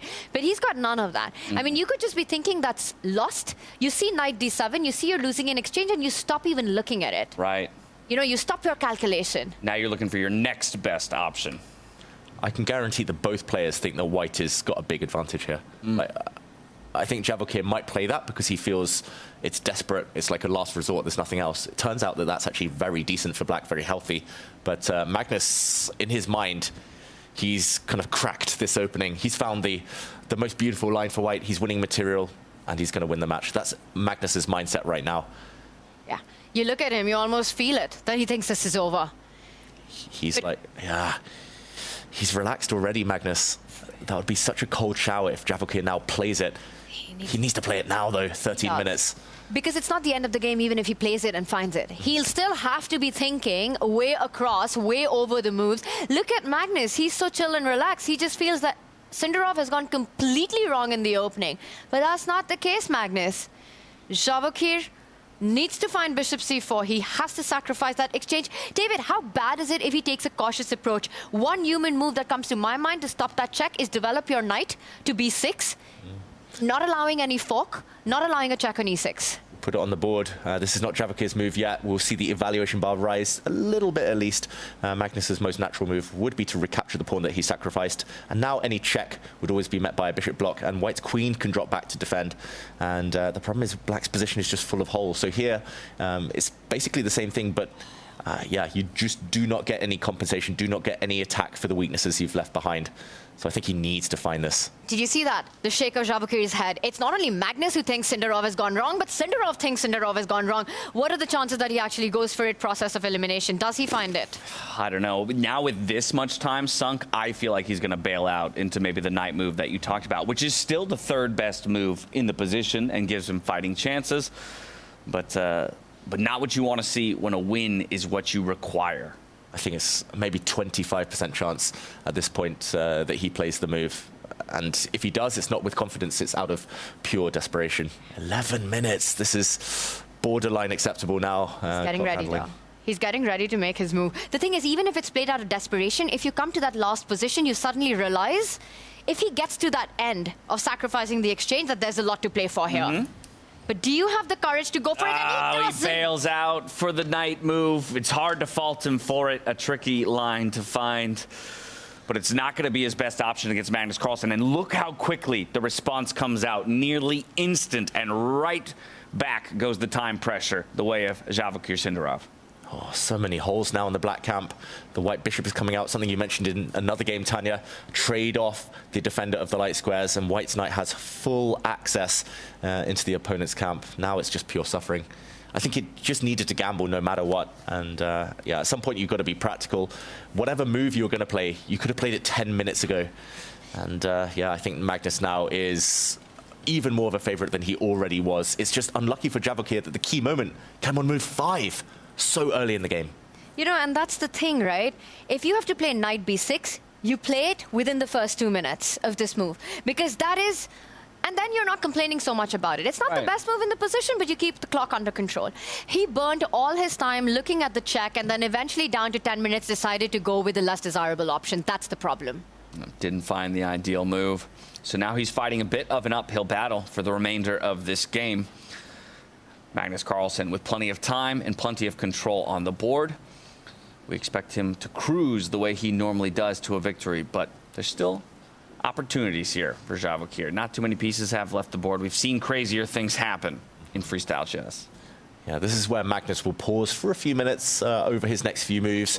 He'll just decide where to put his pieces. I'm looking especially at the minor pieces still on the back rank, the knight and the 2 bishops. Once Magnus finds good homes for those, we'll see him speed up and try to secure a long-term advantage with minimal risk. So with the expectation that Magnus slows things down on his side just a little bit, let's check in with our other semifinal bout, where we will see shoes on the other foot when it comes to the sides of the board. Vincent Keymer here, yeah, exclamation point for his most recent move. You can see the eval bar has slipped a little bit in the opposite direction, and the player with the black pieces has a small advantage. Someone dropped a bomb on this board. Something's happened. Yeah, let's walk it back. Let's see when and where that bomb was dropped. Now we'll go back to the last moment we were here. Vincent played this move h6, mainly to stop the white bishop coming forward. Levon gave a check, very natural move. Very rare to see a check castle with a check. The holy grail in chess is to castle and deliver mate at the same time. I've never managed to achieve that yet, but one day, knight f6 played to block. Play me enough times, you'll get it. The bishop drops back. Very interesting from Levon. He wants to kind of double down his attack on this knight, and this is where the big mistake, at least according to the computer, did arise. After the black bishop came forward, attacking white's pawn, Levon had the chance to just defend it. He could have brought his knight forward, for example, very healthy move, but he said, no, your king and its safety is more important than my central pawn. This is debatable, though, because after the bishop came forward, judgment call, Vincent said, I'm going to take your pawn happily. And after a trade, rook check, turns out the black king is surprisingly safe with the knight around to defend it. No checks in the air. White's rook has to lose some time here, and I'm expecting him to drop back the whole way. I think the big problem, Tanya, is the 2 white knights. They just can't get into the game. They're still on their original squares. And Vincent now has the bishop pair, extra central pawn. If the rooks, queens, everything disappears, then black has a long-term advantage. 100%. And it's the unchallenged dark squared bishop, right? The bishop pair that you're talking about. And such a strong bishop it is that I don't even know how desirable it is to win that exchange. Do you really want to give that up with your king in the open? Even if that's not the possibility you want to go for, it looks tempting, but you just keep it. You give a check, you improve your other bishop, you take the rook out, and suddenly you're seeing the white queen stuck in the corner, no good squares. The knights, they can get to d3, but where beyond that? Not a single square to actually get to once the rook goes to f8 as well. A free flow of development. And I see the bar seems to like bishop e3. I thought bishop c3 would be the best move there, David. Is there an immediate problem with that? Because that's the big question. I mean, I would play this against anyone in the world other than Levon Aronian, maybe, because he's known to love his exchange sacrifices. There's no problem with this, Tanya. Black is better. Full stop. This is crazy. I mean, starting from the opening that it did and to end up in this position, and that bishop is the sole dominator that you've got here. With black, it's the only piece that you really need right now. Landing itself on these dark squares cannot be traded for the rest of the game. You get that other bishop out, get the rook on f8, and you're a very happy Vincent Keymer. And now with kind of this tricky position on the board, Vincent is building himself a bank of time over the likes of Levon Aronian. And that's typically what we'll point to in these longer time controls that Vincent needs, but will usually pilot to great success, right? A strong position and plenty of time in freestyle chess. And he's one of the guys who feels nearly unbeatable. Yes. True, he really does. And right now, this is the kind of position he shines in. My question is, Why is Levon thinking so much? You've got two pieces attacked currently, the rook and the knight. There's only one way to defend both of them. There can't be an alternative to rook f1, is there? Technically, rook f3 is the next suggestion. But you lose the knight. You absolutely do. Oh, there's a check, though. No, there's no check. Check. There's no check. This can't be what he's got in his mind. It's weird, because you follow it with now knight d3. Wow. So even inviting the bishop to trap this rook in the corner. Again. But now the check, maybe? Knight d3, bishop h4. Oh, bishop. Wait, it wanted bishop. Bishop h4, just to keep the king safe. Yep. And this is just oh, a piece. interesting. All right, so it's deciding, actually, there's not enough value in snapping up that rook. It just wants to come back after picking up the knight. It's saying that the bishop's been a great attacker, now it needs to be a great defender. But this is insane. Nobody's sacrificing and giving up that knight for free on e1. I have played Levon a few times, though, and occasionally he goes a bit crazy. The last time I played him in classical long chess, he sacrificed a piece on around move 10, and it was, I think, 80% bluff. And it just, occasionally he has these moments where the artist in him takes over, and it feels like now he's looking for something a bit artistic, and it just doesn't exist, unfortunately. And you can kind of see in Levon, the energy isn't there. He was kind of stuck, frozen for a while. He knows that it is a bit of a bluff. He's going to be down material. It's going to be later that he needs to work that creative magic. But for now, he needs to just kind of lick his wounds and retreat. Yeah, it's head and hands for Lev. And this is a decisive match. You know, the score is level. Anyone wins, takes it through, is through to the finals. And Vincent Keymer, he's feeling it. That Levon's in big trouble here. Yeah, both of these guys have made their trips to respective grand finals in the past, and both have come away with the top honors. Our first Grand Slam victor and our most recent Grand Slam victor. They don't know how to be in the final and not win the whole thing. That's a good point. That's a good point. Very likely looking at a Magnus Carlsen matchup for either of them. Someone that neither of them had to go through in the finals, I will say, for their Grand Slams. Of course, Levon did dispatch Magnus in Vegas. Yeah, Vincent got past him in the semis. Exactly. In Weissenhaus. Okay, Levon needs to move now. It's the clock situation is one thing, but also, if you know you're losing material, you have to act confident. At least pretend to your opponent that, okay, I'm going to get some compensation. I'm going to get something in return. You can see Vincent's eyes. He's like, wait, you chose to go into this. Why are you thinking? Right. You have to bluff somehow. You have to at least keep some time in the bank. You at least need to act like you're going to get an attack, scare someone. But this is akin to the differential we saw on the other semifinal board when it comes to time. And we saw how that worked out for Vachier-Lagrave in the last round. I'm still expecting Levon to fall back with the rook, defend the knight, and not have a material deficit on move number 12 in this position. But the thing is, if he takes that decision, he needs to take it fast. And I will be very surprised if Vincent gets a shot change by going for that other rook. I think he's going to keep all the pressure, give a check if that line happens, Levon getting ready to make his decision. Will he go all out desperate, all out crazy in this and sacrifice material? Will we see that? Or will it just be a strategic domination by Vincent? The more he thinks, the more tempted Levon might be to go really desperate here and to sacrifice the knight. But no, he finally decides, okay, safest move, also the best. And it is a bit of a crossroads for Vincent. I think most humans would be very tempted to just go grab this rook in the corner. Ultimately, if it comes down to an endgame, material advantage. But yeah, the bishop is so strong that he doesn't need to part with it yet. And I think Vincent really realizes that his best shot against Levon is the long time format.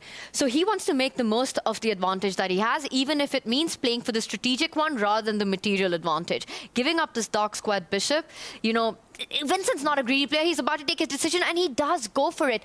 Do you think Levon's going to be slightly relieved with this? Maybe. I don't know. I mean, it's, you know, we've got the engine. So, of course, for us, we're a little relieved on behalf of Levon. But from a human perspective, I'm looking at just dropping a rook to a bishop. And that does not feel good, particularly when I spent that much time just to still come down in exchange. he's only human, Vincent Keymer, and I think Levon was spending most of his time panicking because he might have missed the fact that his rook was trapped from afar when he went into this whole variation. So I'm pretty sure both players have spent the lion's share of their time thinking of this one move. And Levon's body language shows that he's not feeling confident. Yes, there were alternatives, but I don't blame Vincent at all for going for this. Absolutely. And I think this was the second best move in the position. You want to get that exchange. My only concern for black here would be why I think that Vincent might have taken a little time is king safety.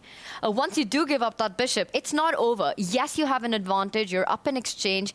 But there are a lot of weaknesses. White still has a light squared bishop. White still has a nice post on that d5 square. The knight's ready to jump in via d3, f3, hopefully land on that e4 point as well. He's looking at another route. He wants e2, g3, h5 check. Checkmate. Checkmate. If the knight gets there, you have 3 moves, though, to defend as black. But, yeah, it's an understandable move. Apparently not a good one. We saw the bar drop, we see the question mark appear, but can Vincent find the punishment? Probably it's just a bit too slow. And the 3 moves that it takes the white knight to activate, black will be trading off some pieces, getting rooks to the open files. Feels like Levon is just miscalculated here, unfortunately. That's crazy. David, can you just pick that knight up and give that check? Because at first I thought it was just, you know what, black will find an escape route, there's got to be a square. But that king has no squares at all. This is game over if this happens. Yeah, unfortunately for Levon, I think it's a pretty easy defense. You bring that light squared bishop up to the h file. Or yeah, you could bring it in and defend that square immediately, or you could reroute it from the h file as well. Yeah, trades are good for black here, simply. And Levon, this is what he tends to do when he's in a bit of trouble, when he knows it. He gets up, he stretches, flexes. I think this is where the kind of psychology is he's trying to make it come into play. And this is where Vincent probably spends a chunk of time before trying to figure out when to take this rook, first of all. It's not running away, but the bishop will get hit soon by the knight en route towards that h5 square we showed. How do you typically approach a trapped piece like this? Because as you say, could go ahead and snap it up right now, but it's not going anywhere. How many times out of 100, what percentage of times are you waiting until the last possible moment to pick up a trapped piece? I think normally you do want to wait quite a long time. It's hard to say out of 100, probably it's a majority. Okay. I would say not a guarantee. You want to snap it up before it runs away or before there's a block, before your opponent is able to whip up any counterplay. But normally you don't want to show your opponent's hand or give your opponent extra options. You kind of leave them tied up as long as possible. Well, I'll tell you guys what. Magnus has given his opponent extra options in that game. Oh, really? It's crazy what's going on, and I think we need to go there right here, right now. It looked like Vachier-Lagrave in big trouble after the opening. Magnus got everything. He got the knight going, he got the queen going, but check in with what has just happened. Vachier-Lagrave right now in a must-win against Magnus, playing with the black pieces. It's a nightmare for white currently. Huge threats, forking threats on the board. Big space advantage on the left side. 2 stunning knights at the center of the board. Vachier-Lagrave putting pressure. This is turned around. Maybe just a quick action replay to show how we got here, because I think Magnus took his foot off the pedal a bit too soon. We left it 6 moves ago, and Magnus here playing a very natural move. But apparently a wrong one, trying to trade off the light squared bishops. That was just blocked very nicely from Vachier, and he's getting excited. He just leaned back there, looking to the skies, and this is where the knight dances began. The knight hit the queen stepped back, the white knight kicked back now, and not just that, but the bishop is kicked back. And yeah, this bishop, I think it just chose the wrong diagonal, chose the wrong avenue, and watch out, Magnus. He tried to do this to Vachier earlier, so the shoe is on the other foot, the royal fork. It's quite interesting, a bit of symmetry to their first game, where on move 9, it was a small inaccuracy from Vachier-Lagrave that gave the opening to Magnus Carlsen. That queen move that we just saw get the question mark, move number 9. Ooh. Whoa. So let's see, though, because we've said it in the past, Magnus Carlsen, he'll never give you more than 1 shot in a game. So let's consider that your shot. Vachier, so far, you found the exclam. Can you keep pressing forward? Again, the midfielders, right? You've got 2 knights there. You're pointing out 1 threat on the board with knight d2 check. There's another one with the other knight. That a pawn doesn't need to stop there. a3 is coming in, attacking the base of that pawn chain that Magnus has. Once that gets destroyed, destroyed. Look at that C pawn. That's going to fall. Then the D pawn comes under pressure. This is looking incredibly tricky. For example, David, if you make a move like queen, stepping back to protect, to defend yourself from the forking idea that you mentioned, just push that pawn, blow open. Check this out. The queen is actually almost trapped in this scenario. Maybe she is just trapped, just dropping off the board, because you can't come back. There's this fork. If you go all the way up to the edge, then the bishop catches you, and the queen is destined to be lost. Oof. So, Tanya, you're right. It's maybe this one was the one Magnus wanted to guard against, but the other one is the bigger issue long term. We still do have to defend, though, against that knight fork. There's 3 ways to do it. Our rook can defend that square, our king can step out of the way, or the queen can drop back. Actually, 4 ways. The bishop can also slide up. And that's not obvious. It's rare to kind of move the bishop around like that so much, offer the bishop up for a knight trade. I think the move he wanted to play as well, the issue is that, as Tanya said, a3 lands. The knights are going to come forward, hit that rook in the process. Yes. That's the move he wants to play, but probably just doesn't appeal to him anymore. I think that's the most natural move in this position, and it's one of the bad ones. Just like that queen fall back, getting the rook to the center of the game with that other knight jumping into play. Vachier is sensing his chances right now. Look at Magnus, his eyes widening. He knows it. I think he's panicking suddenly. Oh, yeah. Look at the head. He's like, how did I get myself into this? Wearing his emotions on his face in this one. You Can't believe see it. a bit of that nervous energy coursing through Javakir's body as he senses, perhaps I have a way back into this. And he's only looking at his own first few rows, Magnus. He's like, wait, that's a weakness that I just can't cover. What have I done? He's mad at himself right now. And the thing is, 4 moves into this game, Magnus Carlsen in driver's seat. He was the one who was pushing. Queens out, knights out, threatening a miniature.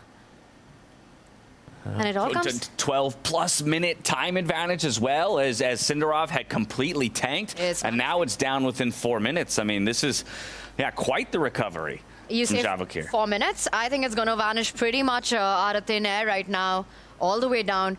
Magnus Carlsen in big trouble.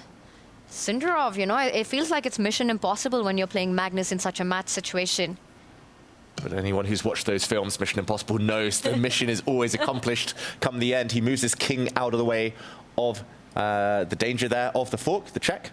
So the knight move would just be replied to with a queen retreat. But how can Vachier continue here? He's got the pressure. He's got the beautiful midfielders. The knight's controlling the middle of the board. But what next? It's also a good move because now a3 kind of falls a little short. You can simply kick out the knight on c4 with b3, and knight takes pawn doesn't come with a threat on either of the 2 pieces. So not choosing the queen, not choosing the rook to defend that d2 square, king g1, that's a good resource. Yeah.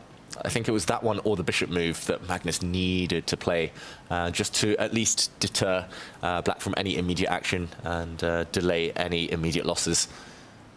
Vachier, what next? If the pawn push doesn't work, then it's probably just about improving some pieces. Pieces that could be improved are maybe this bishop, get out the way for the black king to castle. Maybe the other bishop could consider trading off for its counterpart. Maybe the most natural move is to bring this bishop out. Firstly, to try and trap the white queen, but also to castle. Magnus has many superhuman skills when it comes to chess, and one of them is just how quickly he resets and how quickly he adapts. You saw him on camera. It was like he was cursing himself. He's like, how did I get myself into this? This doesn't work. This doesn't work. What do I do? You could see those seconds where it was all over the screen. You didn't have to look at the board. You look at Magnus and things have gone wrong. But then he just immediately resets. He finds the best defensive resource very quickly, and he's right back at it. You need to punch this guy down, not once, not twice, but every move of the way to get the win. Well, Magnus will have found the best response with the king g1, but Vachier continues plotting the best course forward, following the top line, bringing that bishop out, threatening the trap that you mentioned there, David, and just improving one of his minor pieces. Yeah, and Levon Aronian is threatening checkmate in 1 move on his board. I wonder if we do jump. Yeah, let's go over there. But on our way, let's check back in with the heart rates and the accuracies just one more time. Take a stock of the entire field. as it flies up. Here comes the heart rates. Taking a look at that, maybe Vachier-Lagrave Sindarov highest heart rate alongside Levon Aronian because they feel like perhaps they have ways to get this done here and now against their respective opponents rather. But how about the accuracies? How's everyone doing when it comes not as clean as the first round? You can see there Keymer and Levon definitely locked in a bit of a messier battle. Makes me glad that's the game we're going to in just a moment's time to take a look at how that one's playing out. Yeah, Keymer lower than Levon Aronian now because he has just made a big mistake, and it feels like they're both trying to pull each other down into the mud. Levon's trying to create that deep dark forest that Tanya referenced earlier, and Keymer slipping into it, losing his way a bit. Very quick action replay, just the last two moves. We left it with Levon pushing the pawn. Turns out taking the rook in the corner here and now was the first way to start, because delaying it by one move has allowed Levon to gain a bit of time. This is a big mistake. He now hits the black bishop, which is forced to capture the rook in the corner, and not a retake of that bishop now, not taking it back immediately, but the threat of the mate. If Levon is allowed to deliver, this would be the end of the road for the king. Beautiful kind of cut off. The king has no access to any safe square. This is incredible. I have rarely seen that pattern before, but how to stop it, Tanya, is the question now. What are you talking about? This is exactly the pattern that we were showing when E3 happened. You were like, pick up that knight, David, put it on H5, and you showed us that that's not just a check, it's game over. Now, the worst way that could have happened, I think it's that move B5, that B pawn moving forward, that looks like, wait, what does that create as damage? The problem is that White also has the idea of planting his own bishop to the center of the board, David, hitting that rook, which is trapped in the corner, and this is self-inflicted. How does he stop the checkmate? Well, you said it, right? Bishop F7, a defensive resource we've been talking about for a while in this game. But I wonder if the problem is not just the king's safety, but also the rook at the other flank. Well, but considering the threat that you just mentioned about that rook maybe getting tracked, I like bringing my queen over. E8, defending that same square, but also giving my rook a way out, maybe? Yeah. Makes a lot of sense. That is very clever. I think that's the move he might end up playing Vincent Keymer. And Levon at the right moment will take back this bishop in the corner and say, yes, I'm down the exchange. I'm down a rook for knight, but the rest of my pieces still on the board have great attacking potential, and the black king now very open. Suddenly it's a Levon Aronian type of position. Yeah. King safety. And that's what, right? You keep this bishop on the board, the dark squared bishop, which is about to be lost. And strategically, positionally, Vincent would have been so much in control. I think Levon now senses that he's definitely got counter offense for the material he's about to lose. I like the idea of the queen transfer, James, here, simply because that rook on A8 does need more breathing space. Whoa. Something toppled over in the playing hall. Glasses are breaking. That's the nerves. You can tell nerves are permeating throughout the playing hall there. Players fumbling with glasses. I know, I might have convinced you of my queen move. Funnily enough, the engine still wants to go with your bishop move over my queen move. Both solid moves in the position, but the bishop preferred, funnily enough. Yeah. That makes zero sense. Interesting. I guess black does have one move later to try and save the rook, because white does first need to take the bishop in the corner. So starting with the bishop makes some sense. I guess the black rook in the other corner needs to get into the game at some point. But yeah, it's a tough call. It feels like a coin toss in human terms for Vincent Keymer. He's got to peer far into the future to make any sense of this decision at all. But the time is ticking. When the clocks tick down, it's the side with the safer king who will be finding those easier moves, who will be the favorite. And Levon, despite being 2.5 minutes down, I think he's getting a bit excited now. He thrives in the chaos that we're about to see. And I know this is hot action, but I'm just wondering, David, was there a reason that when that B pawn was pushed, that Levon immediately could not have gone for the rook at the corner of the board? Yeah. Wouldn't that have solved a lot of his problems? He was going for the king instead. Fair enough. Just to backtrack very briefly, bishop to e4, also very possible. Also very decent. This was, according to the computer, roughly the same in terms of evaluation, going for that rook. And very interesting, because Vincent just trapped his opponent's rook in the corner, then he's like, oh, you're welcome to trap mine too. Yeah, it's like a return favor. Don't try it at home, ladies and gentlemen. But yeah, to catch up with the live position, here we are. Checkmate is in the air. Would you call it a big threat? Semi-decent threat. Could Something be worth a lot of money. That is very true. $200,000 on the line in the finals. In the finals, but just booking your ticket to the grand finals means you're guaranteed $120,000 finish with second place.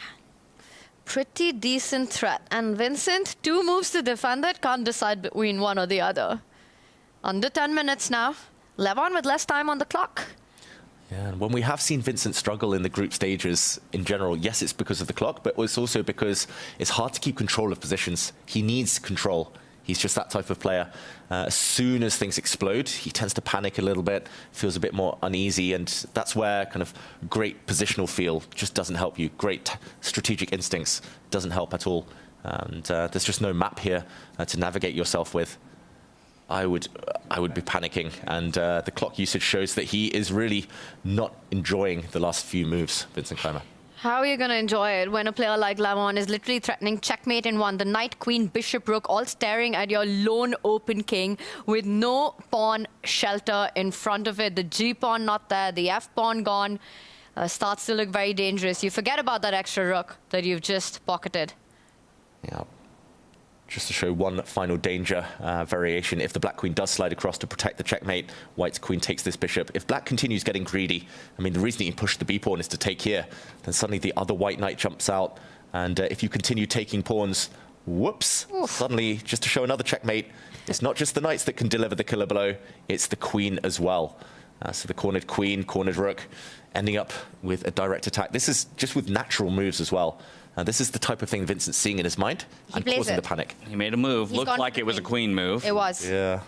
Be careful. Alrighty. I think Lev is going to just bullet out queen takes bishop. Surely. Absolutely should. Because it's not, the next decision isn't easy. Vincent's next move is not obvious.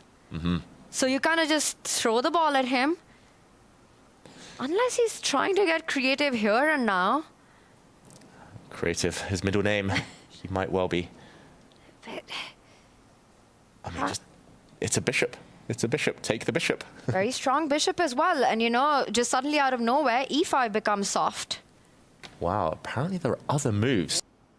No. No. Yeah. Don't even say it. I don't even know what it is, but I don't even want to know. Good luck. Why is Levon thinking, whatever that move is, it's on his radar. That's why he hasn't played it. I'll afford him the time to think if he finds what the engines tell him. I'm going to ask chat to see if they find it. Yeah, see if anybody can throw it out. Okay, chat. He's a full rook down. He is. And he doesn't even want the bishop.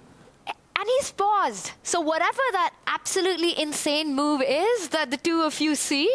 Oh, he goes for the bishop, which is a perfectly reasonable move to make in this situation. It's given the question mark, but I disagree.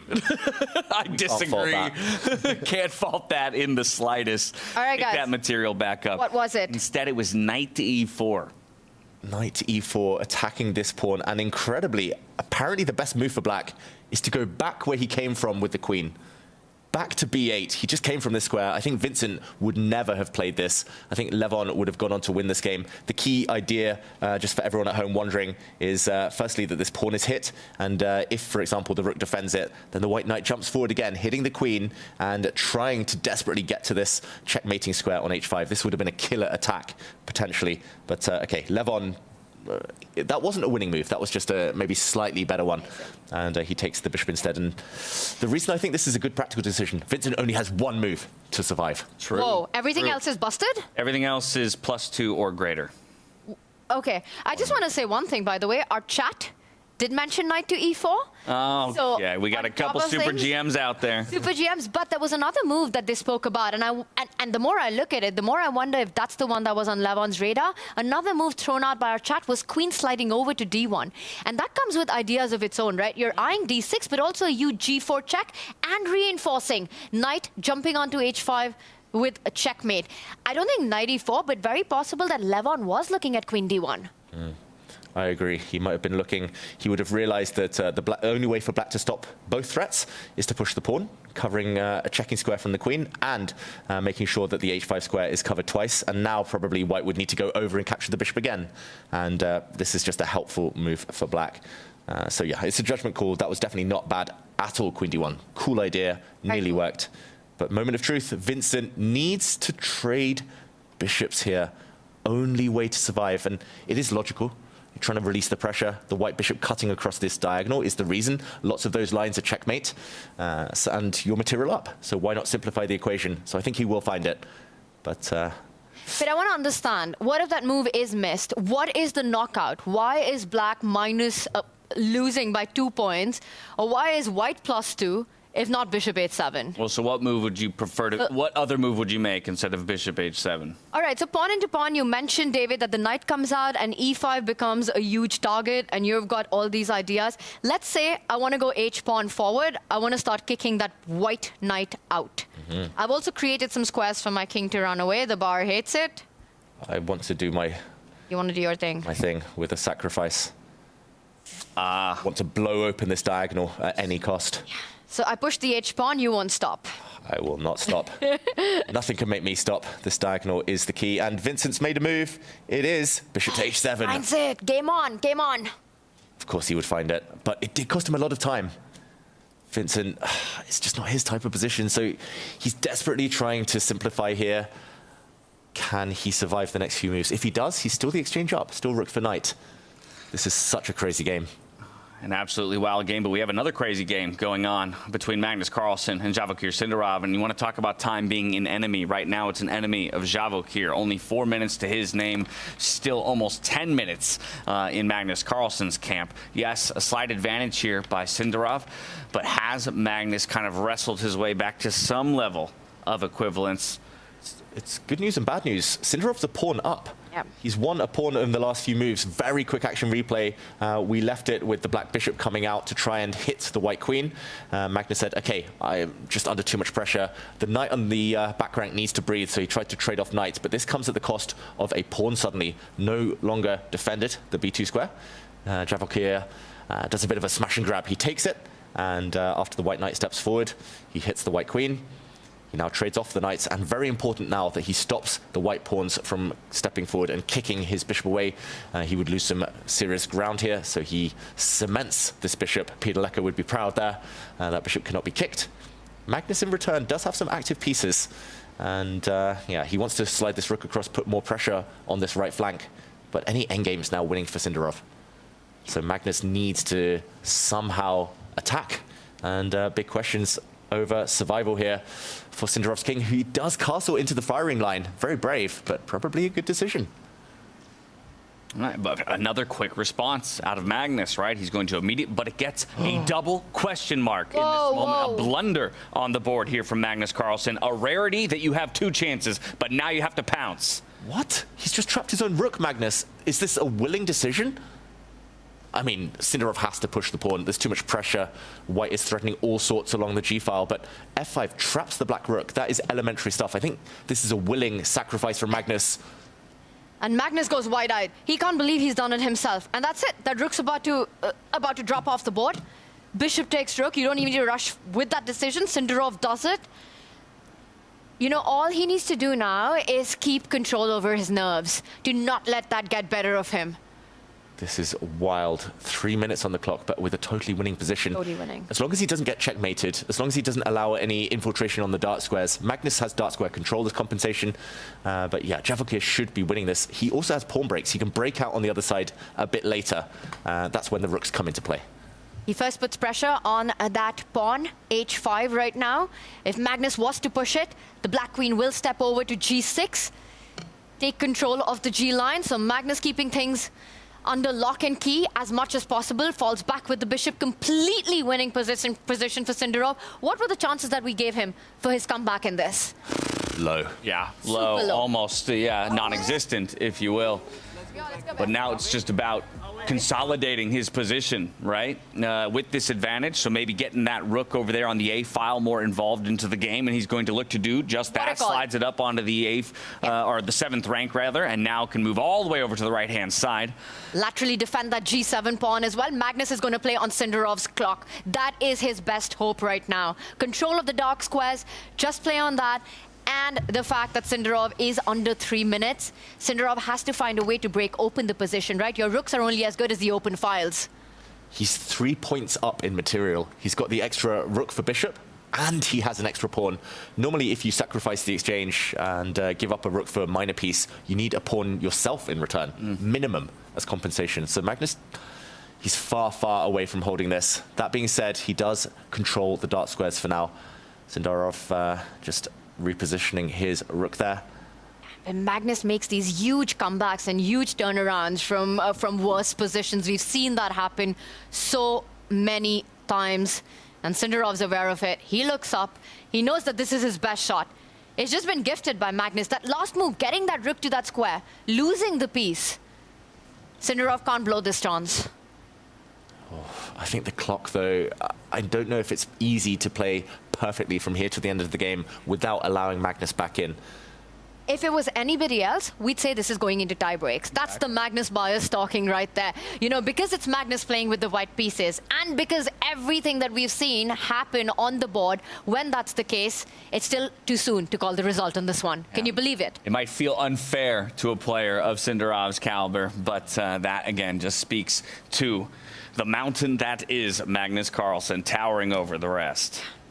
It's funny because this pawn structure, this exact material balance, kind of give or take a pawn. Normally Magnus would have an extra pawn on the queen side, but this arises from a well-known opening in traditional chess, a branch of the Queen's Gambit. And I think Magnus is kind of using pattern recognition to go into something he knows, because he's like, that has a good reputation. Yes, I'm a pawn down compared to that, but long term, I have the dark squares. White's bishop will control so many squares. All of Black's pawns need to advance at some point, but it's going to be difficult to do so. So actually, I do believe Magnus thinks he's got some grip and some hope of saving this. He's definitely not going to just kind of roll over and allow Sindarov to just convert the material advantage. And big question now, does he step forward with his pawn, put them all on light squares, but give away all the dark squares? Or does he allow Magnus to open up the black king? I would be so tempted to offer a queen trade right now. Get that queen on g6, get the queens off the board. Like you said, up material exchange and a pawn. Happy with the trades. I don't believe Magnus will concede. I think he'll just run away with his queen, and the game will go on. Queen g6 could be on the radar, and Sindarov about to make his decision. Not an easy one. The clock keeps ticking. Can Magnus pull a Houdini once again? Tick-tock. Minute 45 here for Sindarov. Goes the clock. Predictions now. We said it was minimal chances. Is it? I think it's over 50% chance for Sindarov to win this game. Yeah. But how much over that? 60, maybe, which is wild considering a 2-point advantage in the evaluation. Exactly. You know, you had 2 wishes at the start of the day today, David. Close match. Close match and Parham getting on the scoreboard. Parham got so close in that last game to making that a reality. Didn't happen, but this one, I think, has a big shot of going into tiebreak, going down the wire. He does bring his rook up. He wants that g6 square for his rook. Big threat. g2 is a huge Achilles heel for Magnus Carlsen. The black bishop is just, I mean, it's the pinnacle of power here. It's just rock solid, defends everything, but also provides some attacking impetus for Vachier to try and turn this around. I think that was a good decision. Yes, he could have planted his queen on the square, but why not go for the rook first? The queen can come later. I love it. A queen would only offer a trade. This would win the game if you get your rook on g6 at the right moment. So Magnus with a decision now. How is he going to take care of that threat? The problem is you could move your queen away, but Vachier can almost pre-move rook g6 right now. The slide of the rook. This is a wild position. According to the computer, Magnus has only maybe a few ways to keep the balance, or at least limit the damage here. And that includes moving the bishop forward, hoping to pin the black rook if it slides across. Apparently moving the white king is another option, but this is already unnatural territory. Magnus has to find some very creative ways to survive. And in the meantime, wow, crazy stuff happening on the other board. Levon Aronian is a whole rook down, but the game might be about to end. Could be dead level and heading its way towards a draw. So we're going to go back over to Levon Aronian and Vincent Keymer, because at half a point apiece, if they do go the way of a draw, we are guaranteed a tiebreak between these two, and we'll go into much faster 5-2 time controls. Wow, this is a wild position. Rook down. That black rook in the corner is the ace up his sleeve. If Vincent can survive the onslaught right now, yes, the bishop could be captured as well. Maybe Levon, if he wants to play for a win, would take that back. He has 2 pawns and a knight for the rook. He does take it. He could have given some nasty checks and maybe repeated the position. That is Levon Aronian playing for a win. that means he doesn't just want a draw. And now Vincent needs to calculate a way to survival. The Black King's still very open here. That check on the last move would have forced a draw. That would be the end of the game, and you take it to tiebreakers, where anyway it feels like you're a favorite. But Levon, he's ambitious about his chances.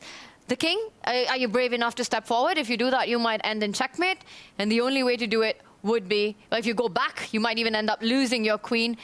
But it might be the only way to play on. King g6, I think, loses on the spot, David, there. Oh, king g6 loses.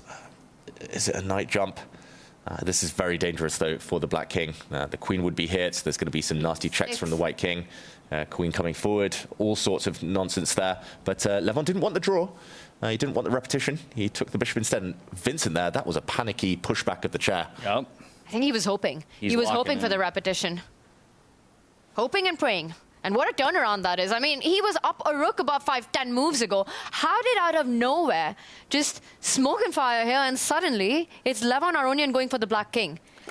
Is it a bit of the bluff? Is it a bit of his bluff and bluster, you know, as a player, where he just plays certain moves with confidence that you go, oh, there must be something here I'm not seeing? Yeah, it's somewhere in the middle. I think Levon knows that he's not taking too much risk because it's actually level material now. But he's also probably aware that Vincent should be able to at least defend this position with some accuracy. Just process of elimination. The Black Queen can't really move. She has to defend her knight. The Black Knight could possibly move. I think that's a key candidate when you're considering the options. Just to kind of slide in front of the king to defend, gain time with the Black Queen. The other alternative to threaten checkmate, bring the Black Rook in. That rook's doing nothing. I think one of the reasons that Levon's gone for this line is also because he knows that knight f6 check is always there. It's a threat, and it's a resource he's going to have. Also, the idea of the queen sliding back with a check on e4, it's just harder to be black in this position than it is to be white because of king's safety. And Vincent down to a minute and a half, he's the one who needs to be careful right now. And that's the thing, right? Levon's play, even if not accurate and engines can fight against it, this is a player with a heartbeat. It's a human. Good luck defending your king. He finds the best move in the position. Vincent does. Be careful, Levon. Checkmate is threatened. Checkmate in 2 moves with a rook check. He needs to give his king some breathing space or just deliver some checks himself before it's too late. Oh, look at the heart rates as well, rising. There he goes. Creates a space for his king to slide to safety if that rook were to come flying down the board. To think, the only reason we're really in a situation where Levon has fighting chances in this game could be because of that B-pawn that decided to come forward and yet has stood there for the remainder of the game, staring at one of his counterparts on the other side of the board. Just that one tempo.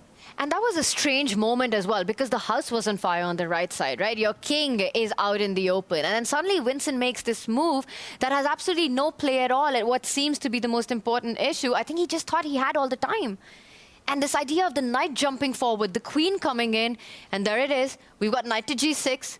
White's queen attacked. Do you give a check? Patsa sees a check. Patsa gives a check.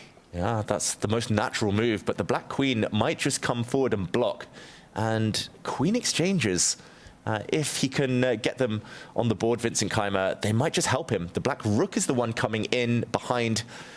With queens off the board, I think the rook is the dominant force. This is tricky. You know, it was very brave of Levon to actually just capture that bishop as he did, instead of just bailing out and taking it into tie breaks. He might want to take that decision back. I think Already? Levon should have bailed out. He is the favorite in those tie breaks after all. Yeah, he should be wanting to go to the tie breaks 100%. It should be Vincent who's trying to avoid him, finds the best move in the position, bringing his queen all the way back to A1, just cornering it, leaving it on that same diagonal so that she can jump back into the center of the board whenever she pleases. And yes, always a threat to the king on the opposite corner. A great attacker, also a great defender of the back rank, but not an easy move to spot, you know, retreats. Piece retreats are the hardest ones. I'm impressed. I was thinking All the like way queen back. e4, keep the knight now pinned to the king or something like that instead, and keep the queen in the center of the board, but wasn't the case. Yeah. I see your eyes darting to the other side of my screen because Vachier, Sindarov, Magnus, Carlsen. Magnus might be working some magic in this position, as he usually does. If we can head back that direction, you'll see what was, again, an advantage already slipping, yes, for Sindarov. The computer now says dead level. Crazy. It's because of the clock. He just didn't leave himself enough time. He panicked. Magnus still has 7 full minutes, and it's almost back to level material. Sindarov is still 2 pawns up, but the Black King is so open at this point that that is probably not the most important factor anymore. If anything, it's Magnus who's asking the questions. Sindarov needs to keep lines closed towards his king. Maybe just a very quick action replay of how he lost the material. He's just found himself trapped here. The queen just unable to find safety, and the threat of checkmate forced Sindarov here to give up a rook for the bishop. And there we saw the question mark appear, and if we catch up, this is turning. Fully turned, I think, already, maybe. How does he do it? Yeah, just every time. How does he do it? How do you beat this guy? It's just a question everyone struggles to answer. You have a 3-point advantage on the board. Your king is safe. You've got everything under control. And it's still almost impossible. And he still finds a way. He still finds a way. It's magic, Carlsen. 25 seconds to work with here for Sindarov. He's going to jump the queen in. And you know, the weirdest part is that he's playing against the world's best. And even they're struggling with a completely winning position to win against him. Yeah, perhaps the player playing the best chess at the end of 2025, other than Magnus Carlsen, is this guy right here, Vachier Sindarov. And with the kind of advantage he had built, even he is struggling against the world #1. Wants to keep the queen on the board, so he does get it out of threat from that rook. But you're running out of pieces, and you're running out of time. Yeah, running out of defensive cover here for the Black King.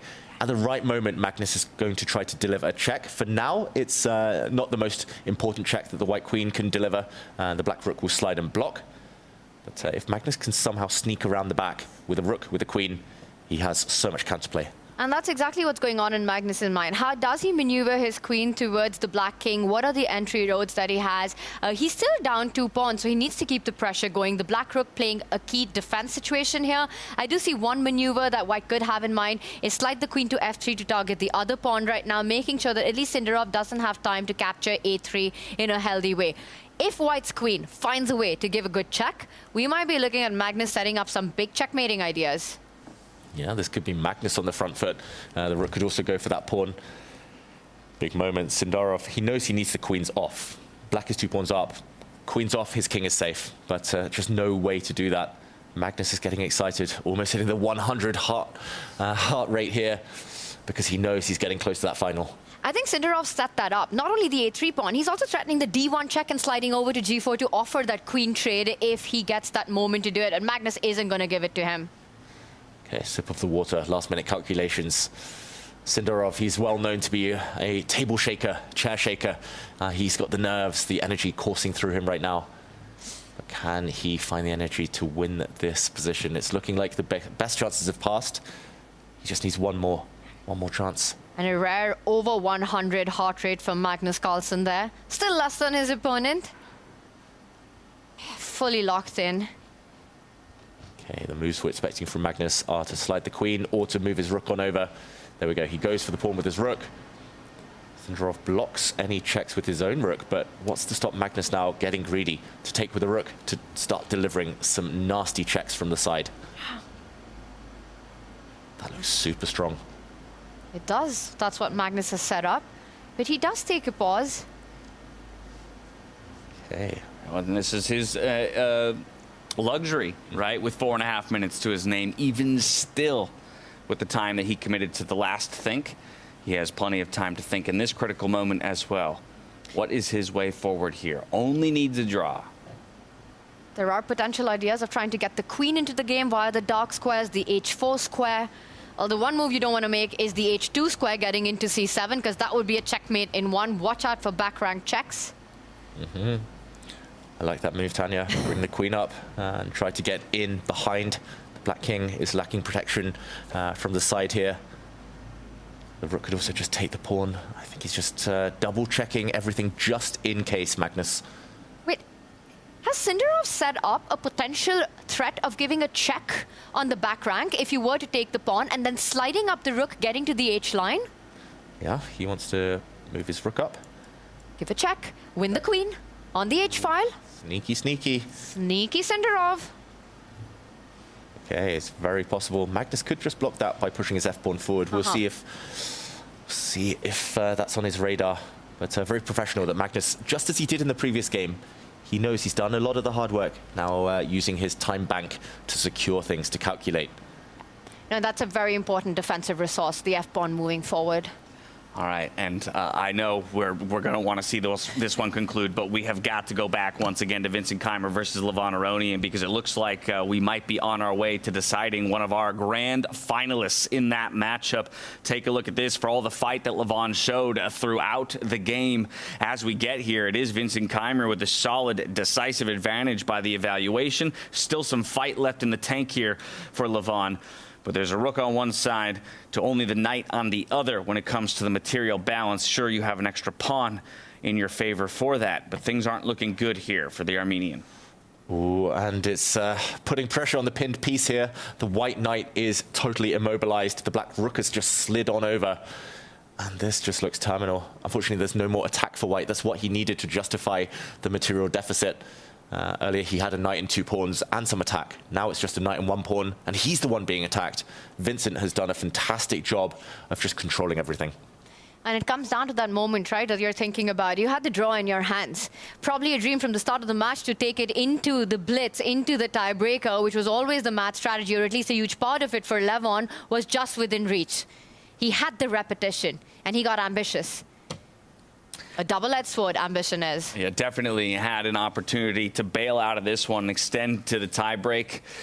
But such is Levon as a person, Levon as a player, looking for the fight, looking to make things interesting. This time it might come back to bite him. But it's only in hindsight that you can look at these things and say that it was the wrong decision. Had it worked out, we'd be saying Levon the Brave. Exactly. And it's our privileged position, you know, from behind the desk to be able to sit here and say all of this while they're the ones toiling away under the spotlight. Exactly. And his call that he made not to repeat the position, maybe 60% of the time it would work out. He would draw or win that. Maybe this is just one of the exceptions where Vincent's just defended so well, so calmly. Not his usual type of position, where it's very, very tactical. But he's found a path, and now moving the knight out the way looks to be the #1 priority. You can choose a bunch of different squares. He moves his king out of the way first, but it's coming. The black knight is going to retreat, and he's going to amplify the pressure on the pinned white knight. That is not running away. White might be forced to trade off queens at some point. Then the rook can maraud around the board. Yeah. Very low time for both players, though. Sorry, Tanya. I think that's been the biggest story, right? Has been the clock. Once the queens are off the board, you're only delaying the inevitable. You're only extending your suffering. That's as good as a handshake, as good as resign. If you are forced to play that move of putting the queen back, blocking the diagonal of the pin, he does give a check, which can be blocked. Offer the queen trade yourself. You could fall back with your queen. You could even step up with your king. I like that, keeping pressure on that knight. Okay, and okay, that was a board slip. The queen came back to the center, and now both queens are doing the pinning. Who's doing the winning, though? And okay, they repeat the position once. No, Vincent this has got to be just to get some time back. There you go. Yeah, Blocks with the rook. Yeah. Great block. This is where ambition pays off. Vincent cannot repeat this. He's up in exchange. He's about to win the game. Levon knows it. You can see Levon is hunting for some last-minute tricks. He needs to somehow defend his knight. It's all about the pin on this diagonal, almost unbreakable. It's just torture here for Levon. He needs to bring his queen back to a really passive square now, whether it's the center first or whether it has to go the whole way back to defend his knight. But this is such a flimsy defensive construction. It surely will not hang together for too much longer. And now you're trying to achieve what you should have done maybe a few turns ago. Make your way to equality and a draw. Gonna be too little too late, though, here. Vincent Keymer, the kind of player who can play this one to a victory. Okay. No, that ship has sailed. I don't think Levon gets a second chance. Yeah, ever so slightly, there's an edge going over to Sindarov once again. It's not quite there, and it looks like there's still a bit of game to be played. Unbelievable. While this one, now, Levon going to slide his king down into the bottom right-hand corner for safety. But that means goodbye to that knight that David's highlighting right there. Yeah, traps and tricks, David. Big trap. If the queen is taking this knight now, if it gets greedy, Vincent looking forward now, then the knight would jump out the way with a check and we'd see a turnaround. Suddenly the black queen would drop off the board. This would be a huge blunder, but Vincent dodges that trap. He's going for the white king. Sindarov is completely winning. How do we make a decision? We need a two-board view. Can we get a two-board view up? I'm going to do my best to see what we can find. For now, we're here. We do have a 4-board. That might serve for now. And if you want to see both boards play at the same time, we can at least go there. We're going to see, take a look, keep your eyes at the top of the screen. Those are the 2 boards that matter when it comes to the fight for our grand final. Oof. That's the top left board, David. Absolute chaos there going on as Vachier-Sindarov's king is in a check. A last move inaccuracy by Magnus. Bizarre mistake as well, like giving a check, improving the opponent's king. Magnus is down to 20 seconds. He's panicking. The queens are going to come off this board, and Magnus Carlsen is going to be down at least a pawn or 2. I think we have to jump to that one. Yeah, that we're diving in to see the remainder of the action on this board. There's Magnus Carlsen with the lead coming into this one, only needed the draw, but Sindarov works his magic after just a couple of openings are provided to him from Magnus Carlsen down the stretch. And completely in control now. He's got more than a minute on the clock. The black rook, the black king doing a fantastic job of locking in Magnus's D pawn, but who's gonna stop that A pawn from moving up the board? Sindarov knows it. Magnus Carlsen now with less time on his clock than Vachier. It's just simple counting here. 2 extra pawns for black, and that is decisive. Remember, Magnus Carlsen won the previous game due to a protected passed A pawn. That pawn marching down the board is going to decide the game again. It decided it for Magnus last time. It's going to decide the game for Sindarov this time. Symmetry. Mistake on move 9 by both players in game 1. The A pawn deciding the game in both players. How poetic. Oh my goodness. Gives a check. Ooh. King will slide over, but Magnus, is he coming back? He picks up the B5 pawn with a check. Now the king has to choose the right square. If it steps forward, then Magnus delivers a double attack and saves the game. He will save it if the black king steps onto the 4th rank. He has to go back right now. And he does. He does. He does. He hits that rook. This is Magnus's opportunity to land the rook behind that A passer, so not easy to start rolling that up the board. Sindarov still has to find a way to break through. He's up 2 pawns, but will it be enough against the greatest endgame player of all times? Black rook is going to slide behind. He has to save his pawn. That is his pride and joy. There we go. Sindarov keeps his A pawn alive. That is the winner. Now, how to get past the white rook? Does the black king slide across? Do you push your pawn first? He's still up material, but it's getting difficult now. He's going to try to push that king away, try to push that rook away even, Sindarov will, and then bring his king up if he's given the opportunity. Magnus Carlsen now with 2 minutes on the clock. Where is his counterplay? He barely has moves, Magnus. The rook has to keep the black king cut off. The pawns can't advance further. Maybe Magnus has to start shuffling with his king towards the center, but no, he pushes forward and things get worse. But he stops that idea. He stops that king moving and hitting his own rook. But Magnus, he's frustrated right now. I think there's multiple winning plans here. The black rook can just snake its way down, just step 1 square further, get the pawn closer to promotion. Magnus's fortress is not going to stand. Then the white king will be forced back. The white rook will be frozen. Eventually, the black king will be allowed to step forward. It's just too many pawns. He'll be 3 pawns up in the near future, and that's too many. And we're going all crazy in our studio. Look at Sindarov's heart rate monitor. He's over 140, and that tells you all you need to know about the nerves that he's feeling so close to that comeback victory. He plays now on the other side of the board. Simply Magnus running out of moves here. He's beaten Magnus once here in South Africa. He's on the verge of beating him twice, and yet he'll need to beat him a 3rd time if he wants to go to the grand finals. Wow, at least a 3rd time, maybe even more. Woo. This he doesn't mess up, I feel, because Sindarov here, Magnus has no counterplay, no tricks to play for. This is technique, and Sindarov's built enough time on the clock. Guys, this is going to tie breaks. Yeah, he's going to find it. He's playing the best chess of his life.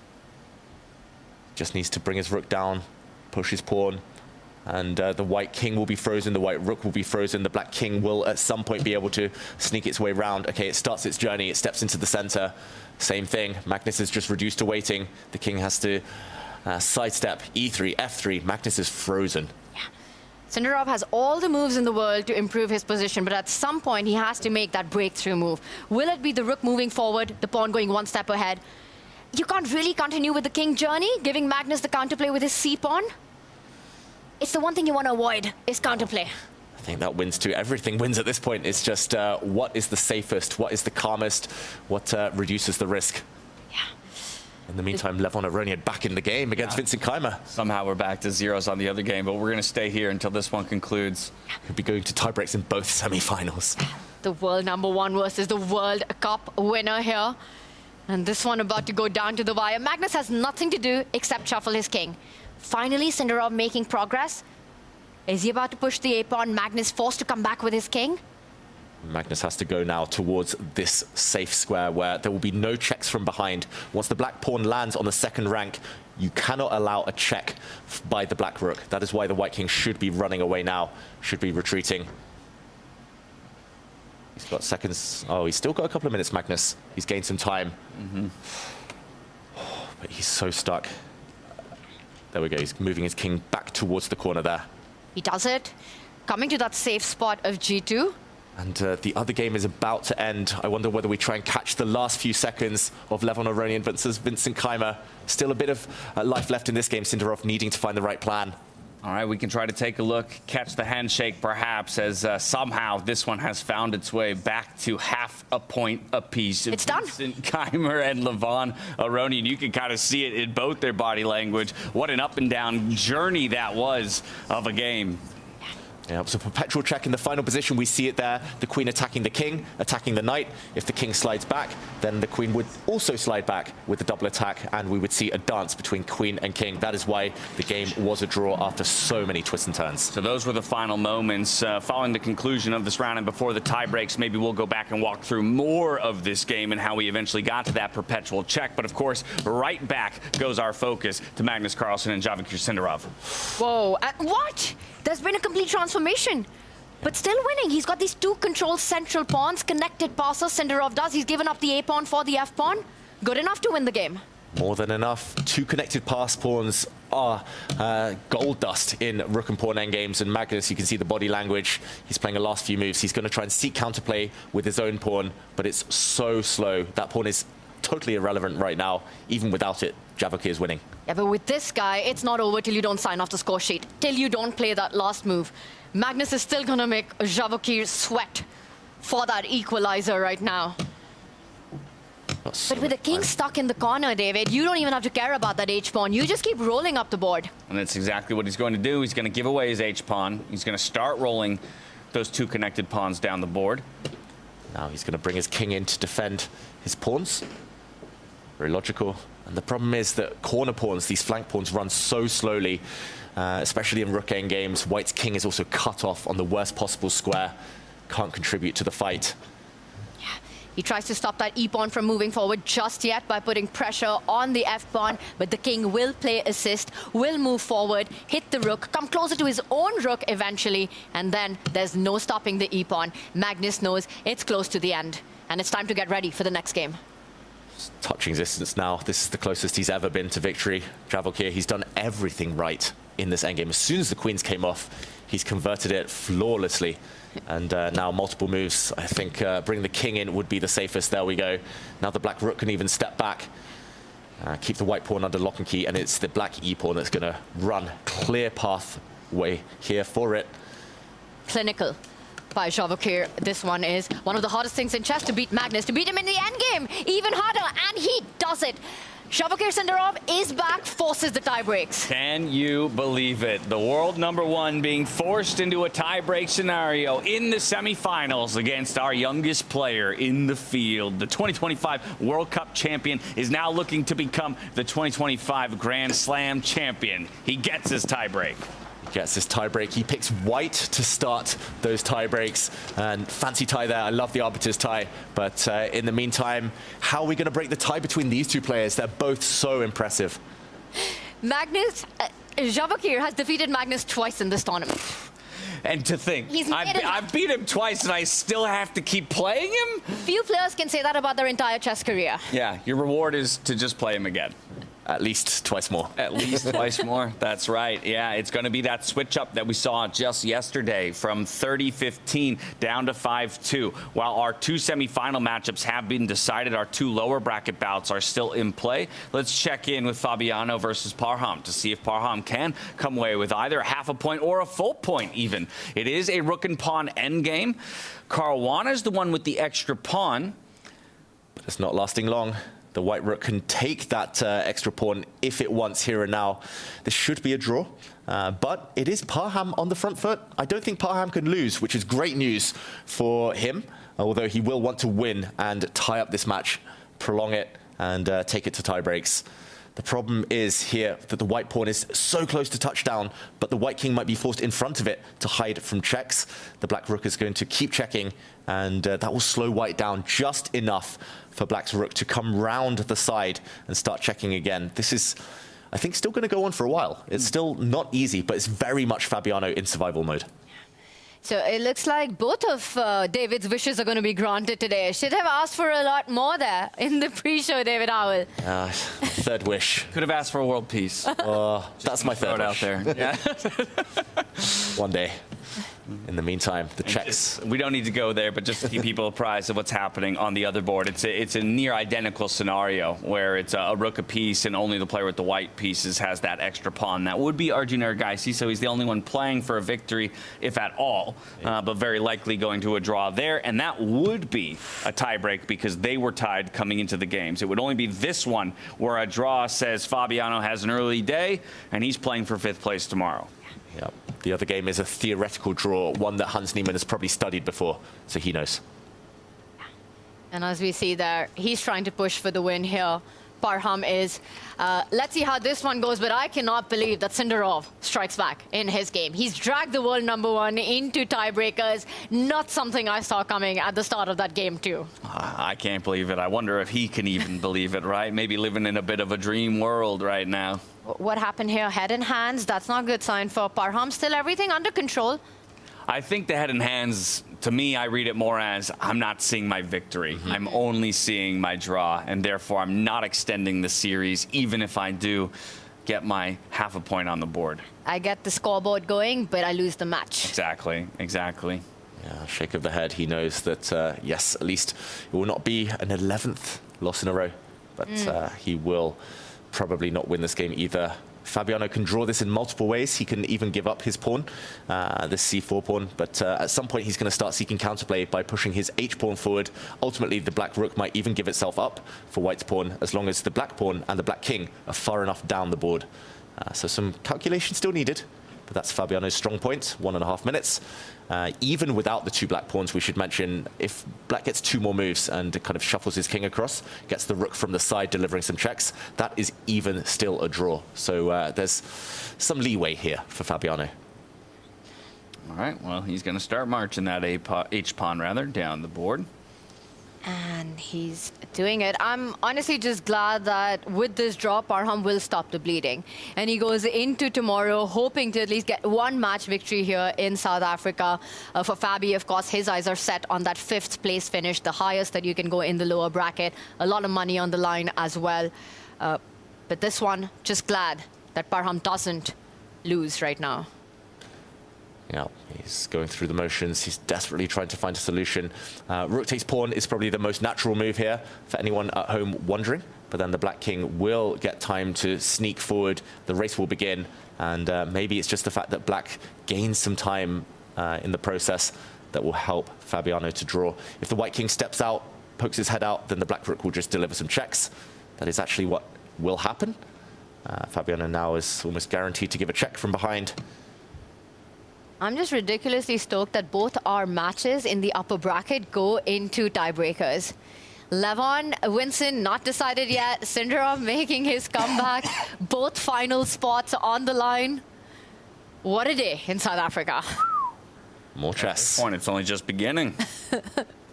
And Fabiano now with a bit of a choice. He can step his king across. He can bring it forward. He can step it just 1 square across. I'm wondering whether he wants to go for a draw he knows, but it is slightly more difficult maybe. That is a theoretical draw even without the black pawns, just to step the black king across and start checking from the side. That is the key, to go the long way around to start checking the white king. Or whether he wants to kind of gamble slightly, but calculate a race where the black king starts marching forward to support the h-pawn's push and to just give up his rook for the white pawn. Is there a right and wrong? Is there only one path to draw here? Everything draws, apparently. But you don't know that when you're playing on the board. Exactly. You feel you need to be precise. He knows it's a draw, Fabiano. He just wants to find the most secure way, the least risky. Parham going through the motions, the pain on his face, the determination. Still impressive to see how much he cares. So many winning positions just slipping out of his hand in those last final few moments throughout the last 3 days that we've seen here. Going for I the think pawn you push. said it, David. During the group stage, he had 3 winning positions. Imagine those turn into 3 wins, and he's one of the challengers alongside Fabiano. That's the same scoreline Fabiano put up in the group stage. Yesterday, first game, Sindarov winning position again. Imagine that. Yeah, imagine. It could have been a Maghsoodloo fighting Magnus for a spot in the final. Oof.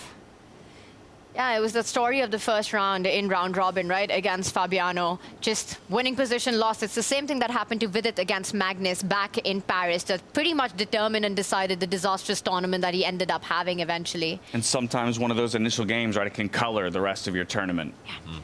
I just want to mention a cool, curious point that all of the matches we see today, they also mirror the first round of the group stage that we had a couple of days ago. All 4 of them? All 4 of them.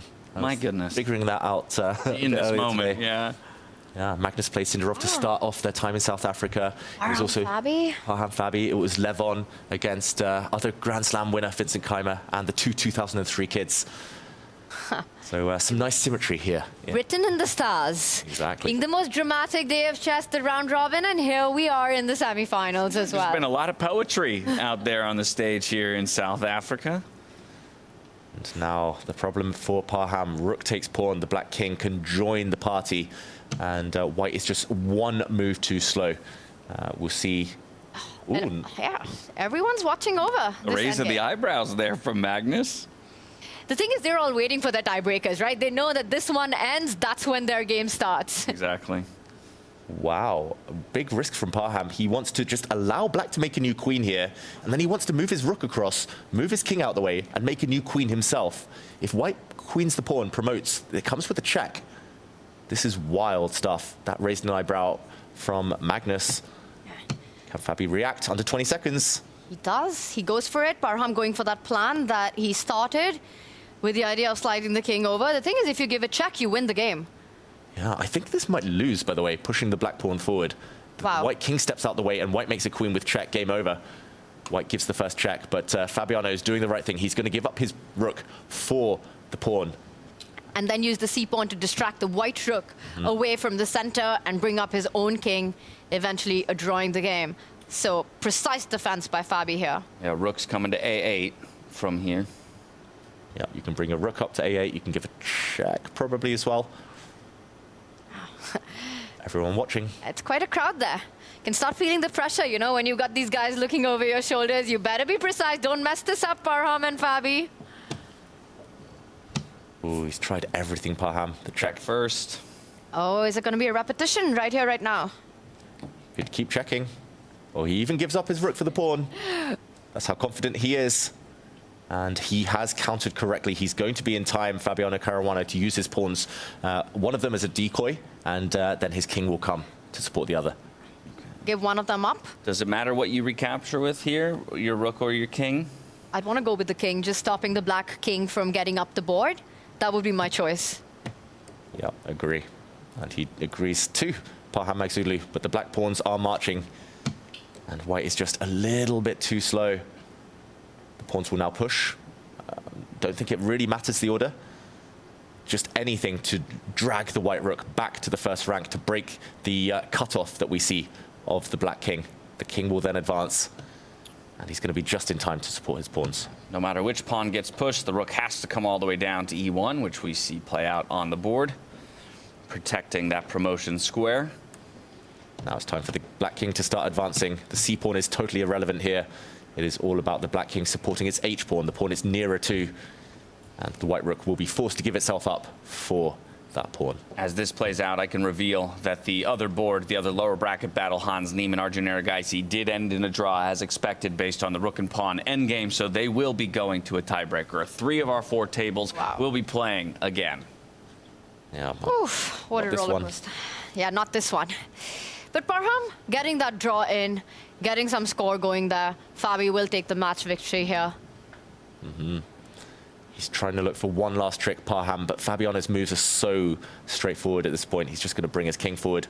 and going to promote his pawn. And we very well could have had 4 tiebreakers because Parham was so close to a draw in the first one. We had him in the confessional, everything under control till it wasn't. Just a blunder and the match out of his hands. Yep.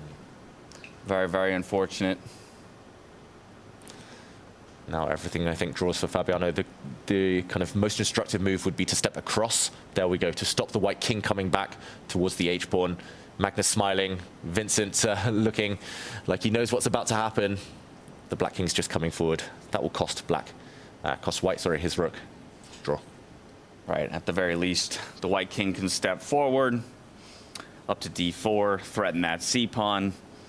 That's a small consolation prize, though. What do you guys think? Magnus, Vincent, they're looking at this board. They know it's about to end in a draw. Do you think they're actually thinking about the action that's coming up, or what's going on in their mind? Where's their mind at right now? Chess players, they love keeping their minds busy. Yeah. Even if they should be resting, rehydrating. I don't think Magnus is thinking of the next game. Maybe there's a bit of it eating away at Vincent's brain, but that might be maybe one of the benefits of playing freestyle chess. Until you know the position, there's not too much thinking that can be done. Completely agree. I think in standard chess, that's exactly what's going on in their head. What's going to be their opening approach? But right now, you can't have one. We're about to see a draw. Parham is actually having to scramble for the draw here just before the black king is able to come forward. But, okay, Fabiano forces it. We're going to see king versus king to end this game. It's going to be a handshake. Parham Maghsoodloo gets on the scoreboard, but not enough to save this match. Yeah, a small consolation prize for him as he falls down to Fabiano Caruana in this lower bracket battle. Fabi, he'll be in that 5th place matchup tomorrow. Parham Maghsoodloo will be playing for 7th. As the players sit down to analyze, we've still got so much chess coming on. This one ends match victory to Fabi with 3 big tiebreakers, including for the 2 spots into the finals. Yeah, massive, massive tiebreakers. Grand final spots is still very much on the line. $200,000 to boot, 5+2. We speak about momentum. Magnus had it on his side yesterday when he won the comeback game. Will Sindarov have it? What a day of chess this has been. With the position draw, the players took their seats, and the pressure and all eyes were on Vachier-Lagrave Sindarov, up against the world #1 and down a full point after given just a couple of openings within the game. He did take what was a sizable advantage, but akin to what Magnus seems always capable to do, he would bring it back to nearly within even until the young Uzbek had something to say about it down the stretch. All eyes were on him, but little hope was on him. I think it's one of the big achievements in chess if you can make this comeback victory. And it looked like within reach, then not, and then he did it finally. That goes into tiebreakers in this one. Vincent Keymer, Levon Aronian, an absolute roller coaster of a game, David. Yeah, crazy tactical melee on one board. From Sindarov, it was just taking the material, clinging on and converting.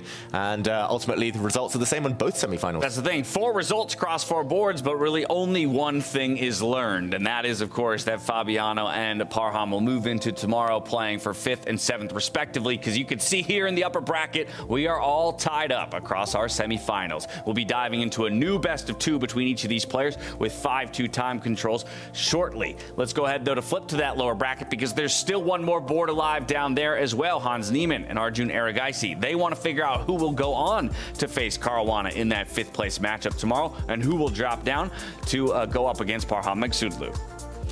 Yeah, we didn't see that that match too much, but it was Arjun with the pressure, trying to edge his way past Hans Niemann, but great defense from the American.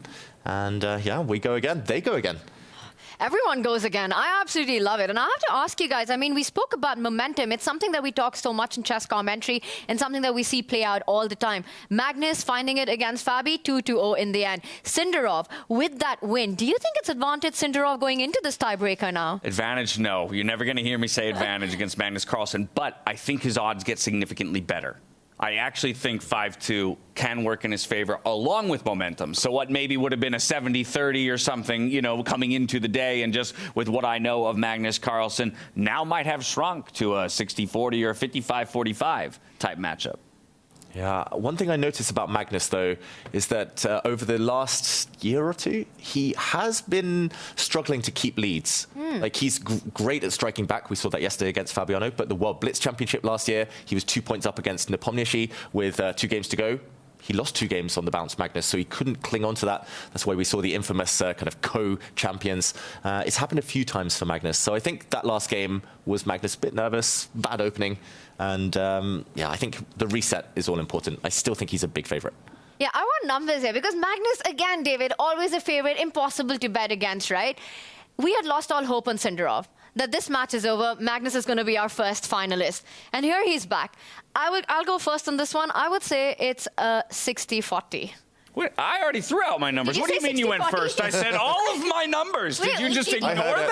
I heard it. Yeah, we've got video evidence, I'll tell you that much. Good thing all the cameras are rolling. When in doubt. I said what would have previously been a 70-30 in favor of Magnus. With the 5-2, I bring it to a 60-40. So actually, you and I are in perfect alignment. David, would you agree or do you disagree? Hot take. It's 60-40. Whoa! Whoa! That's the first time I've heard that today. Me too. I just came out with it. What can I say? What a great number to throw out. All right, fair, guys. Sorry about that. But let's also talk about the Vincent 11 matchup. This one. Like two draws, but absolutely insane stuff on the board. You know, not all draws are made equal, and these are the kind that we love to watch. Yeah, but I'm going to give an edge to Levon here. Yeah, I'm going to go 70-30. I heard that.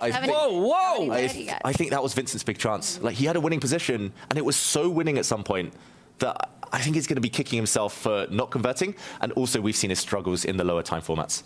The delta between Levon and Vincent is greater than the delta between Magnus and Vachier? I think maybe I'm being too optimistic on Levon's part, but I don't know, I've just seen it so many times. Levon, he knocked out Magnus, he knocked out Hikaru in the Blitz in Vegas. He's got a great track record in the tie breaks, beat Hans yesterday. Vincent's always struggled in the quicker time formats. Help me out, this is not 70-30, is it? You know, I'm going to throw a number that's never been heard before. You know which one that is. I think it's a 60-40 for Levon taking this. But you know what? When I look at the way this whole Grand Slam's played out, Magnus has 2 titles. He's won the tour. Vincent Keymer, Weissenhaus champion. Levon Aronian, Vegas champion. There's one guy in the mix who hasn't won anything but has been so impressive. So I'd love to see Sindarov have that deep run and go all the way. Yeah, I honestly was only going to give it a 55-45 in favor of Levon. Again, you know, that's it's still a solid vote of confidence, but I wasn't going as far as 70-30. All the stats talk, guys. It's hurting my brain. My goodness. Well, as you can see, we're very much enjoying our time here in South Africa and watching these players duke it out over the board, but we're not the only one. We have a public viewing party taking place back in Cape Town, and so we've got a little bit of a highlight of what it's been like to be watching the games underneath the glorious sun here in South Africa. Take a look. Away! Welcome to the V&A Waterfront, where myself, Katua, Adrian, and V Dates are hosting some of the action. It's the live stream happening right here. It's beautiful. People are in here to see all the action happening. I'm here to give my chess tips to all the people who are here. The chess enthusiasm of the people in Cape Town is amazing. I didn't expect that. And now we're going back to the commentary, right? Yeah, enough about us. Let's go Let's go back. Away? Away. Away. Away.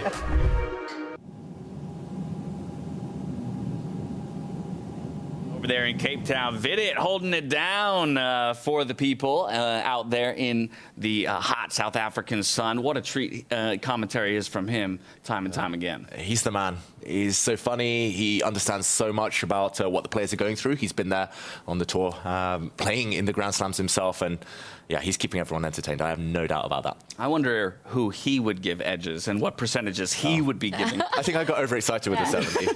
I retract. 60-40. Stick to your guns, man. Don't let us bully you into submission. Yeah, but that is a hot take. I mean, Vincent versus Levon, 70-30. Very interesting stuff, but who knows, you know? We'll find out. But I completely agree with it.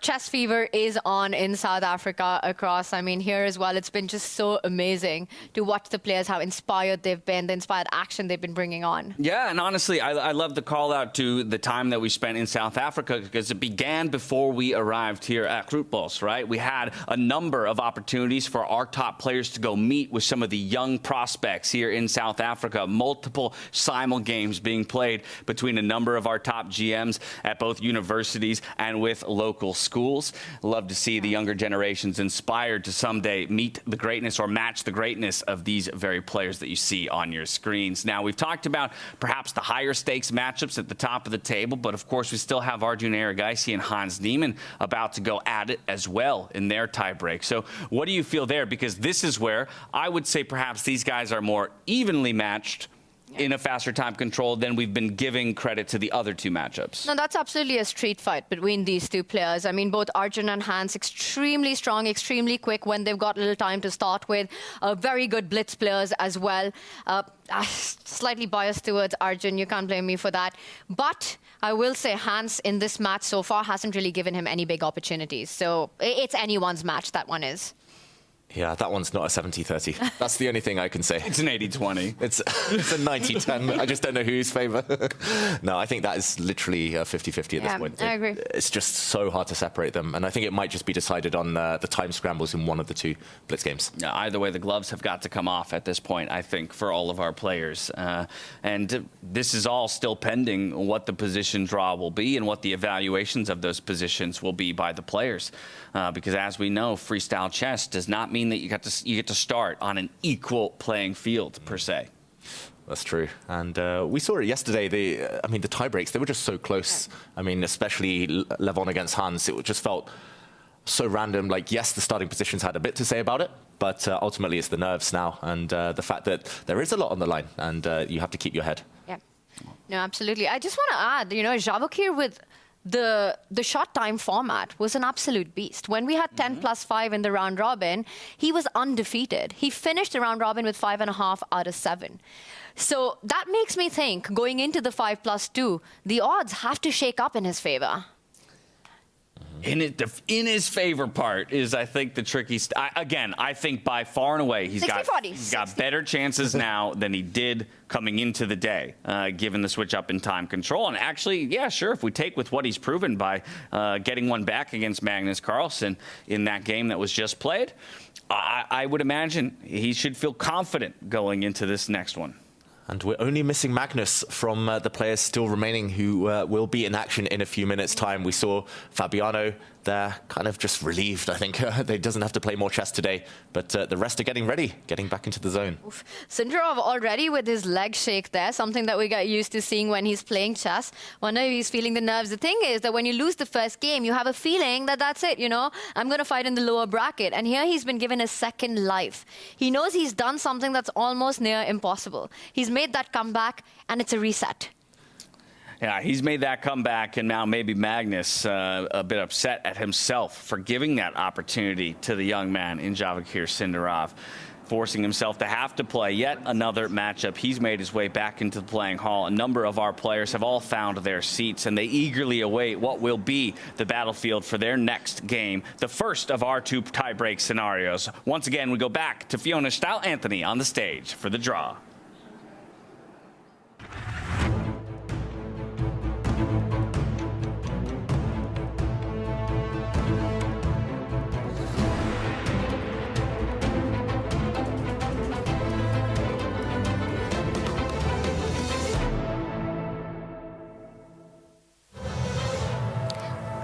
Welcome back. Both our semifinals are heading into playoff after Sindarov struck back in Game 2, as well as Erigaisi against Niemann. They will play 2 games of 5+2. We're about to draw the position.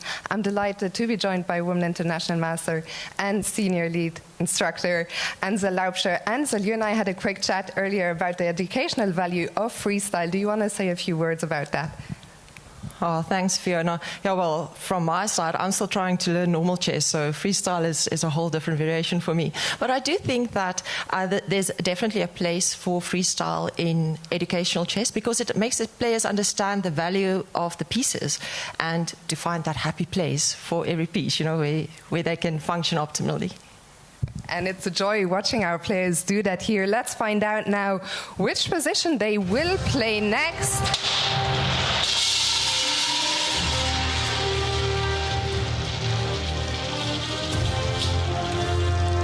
So it's gonna be position number 182. 182. The players only have 5 minutes to prepare this time round. So players, best of luck, and for everyone watching at home, have fun.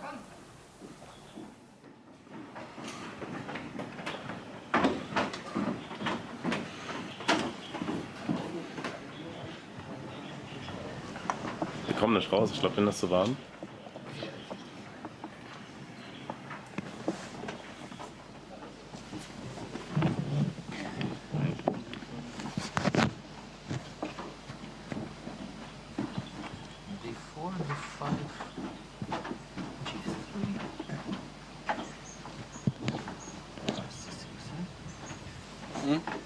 Maybe G3. But to G3, I think they will play something like C5 or E5. But I actually like D4. Why you don't? Yeah, D4. Try to push. G6. I mean G6, C3. D5. Ah, D5 is like bishop E5 is coming. So we have to go G4. Yeah, maybe. You don't like? And knight B6, and like, it'll be risky. Knight B6, bishop F4. Huh? Knight B6, bishop F4. But knight B6, yeah? Yeah. Maybe after G6 we could go knight B3. Yeah, knight B3, yeah. Idea to play G3, E4 fast. D5? G3. G3. Knight B6, I think. This is good. Bishop C4, yeah? No, bishop C4, knight C6. And so knight C3, bishop F5, or what, E4? Well, why we cannot play E4? I mean, take with the 2 bishop G2. I think it's very good position. So okay, D4. G6, knight B3. So yeah. Okay.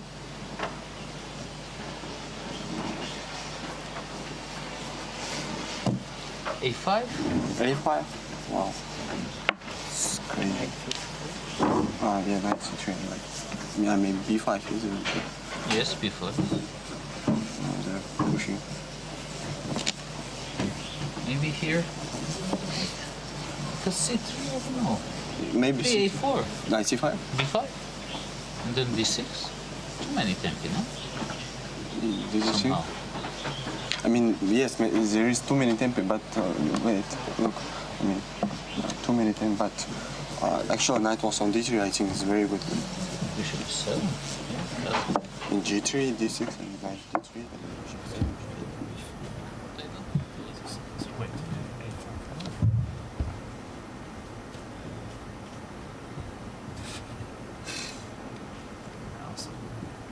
Yeah, okay. Wait. So, gentlemen, we will start in 2 minutes. I mean, this D4 looks wrong, no? D4,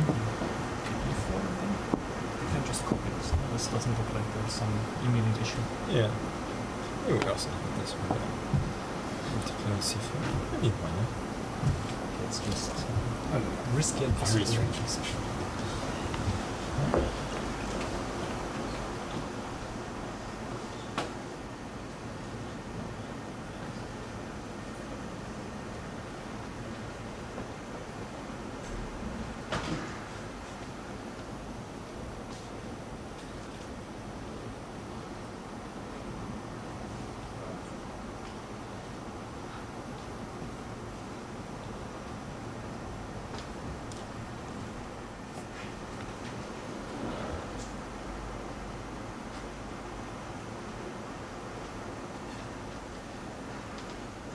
So it's 1 minute to the start of the game.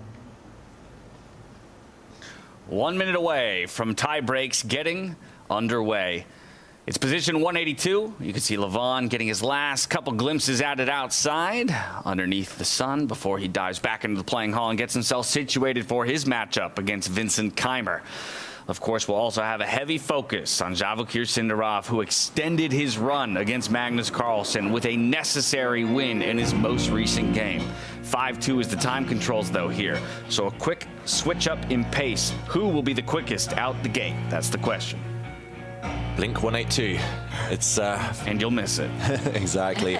Interesting position here to start off with. The players didn't have so much time to analyze. I think we're going to see some crazy openings. It feels always with queens in the corner, knights in the corner, as if things get imbalanced quickly. Wow. They need to readjust themselves to this faster time control, 5+2, and I think that is a big challenge. I'd almost say you got to forget all the small things and then just focus on the job at hand. I'm giving you an applause for that one. Wonderfully done, beautifully crafted. Away we go. We've got both of our semifinal boards up on your screen, so we don't miss too much of the action early on between these top dogs. And Levon Aronian, or as early as move 2, has made a small mistake apparently, but nothing to write home about. Vincent Keymer, it looks like he wants to fianchetto some pieces. Magnus arrives late, as per usual, forfeiting some time on the clock. 30 seconds gone. Yeah, late in this scenario. That could come back to bite you.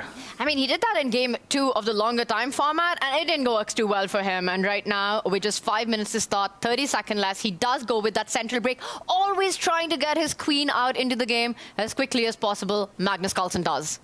Big moment for Sindarov, especially on the left board in front of you. Does he capture, allow Magnus's queen out, or does he bypass the pawn? Does he say, I'm going to lock the center, gain some space, push forward? I think that would show a lot of ambition. That's the most ambitious move from Sindarov. So we'll learn about his mindset here and now. The other board, I think, might become a bit more symmetrical, at least for a few more moves. But Levon Aronian will be trying to crack open the center in the near future. But would you believe it? For the 30 seconds that Magnus Carlsen sacrificed by coming to the board late, Vachier's already given that back to him with this think, rapidly approaching the 4-minute mark early on here in this tiebreak scenario, only 2 moves in. I would believe it because, you know, the thing is that 3 moves, the third move is going to decide and dictate the nature of the position for the rest of it. Do you keep things closed? Do you open up? He says, I'll go with the former. He gains more space in the center, but giving a free hand to Magnus on that right flank. Will he push the F-pawn eventually up the board as well?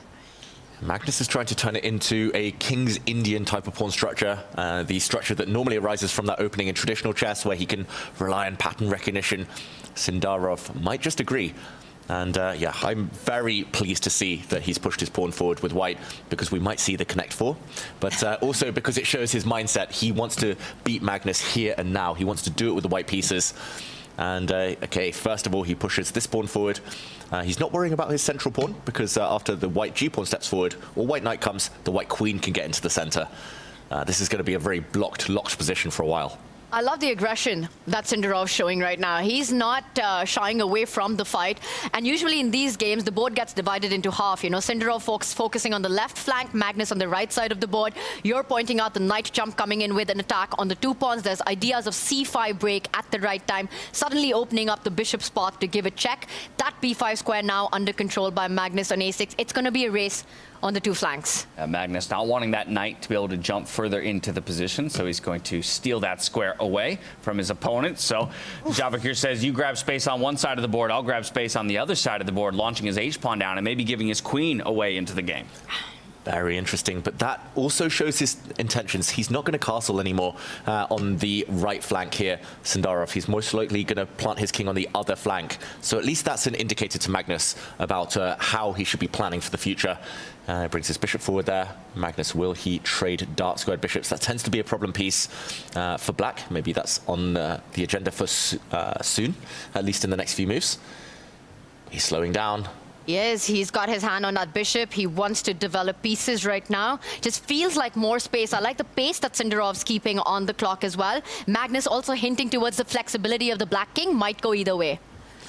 Yeah, the king could go to the left. There's also a very typical idea in these types of structures. Black is a bit cramped, so trading off is the key. The more trades we see, the more he can breathe a sigh of relief, Magnus Carlsen. Very tense position here. But Sindarov, just as he's been all day, behind on the clock again. It's fascinating to me how willing all of these players are to leave so many pieces on the board in a 5-minute game of chess. I feel like they'd be willingly trading things off, say, let's make this simple for ourselves, and yet the complexity only continues to build. You have to keep the tension when you're at this level. Whoever blinks first is the one on the back foot usually, and both these players doing just that. Sindarov now, but he has to make a move faster because the big decisions lie ahead in the game. This is not the critical moment. And we Get know the bishop out. Push that h-pawn. But make a move, Sindarov. He's got to make a move. He's got to make a move, and quickly here already, more than a minute off of his clock as compared to his opponent. As we know, in this position, you blink 182 and you miss it, and we've missed quite a bit of the other board. So how about we hop over there real quick just to check in on that semifinal. Levon, Aronian, Vincent, Keymer, how's that one developed? I see a question mark given the most recent move, but equivalence on the bar, still every piece on the board. Yeah. Big moment. Levon Aronian has pushed forward. With space comes responsibility. He backs up his pawn there. Maybe an opportunity to try and bring the knight forward. There's a big hole in black's camp on the dart squares. Again, it's a bit like Swiss cheese. You put your pawns on light squares, the dart squares become weak. I think this is a great start to the game for Levon if he can keep the momentum. But Vincent's trying to save things by getting the queens off the board. And there we go. Breaks in the center. He's trying to fight for that space right back. He wants that knight to occupy that spot if the trades are accepted. I like this active approach by Vincent. He also keeps it level on the clock. We've spoken about his time management on your player cards as one of his weakest points. Levon trying to find ways he can make use of that, but so far Vincent doing a great job. Unfortunately, did have to concede control of the H-file with that queen trade. So that could be a resource for Levon later on in the game. And in the meantime, Levon has to decide what to do, whether to keep the tension or whether to trade off. Probably safer to trade off this pawn. The downside is his knight cannot sneak forward anymore because the black bishop has suddenly come to life. That was such a good moment for Vincent to strike in the center. Levon playing on the flanks, you play down the center of the park. So this game looking much more stable and more balanced than the other board, at least for now. All right, with stability here, back we go. Over to Magnus Carlsen. Vachier will likely follow this one to its conclusion, as it is such a marquee matchup. Vachier looking to do the unthinkable over Magnus Carlsen and get a win here in game one of the tiebreak and set himself up for success. He jumps in with his knight, looking for the trade. The clock. 1 minute versus 3. This is brinksmanship at its best. And Magnus has traded off pieces. Magnus is about to get the dart square bishops off the board as well. First, you've got to stop the white queen from swooping in on the diagonal. You've got to block that line, probably with a pawn. But Magnus has got a fantastic position now, suddenly. I love that last move by Sindarov, hinting at that queen a7 jump, hitting the black rook at the other flank right now. Magnus needs to take a pause, play that pawn move if he finds it. He doesn't. He does go immediately for the bishop trade on the other side, giving white the opportunity to come flying away with that queen. Will he do it? He falls back with the knight first. Magnus would have castled his king to protect his rooks, connect his rooks, if the white queen had jumped in. So not yet, but now Magnus has a very good bishop against a very bad bishop. No space issues, and he is the one who holds the key to the center. He can break or close it, depending on what he wants. Magnus is in charge. And he might increase the tension eventually by pushing the G pawn as well, with the rook nicely lined up against the white queen. Watch out for those pawn breaks if you're Vachier Sindarov. But right now, first of all, foremost, watch your clock. Needs to speed up. I love your idea there, Tanya. Connect 4 across the board. Magnus is going to hold that one up his sleeve for a bit later. But first, there's a bit of a dance. Who's going to go which side here with their king? The white king's probably going to the left once the black bishop's being kicked away. I think Magnus is trying to prepare for that inevitability. Slowing down now. Very complicated stuff here. With all the pawns still on the board, no open lines. It's already a game for all 2 results. This one is. Yeah, you mentioned the pace slowing down, but it's Magnus who's choosing to slow down the pace, right? And it's so indicative of him feeling like these are the critical moments in the game for him to come away with a victory. Exactly. He thinks when he wants. He kind of speeds things up when he wants. At the moment, it's Vachier pretty much just reacting. And this is very interesting. I thought he would wait a few more moves, but he feels he's ready to open up those lines before white can fully coordinate the pieces and get them off the back rank. But even if you have to react, you need more time on the clock. He's now under the 40-second mark, and big questions. There's so much tension in the center. A trade-off between the F and the E pawn, between the G and the H pawn as well. And Vachier with the first inaccuracy on the board. Will it be the first or will it be the last inaccuracy? Vachier struggling with 30 seconds on his clock. He takes with the knight. He has one strong piece, but suddenly the black queen is so strong on the diagonal. Suddenly Magnus is also up 1 pawn, and this is what he wanted. The white queen swoops all the way in. behind enemy lines. Is that effective, or is that just a shot in the dark attacking the rook? It's a big threat. You move that rook, you lose the pawn in front of it. Magnus will have to find a way. I don't think you want to go castling on the other side after all the trades that have happened. Magnus is going to do vintage Magnus stuff. He just places his king in the center, steps it one step forward, connects the two rooks, up a pawn, G2 attack. Happy Magnus. Very happy Magnus. He kind of, there's some things he enjoys. He enjoys walking into discovered checks. He enjoys queen sacrifices, all the counterintuitive things in chess. And one of those is not castling your king. So Magnus, without a doubt, is going to play this move, surely. But now both players under that 1 minute mark, and that's when mistakes start happening. It's never the first. It's always the one who makes that last mistake that counts. I'm expecting a lot of bar swings in this one. Guaranteed to see some mistakes. Nobody can play perfect under these time controls and these conditions and in the format of freestyle chess, but that's what makes it exciting. Magnus Carlsen evaluating the position, spending a fair amount of his bank, reminding everybody at home you only get 2 seconds per move, and now he's the one in a deficit to Sindarov.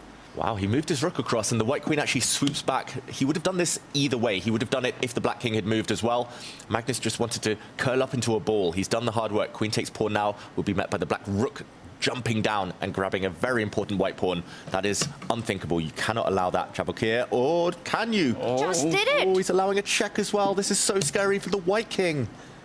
Brave and gutsy, and this is forcing the bishop to retreat. That's the only move. Did he miss this check coming in? He reacted on the camera, Vachier. You saw him wince. He was grimacing there. He now knows that rook takes pawn, threatens checkmate. Oof. Queen takes bishop is the threat. This is over in one move. Vachier just simply missed Magnus's queen coming in with the power play against the white king.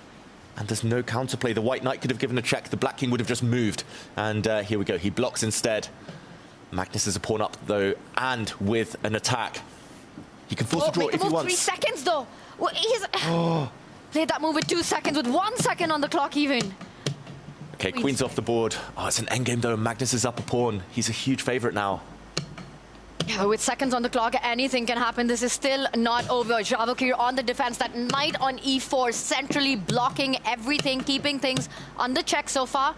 Trade denied. Yeah, the knight is more important than the bishop here, so the knight has to keep itself on the board. Vachier blocks black's extra pawn. The king is coming, though. Magnus is so good at using kings actively. He breaks the blockade. The white rook has to run away. Now the pawn advances. The fortress cracks here. Vachier looking for play on the other side. He's not going to find it. Magnus even sacrificing a pawn. Can you accept it? You can't. That would open up the line. Now blocked. This is dominance, though. White's bishop is so bad. All of its own pawns are on light squares. Therefore, the white bishop is just a terrible piece. And Magnus is jumping in. He's winning another pawn. He's coming in with all his pieces. Look at the speed with which the two are playing. Oh, so speedy, but unfortunately for Sindarov, it's just not going to be enough. The black pawn is too strong on the edge of the board. He's going to paralyze his whole army. Basically playing on increment, on the bonus time of 2 seconds, these two players are. Magnus moves his bishop in, the knight goes back. Oh, Sindarov just runs out of time, though. Wow, down to a bullet chess scenario and echoes of the initial rounds between these two players. Magnus Carlsen will get the first game in the tiebreaker, put himself back up a point above Vachier Sindarov, heading into round number 2. Over to our other semifinal, where they're also locked in a bullet game at this point. The bar has been swinging wildly in this one. Vincent Keymer, he was winning, but he's just blundered. He's blundered his extra piece. He had an extra bishop. He was totally winning. He's lost it. Look at the reaction. He's down now 2 pawns. Levon is winning. In one move, from winning to lost. And that's how it went. And you could see it on him. And now he's down 2 pawns. Levon about to queen. He knows it. Look at him. He's locked in. About to lose a 3rd pawn. Panic. The panic. He was so winning. Extra bishop. Lost in 1 move. No compensation. Vincent is so mad at himself. He's just using this time to calm himself down right now. There's nothing he can do. The black king is offside. The white king is advancing. The e-pawn will start moving forward now. He almost touched 160 on that heart rate monitor, Vincent Keymer did. That's how it goes when you blunder, when you know that you're losing. He barely made that move with 1 second left. Gives a check. The white king is moving on over. You're going to lose all the pawns in the position, but 1 is enough. It's that A-pawn that will decide the game for Levon Aronian. There we go. It's Annie, the A-pawn, going to win this game. It's going to cost black his rook. And handshake. Levon strikes. Wow, what a turnaround. Honestly, I feel like he's taking it well. You can see the smile on his face as he looks to the heavens, grabs his jacket. He'll have to have to get on control of his wits, get his wits about him, if you will, going into our second round of the tiebreak. 2 decisive victories, and it's both of the old guard, it's both of the veterans, Levon, Aronian, and Magnus Carlsen, who get the wins. In this clash of generations, it is going to be Vincent, Keymer, and Vachier-Lagrave one more time. He's done it in the longer time format. Can he make a comeback in this tiebreaker? One thing's for sure, we saw the bar swings, we saw the evaluations go crazy, we saw the blunders happen. There are always opportunities in this format. Yeah, it feels like there's one wild semi-final. This one where the eval bar is swinging up and down and left and right, and the other one, it's all been about the black pieces. Magnus winning twice with black, Sindarov winning black again. Can he do it one last time? Yeah, reliving this tiebreak, this initial tiebreak, if you will. It was Vincent, Keymer, and Magnus Carlsen who sat together to analyze. One of them would come away with the victory, the other one would not, as it was a flurry of pieces and a wild evaluation bar on this semifinal in particular between Levon, Aronian and Vincent, Keymer. And that one, this one, could have been a completely different story. Vincent Keymer with an extra piece in an endgame, completely winning, and all it took was a one-move blunder to mess up everything that he had created over the last 50 moves, and that was it. And Magnus Carlsen with his win, forcing Sindarov now back against the wall. Can Sindarov do it 2 times in a row today? All right, so let's take a look at how our bracket has panned out so far. It's a 2-1 lead here for Magnus Carlsen over Sindarov, and a 2-1 lead for Aronian over Vincent, Keymer. We didn't get a look at it, but Arjun Erigaisi would undo Hans Niemann in their matchup to get a lead as well, 2-1 fashion. One more game to go to see if we're going to go to Armageddon in any of these 3.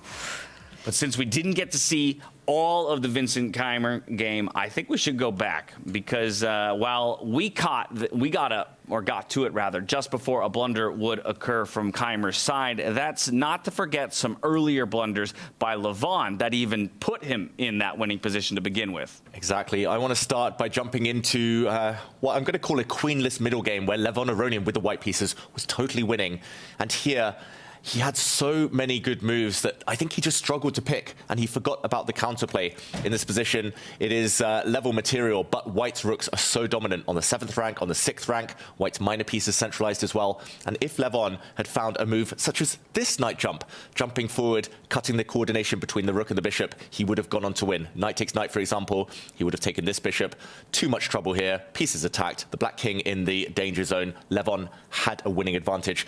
But check this out. He played a very natural move. He attacked the black rook, and this was a big blunder, turning things around totally because of a genius move from Vincent Keymer, pushing his f-pawn forward. That looks innocuous, but the goal is to, of course, promote, make a new queen, and suddenly there's a check opened up on the diagonal, hitting the white king, hitting the rook. This turned things around totally, and Vincent Keymer soon got a material advantage. Knight takes rook, we saw a check, and here, Vincent, due to the pawn pushing, due to the knight being under fire, won a piece. But if we fast forward another 15 moves into this position, this is where the final heartbreak arose.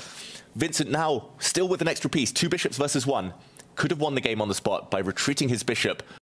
In the world. And we've said it many times before good reason, right? It's not about who makes the most mistakes or the most blunders, it's who makes the final one, unfortunately. And in that case, for Vincent Keymer, it was him who would make the final blunder. That means Levon Aronian is just 1 game away, 1 draw away from a second finals berth in a row, from Vegas to here. Same goes for Magnus Carlsen, though. A draw or better in his matchup against Sindarov, and he as well goes to the grand finals for the 3rd time. Yeah, I don't see a reality where Magnus has let Sindarov back in once today. He allows that to happen twice the same day. Magnus loses with white like once in a blue moon. To think of it happening twice?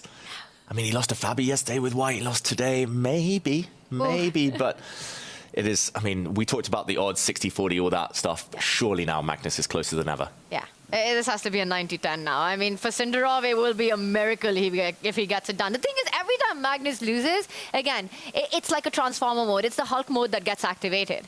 It just becomes that much more difficult to overcome him. Well, once again, the players are beginning to congregate, and as you can see, we're getting set up on stage to have that position lottery. Very curious to know what the landscape will look like of our 64 squares here for our second tiebreaker.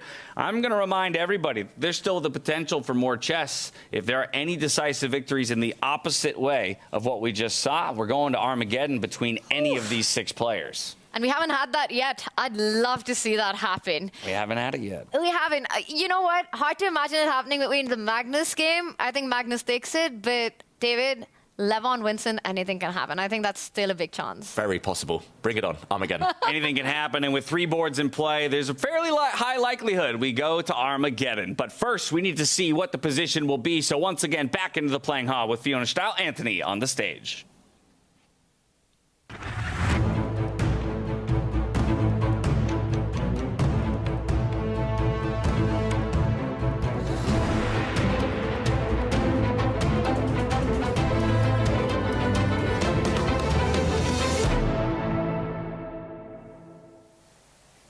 Well, what a round that was. 3 decisive games, wins for Carlsen, Aronian and Erigaisi. Their opponents are now in a must-win situation to potentially take it to Armageddon. It would be our first. But first, we're going to find out the next position. I'm delighted to be joined by Ruben Salimou, the president of Western Cape Chess. And Ruben, let me ask you, what's the importance of having the very best players in the world playing here in South Africa? Thank you so much for coming through. The most important thing is, I know it's hard for you guys in the time you give to give these socials, but the impact that you have when you visit to our kids and the interest that picks up in chess, it enables us to carry out programs that we would not otherwise be able to do. And in a country like this can be life-changing. It also gives me an opportunity to meet people I've never met that have helped so much to give to South Africa, like David Berman, who I saw around here.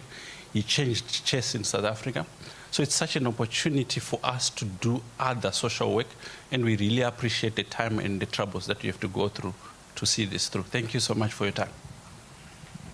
Thank you so much, Ruben, and your job is not over yet. You're about to draw the next position. So let's find out.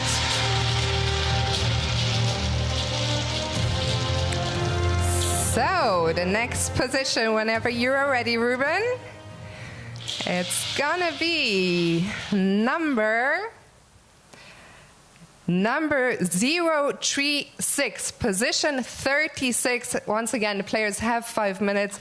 Good luck, and everyone watching, enjoy.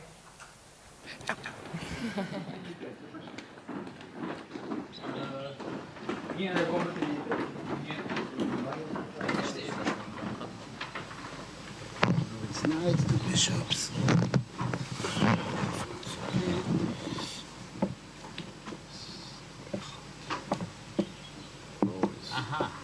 It's watching complicated. So before, huh? Before E5, D5, yeah. Before E5, D5? This guy is done. Yes. But I don't have any.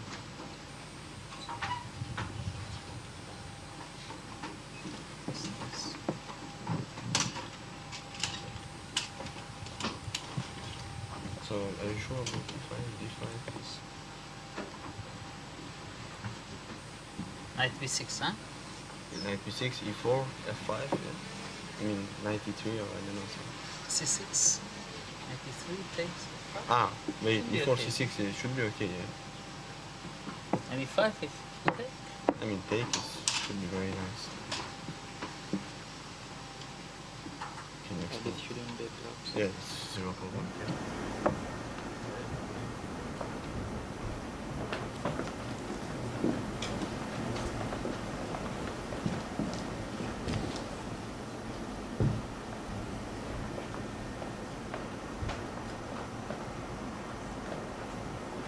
It's not that many options for black. No. Okay, so this. Yeah, that's right.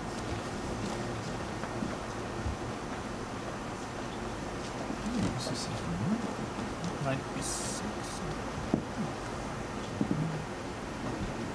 Once we cover f5, it's dead, yeah, I mean, so I think it has to be something like that. Doesn't look too scary. So f4 many people will not play it. h4, h5, c4.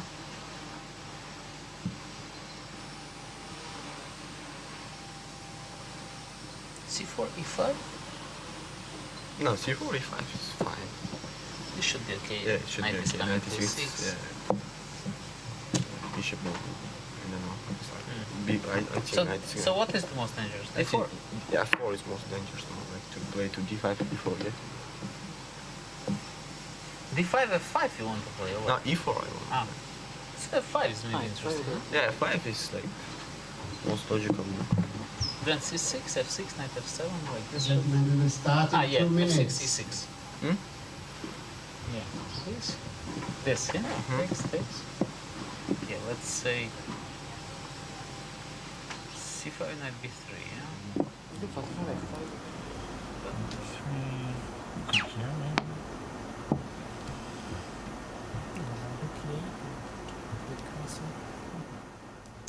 Heading into our second tie-break of the semi-final round here, Vincent Keymer, Magnus Carlsen sitting down to analyze together. For Magnus Carlsen, he's the one who has the advantage in his matchup. Vincent Keymer looking to equalize against Levon Aronian. We also got a picture of Vachier-Lagrave, Arjun Erigaisi, and Levon all talking together. Obviously, Vachier finds himself in a different situation than the other two, being disadvantaged in his matchup. Yeah, completely different, because for Levon and Arjun, they won their first game.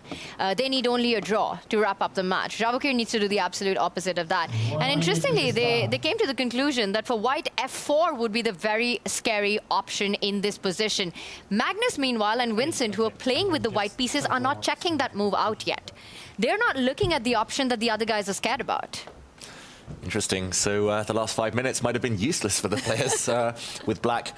Maybe apart from Arjun Erigaisi, who will be facing Hans Niemann. Where is Hans? That is the big question. That is a big question. Han Solo. Likely, yeah, playing Han Solo over at his board and awaiting his opponent.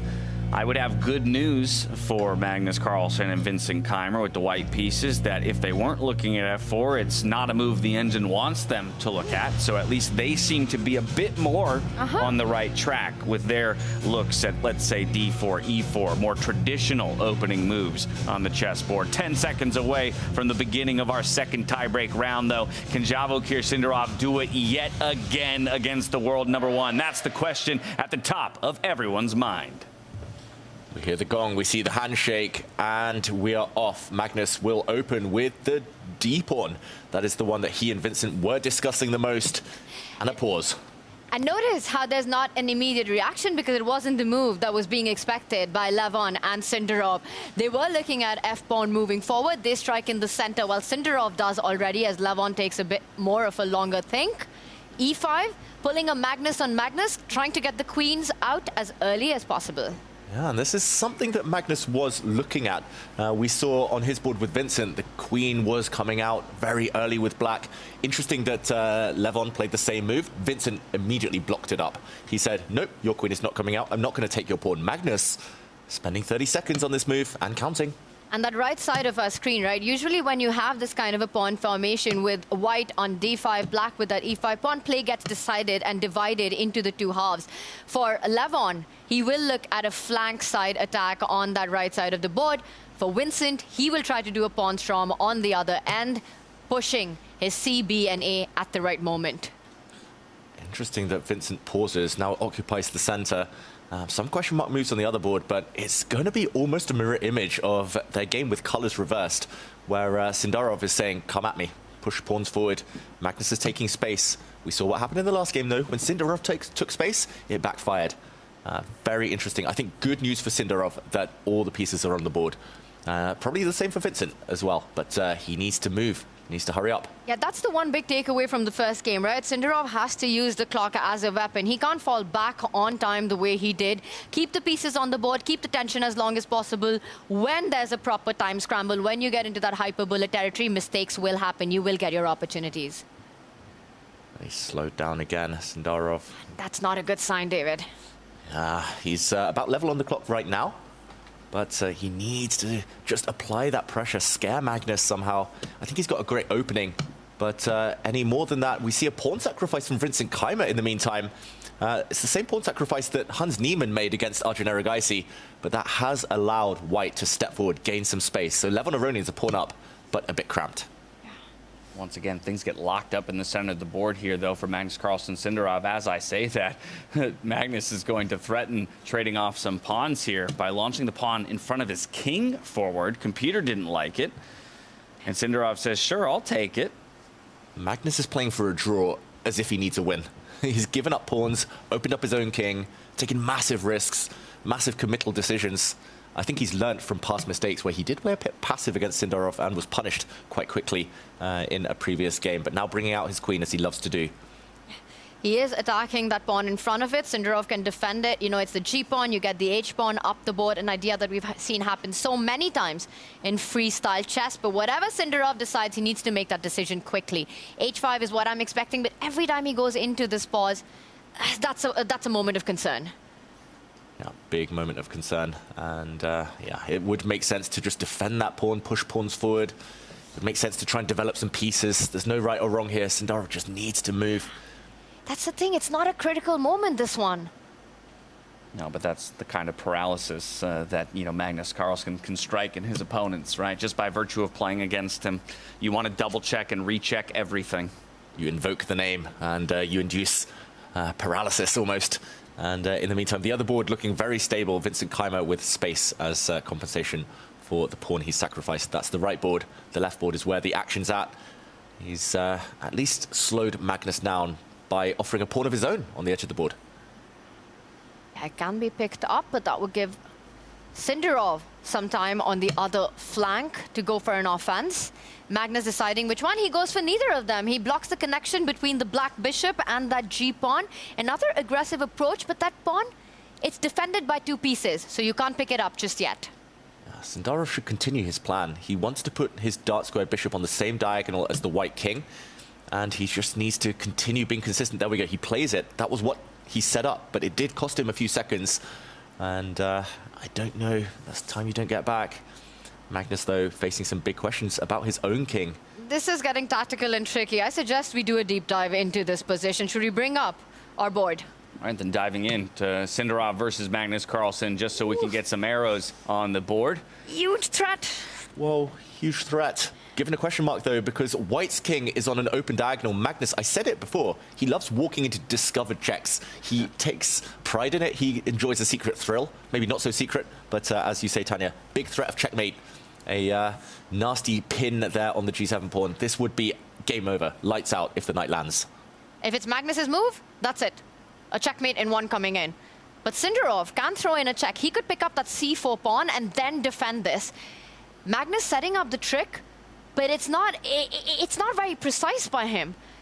Aye. I'm still looking at that H pawn moving 2 steps ahead right now, kicking that knight out, defending that 8-6 square. Both winning moves or advantage moves, both give him a 2-point advantage in this situation. So he just needs to find either of them, and he finds the knight move with the discovered check first to pick up a pawn, and then follows it up with the H5 push, gets the exclam. Beautiful play out of Vachier-Lagrave. I think he's striking back, you know. Magnus has just been so fast and loose. He didn't calculate at all, Magnus. He saw a checkmate threat, he played it. He didn't look at the consequences. And yeah, the good thing for Sindarov there is that the good moves were the obvious ones. That helps so much at this time format. And it was not hidden at all. Magnus was relying on this check, but maybe Black just gives up the rook, gains a bit of time. White's king is open. Black already has some pawns on the other side. He goes for it. And have to take it. Oh, that was a beautiful checkmate, by the way. If the Black king had moved, White would have traded off queens and on the diagonal delivered a nasty mate.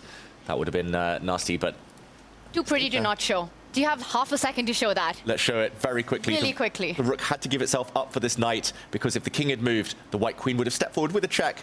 Oof. Trade, and look at this, the white bishop, the dormant bishop, delivers a killer blow. Black can throw some pieces in the way, the game goes on, but this is ultimately settled. Sindarov saw it, dodged it, and the game goes on. Yeah, but we've been here before, right? From a 2-point advantage, now all of a sudden that's precipitously dropped off to less than a single point here. So Magnus Carlsen already clawing his way back into it due to an inaccuracy here of his opponent, and he's finding the right moves, getting his knight more involved in the game. And he needs only a draw. That's the big thing. For Sindarov, he has to go all out, has to go for the win. He's sacrificed in exchange. Now he needs to prove that material deficit. He needs to prove his compensation.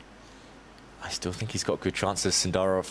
If the bishop now takes back the knight, the black queen can dodge an exchange, take a pawn in the center. That looks nice and pretty. Magnus is wondering whether to take the queens off. He loves endgames, but when the dust settles, black is going to get so many central pawns. There's going to be one that recaptures, another one in the center, and that's like an iceberg just in the middle of the board, cutting the board in half. And one thing about the younger generation is they're quick to take lessons. Look at the clock management. It's Magnus Carlsen now who's below on the clock. Sindarov keeping that time advantage, keeps the tension on the board. The imbalances, all there to play for.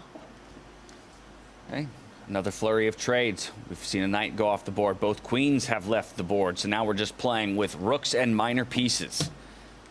Here we go. Black should just take this pawn. He does eventually, and look at those 3 pawns. So strong. You look at Sindarov, it's almost like he's willing himself to play faster every time. You know, he hesitates, and then he immediately goes back for the move. There we go. Magnus opens up his bishop, which was pretty much dead on the back rank. Now it does have some life on the diagonal. Sindarov needs to be accurate. This is a key moment. He needs to find a good way to defend his pawns. He doesn't even want to move them because they control so many squares.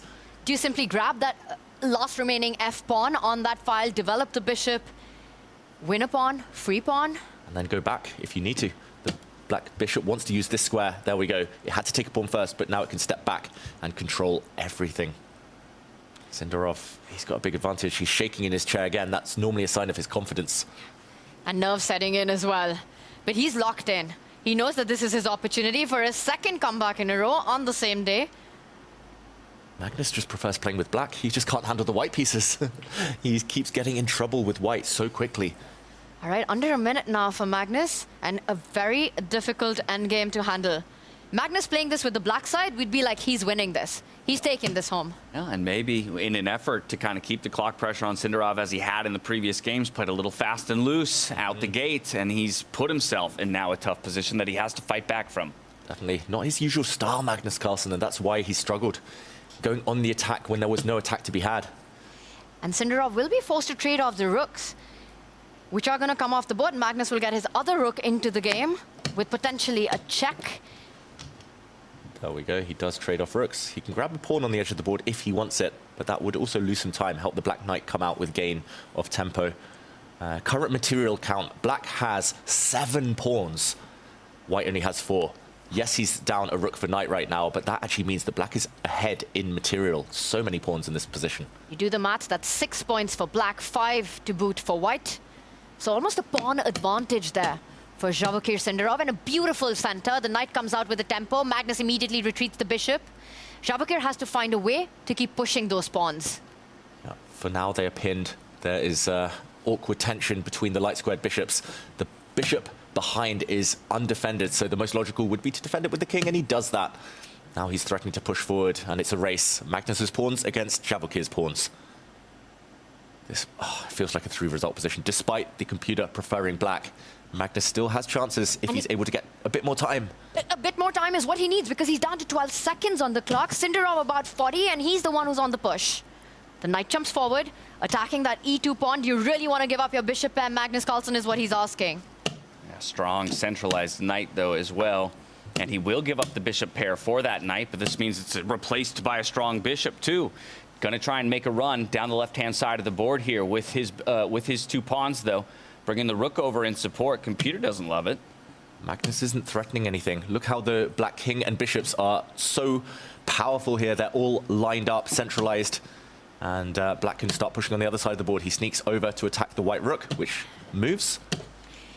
And that's the thing, it's a beautiful position for Sindarov, but is it enough to get a full point? Can he find a way to break through? He has to combine the pawn majority on that right side, the 2 versus 1, the central play, the active bishops, and find a way to put all of it together to keep putting pressure on the world number 1 till he cracks. He stops the white rook coming in and behind. That's important. Magnus made that move with 2 seconds left. Almost dropped the piece, apologized, but this is looking difficult now. The black bishop moves in. That's a nice skewer. Keeping an eye on both pawns. Magnus is panicking, though. 2 seconds every time he makes a move. He literally made that move with just 2 seconds on the clock. No bonus time. Now even Sindarov under the 10-second mark. Anything can happen. Expect wild blunders. Oh, it's dominance, though. Sindarov, look at all those pawns marching forward. On the right half of the board and the center, black has 5 pawns against just 1. He's going for it. Sindarov is about to get this done. He's totally winning, totally crushing. He just needs to bring his pawns forward. Bring his bishop in to defend. He's trapping Magnus's rook, almost e3 pawn falling with a check. He does it, he takes it. Wow, those 3 pawns are just winning the game. No chance. Magnus tries to deflect. Oh, Sindarov though just takes it. So many pawns marching. No, but Magnus has counterplay. It's the A pawn now. Once again, the A pawn for Magnus Carlsen that gives him counterplay. It's a race, but it's not enough. Look at this, the bishop's moving in. The rook trying to hold the tide, but the rook is trapped. The rook has nowhere to go. If the rook moves, black delivers a killer check. On the diagonal, it's game over. Oh my gosh, and then the D pawn will move forward. Magnus Carlsen trying to look for a move. He can't find it. Can't find it. He allows his rook to fall. He pushes his pawn. He's about to make a new queen, but Vachier is going to make a queen as well. Stunning with a check. And precise. Not only a check, it will be a checkmate by Vachier Sindarov. Oh, wow.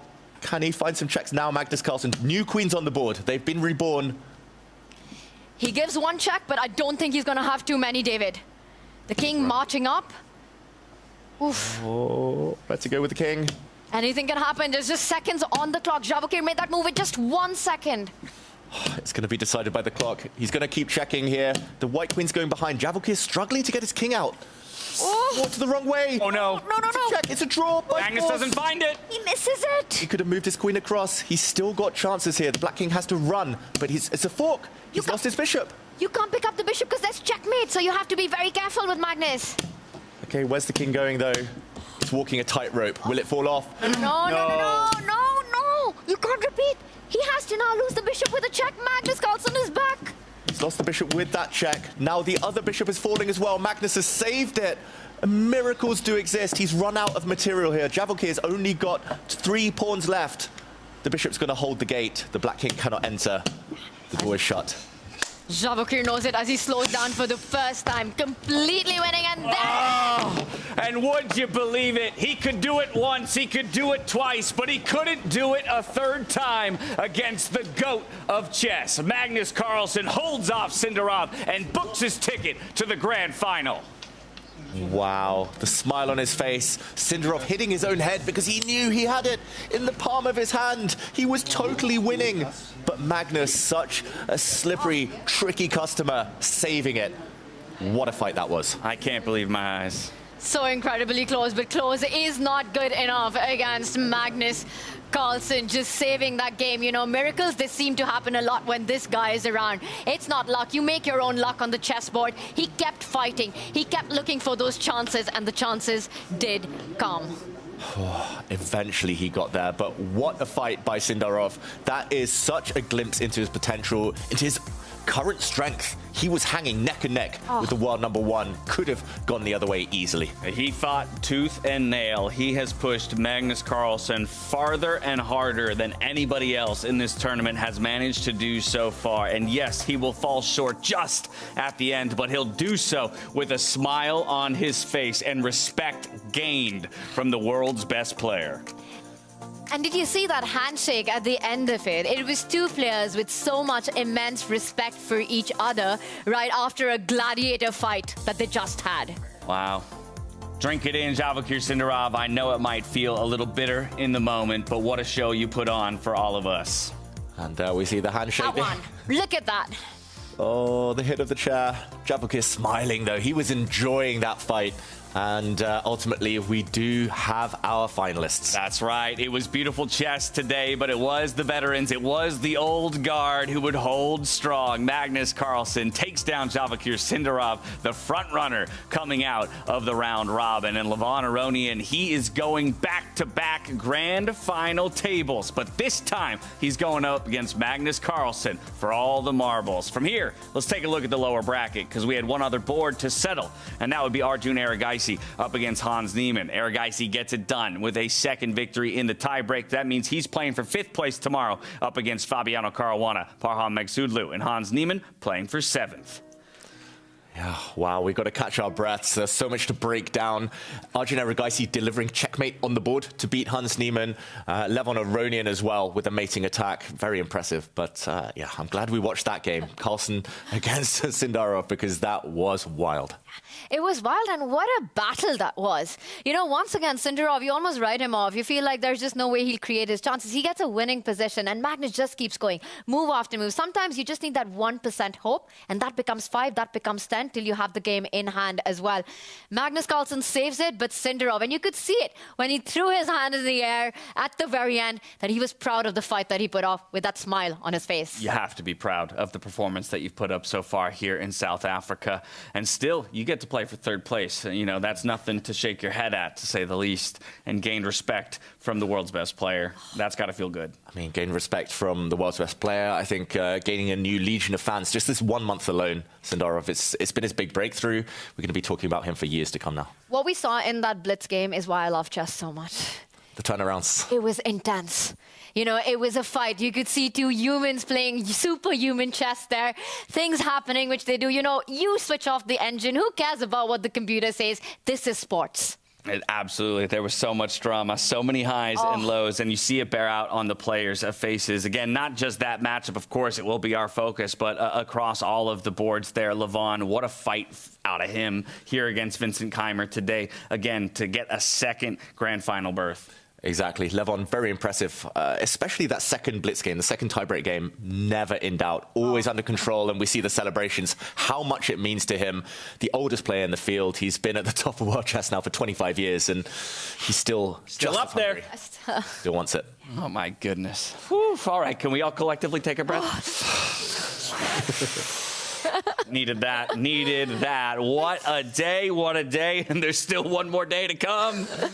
Bring it on. I think the players who sleep well tonight will sleep just as well. Yeah, I mean, if this set the stage for what's to happen, I can't wait. And what happens when Levon and Magnus, the 2 players on the tour in freestyle chess, who just don't know what it's like to be in the finals, to lose the finals, you know, they have no idea what that feels like. What happens when they go against each other? That's a very good point. Both these guys have been there, Magnus twice, Levon once, but they were both victors each time that they've made a trip to that final table. One will not stand tall at the end of all of this, but I think we're set for a really serious battle. We are. Magnus, he said it a few years ago, Levon Aronian is the one player who's capable of outplaying him totally. And he's done it multiple times throughout their careers, some ding-dong battles between them. So nice to see them meet tomorrow. Did it in Vegas, right? Exactly. I think that'll be the big thing is, you know, how much can Levon kind of pull from his Vegas form, from the momentum and, you know, the heightened reality of that moment and go into it confident against Magnus tomorrow. And he's got everything to add to that confidence, right? Undefeated in the round robin here, 5 out of 7, a fantastic score.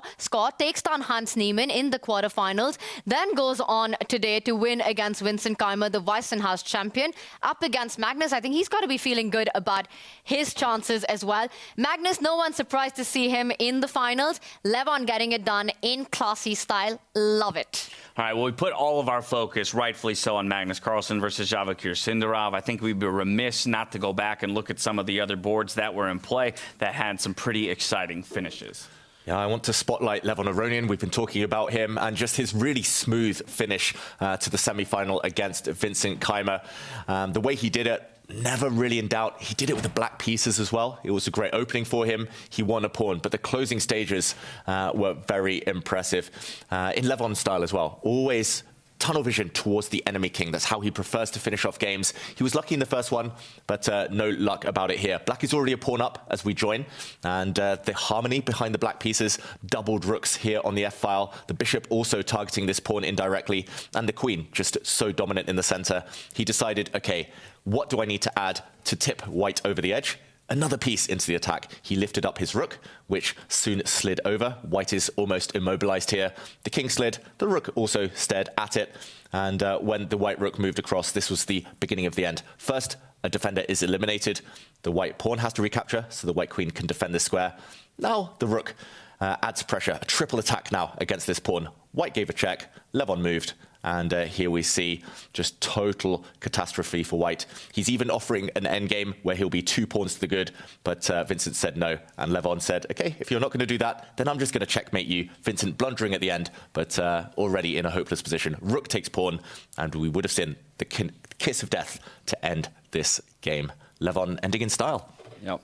Would have been pretty to see it actually play out on the board. I think the concession was made just before that in the face of the realization of a checkmate. But you also mentioned that the other board as well found a checkmate. Arjun Erigaisi against Hans Niemann in 5-2 time controls. I'm impressed with how many of our boards would find their way to a thrilling conclusion such as that. Perhaps we can relive some of those moments aboard we didn't spend too much time on.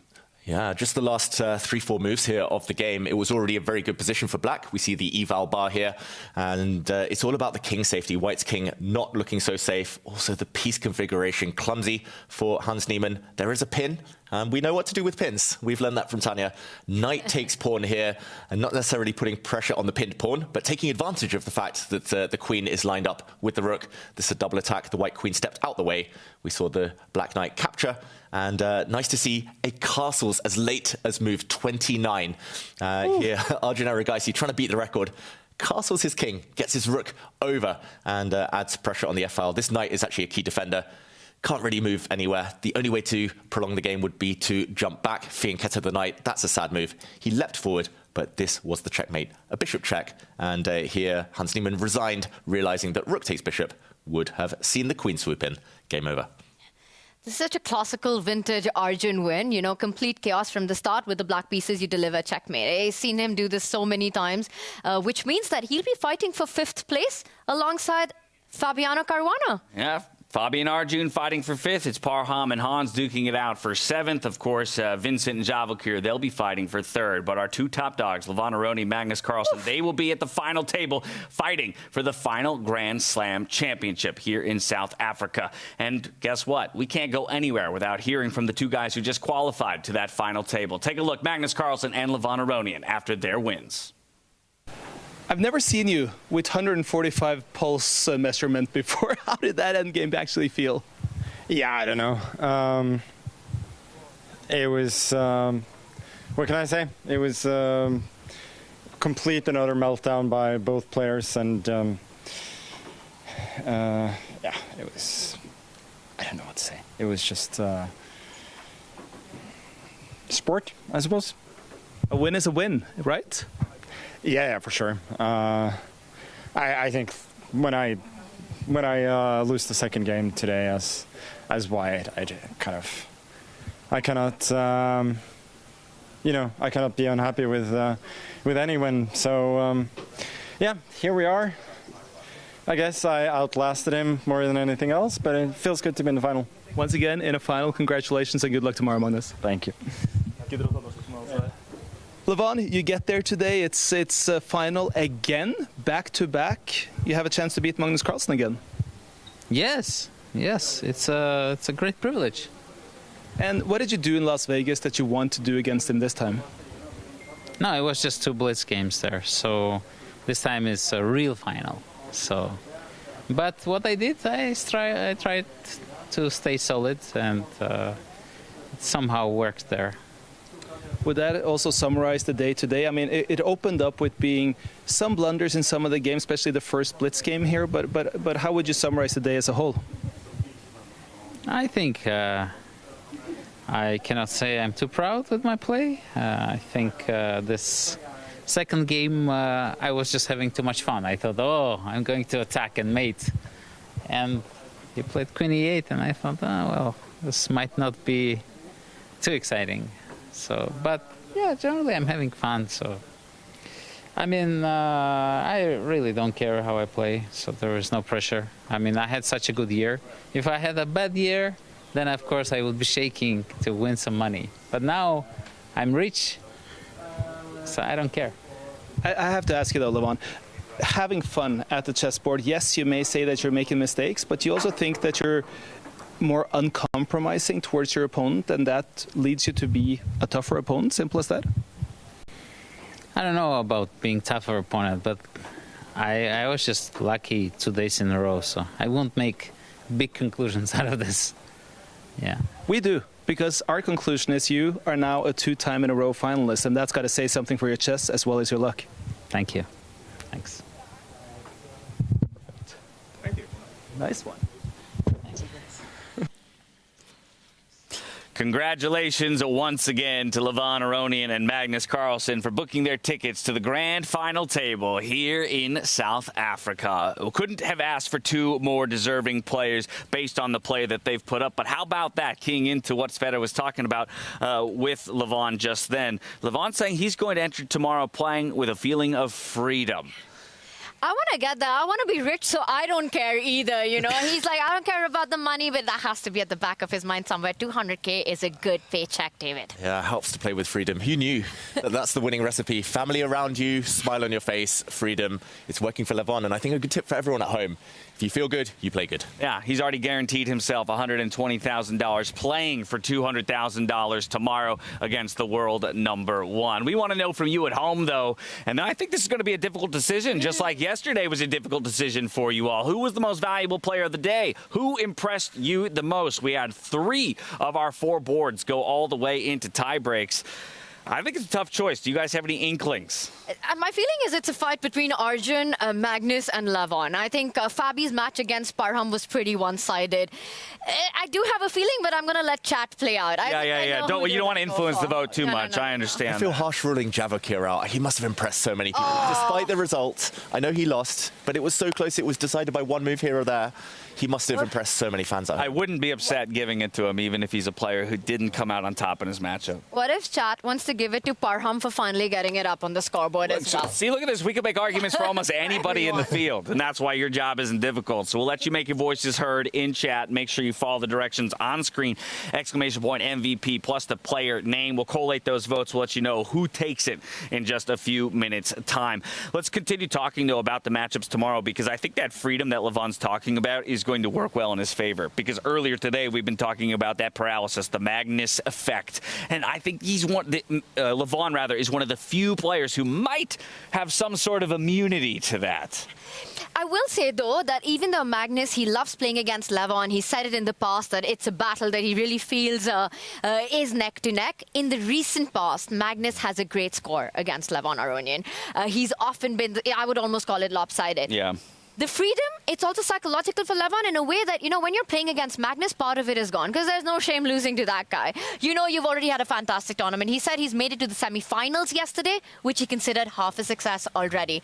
So I think tomorrow he just comes in, does what he's been doing so far, and then we see what happens. Yeah, it was lopsided, but Vegas was a big kind of outlier, and maybe that will set a new trend. Freestyle chess, Levon is so at home.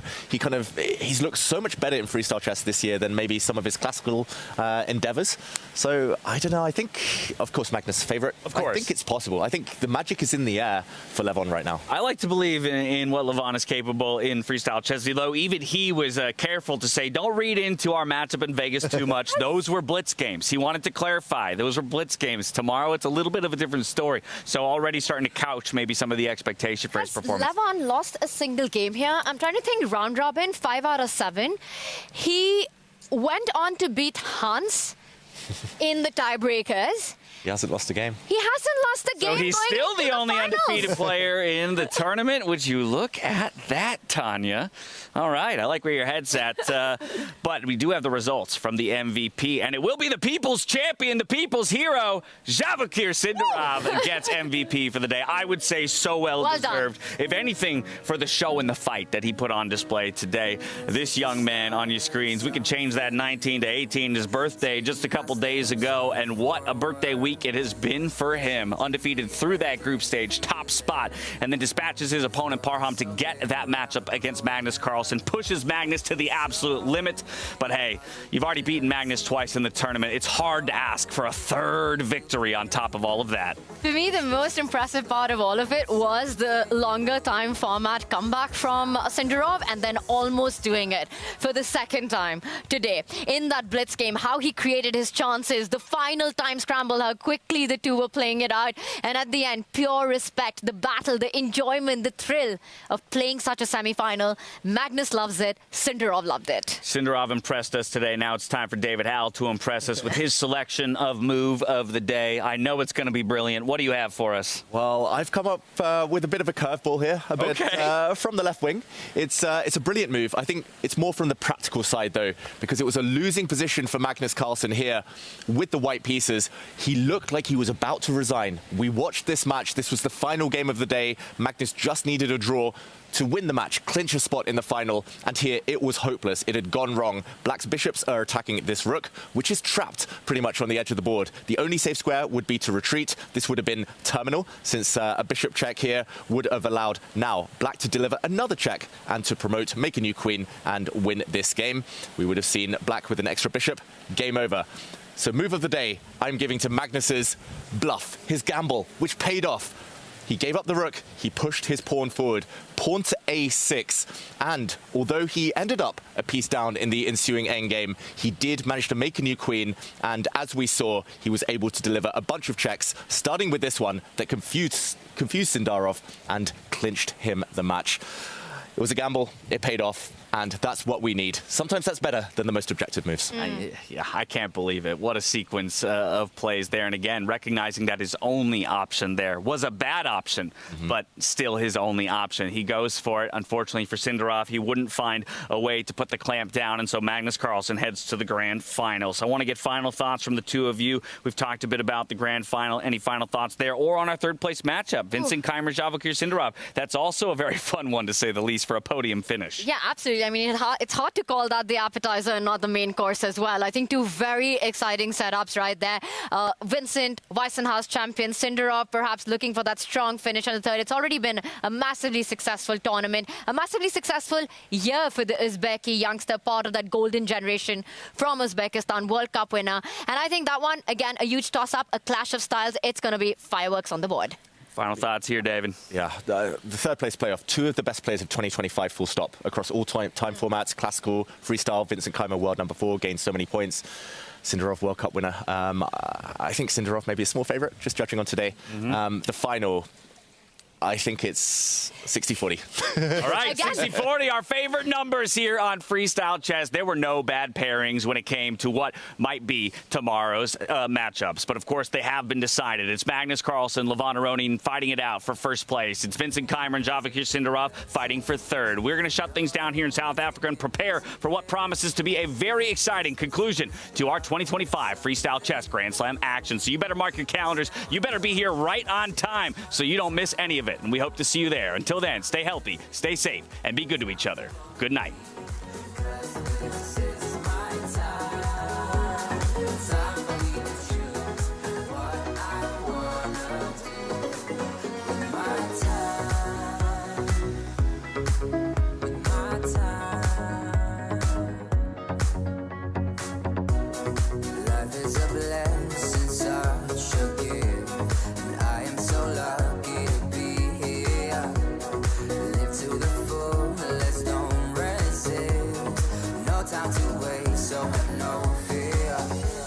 So many possibilities. No drink can be too big, 'cause this is the start of something new. 'Cause now I know this is my time. Time to just be me. Time to hold my key. 'Cause this is my time. Time for me to choose what I wanna do.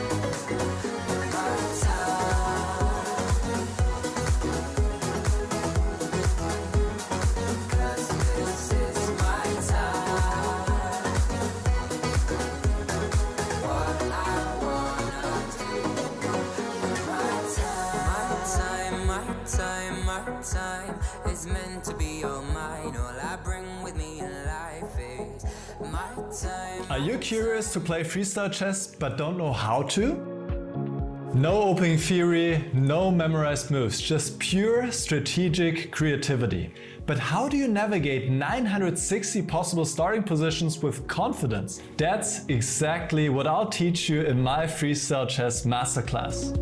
You'll learn how to develop your pieces effectively, recognize key positional patterns, and avoid early disasters. I'll break down some of the best freestyle chess games ever played, featuring Magnus Carlsen, Alireza Firouzja, and Fabiano Caruana. Freestyle chess is still in its early days. This is your chance to get ahead of the competition. Sign up now and let's take your freestyle game to the next level. Join my Freestyle Chess Masterclass today and save 20% only during the Grand Slam.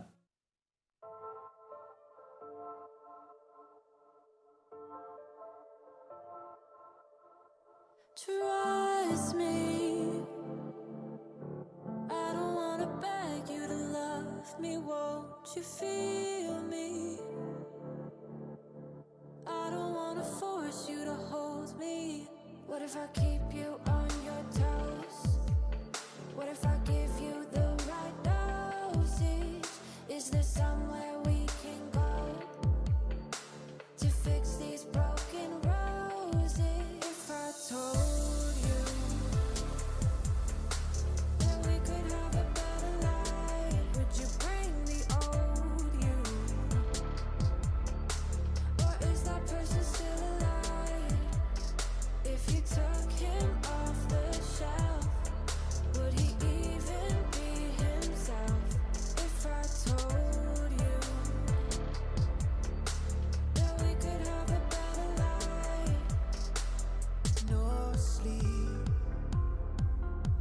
you'll never find me dreaming these days. Lonely, I had to get another set of keys made. What if I keep you on your toes? What if I give you the right doses? Is there somewhere we can go to fix these broken roses? If I told you that we could have a better life, would you bring the old you? Or is that person still alive? If you took her off the shelf, would she even be herself? If I told you that we could have a better life. If I choke on the words in my mouth, will you help me get them out? You know I'm always worried about. If I told you that we could have a better life, would you bring the old you? Or is that person still alive? If you took him off the shelf, would she even be herself? If I told you that we could have a better life.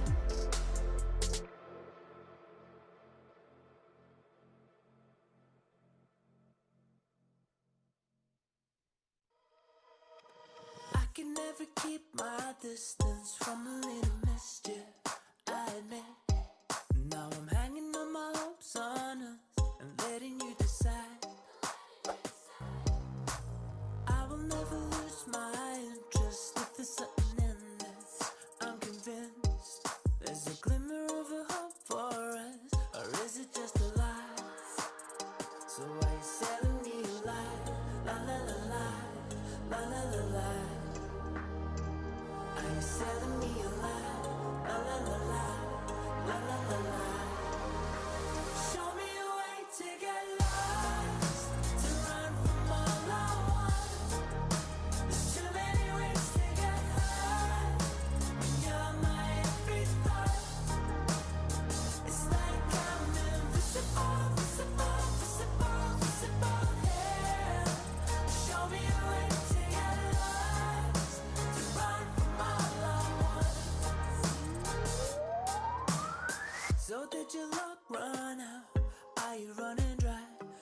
you realized I was everything you hoped for now. I never had it out. And so now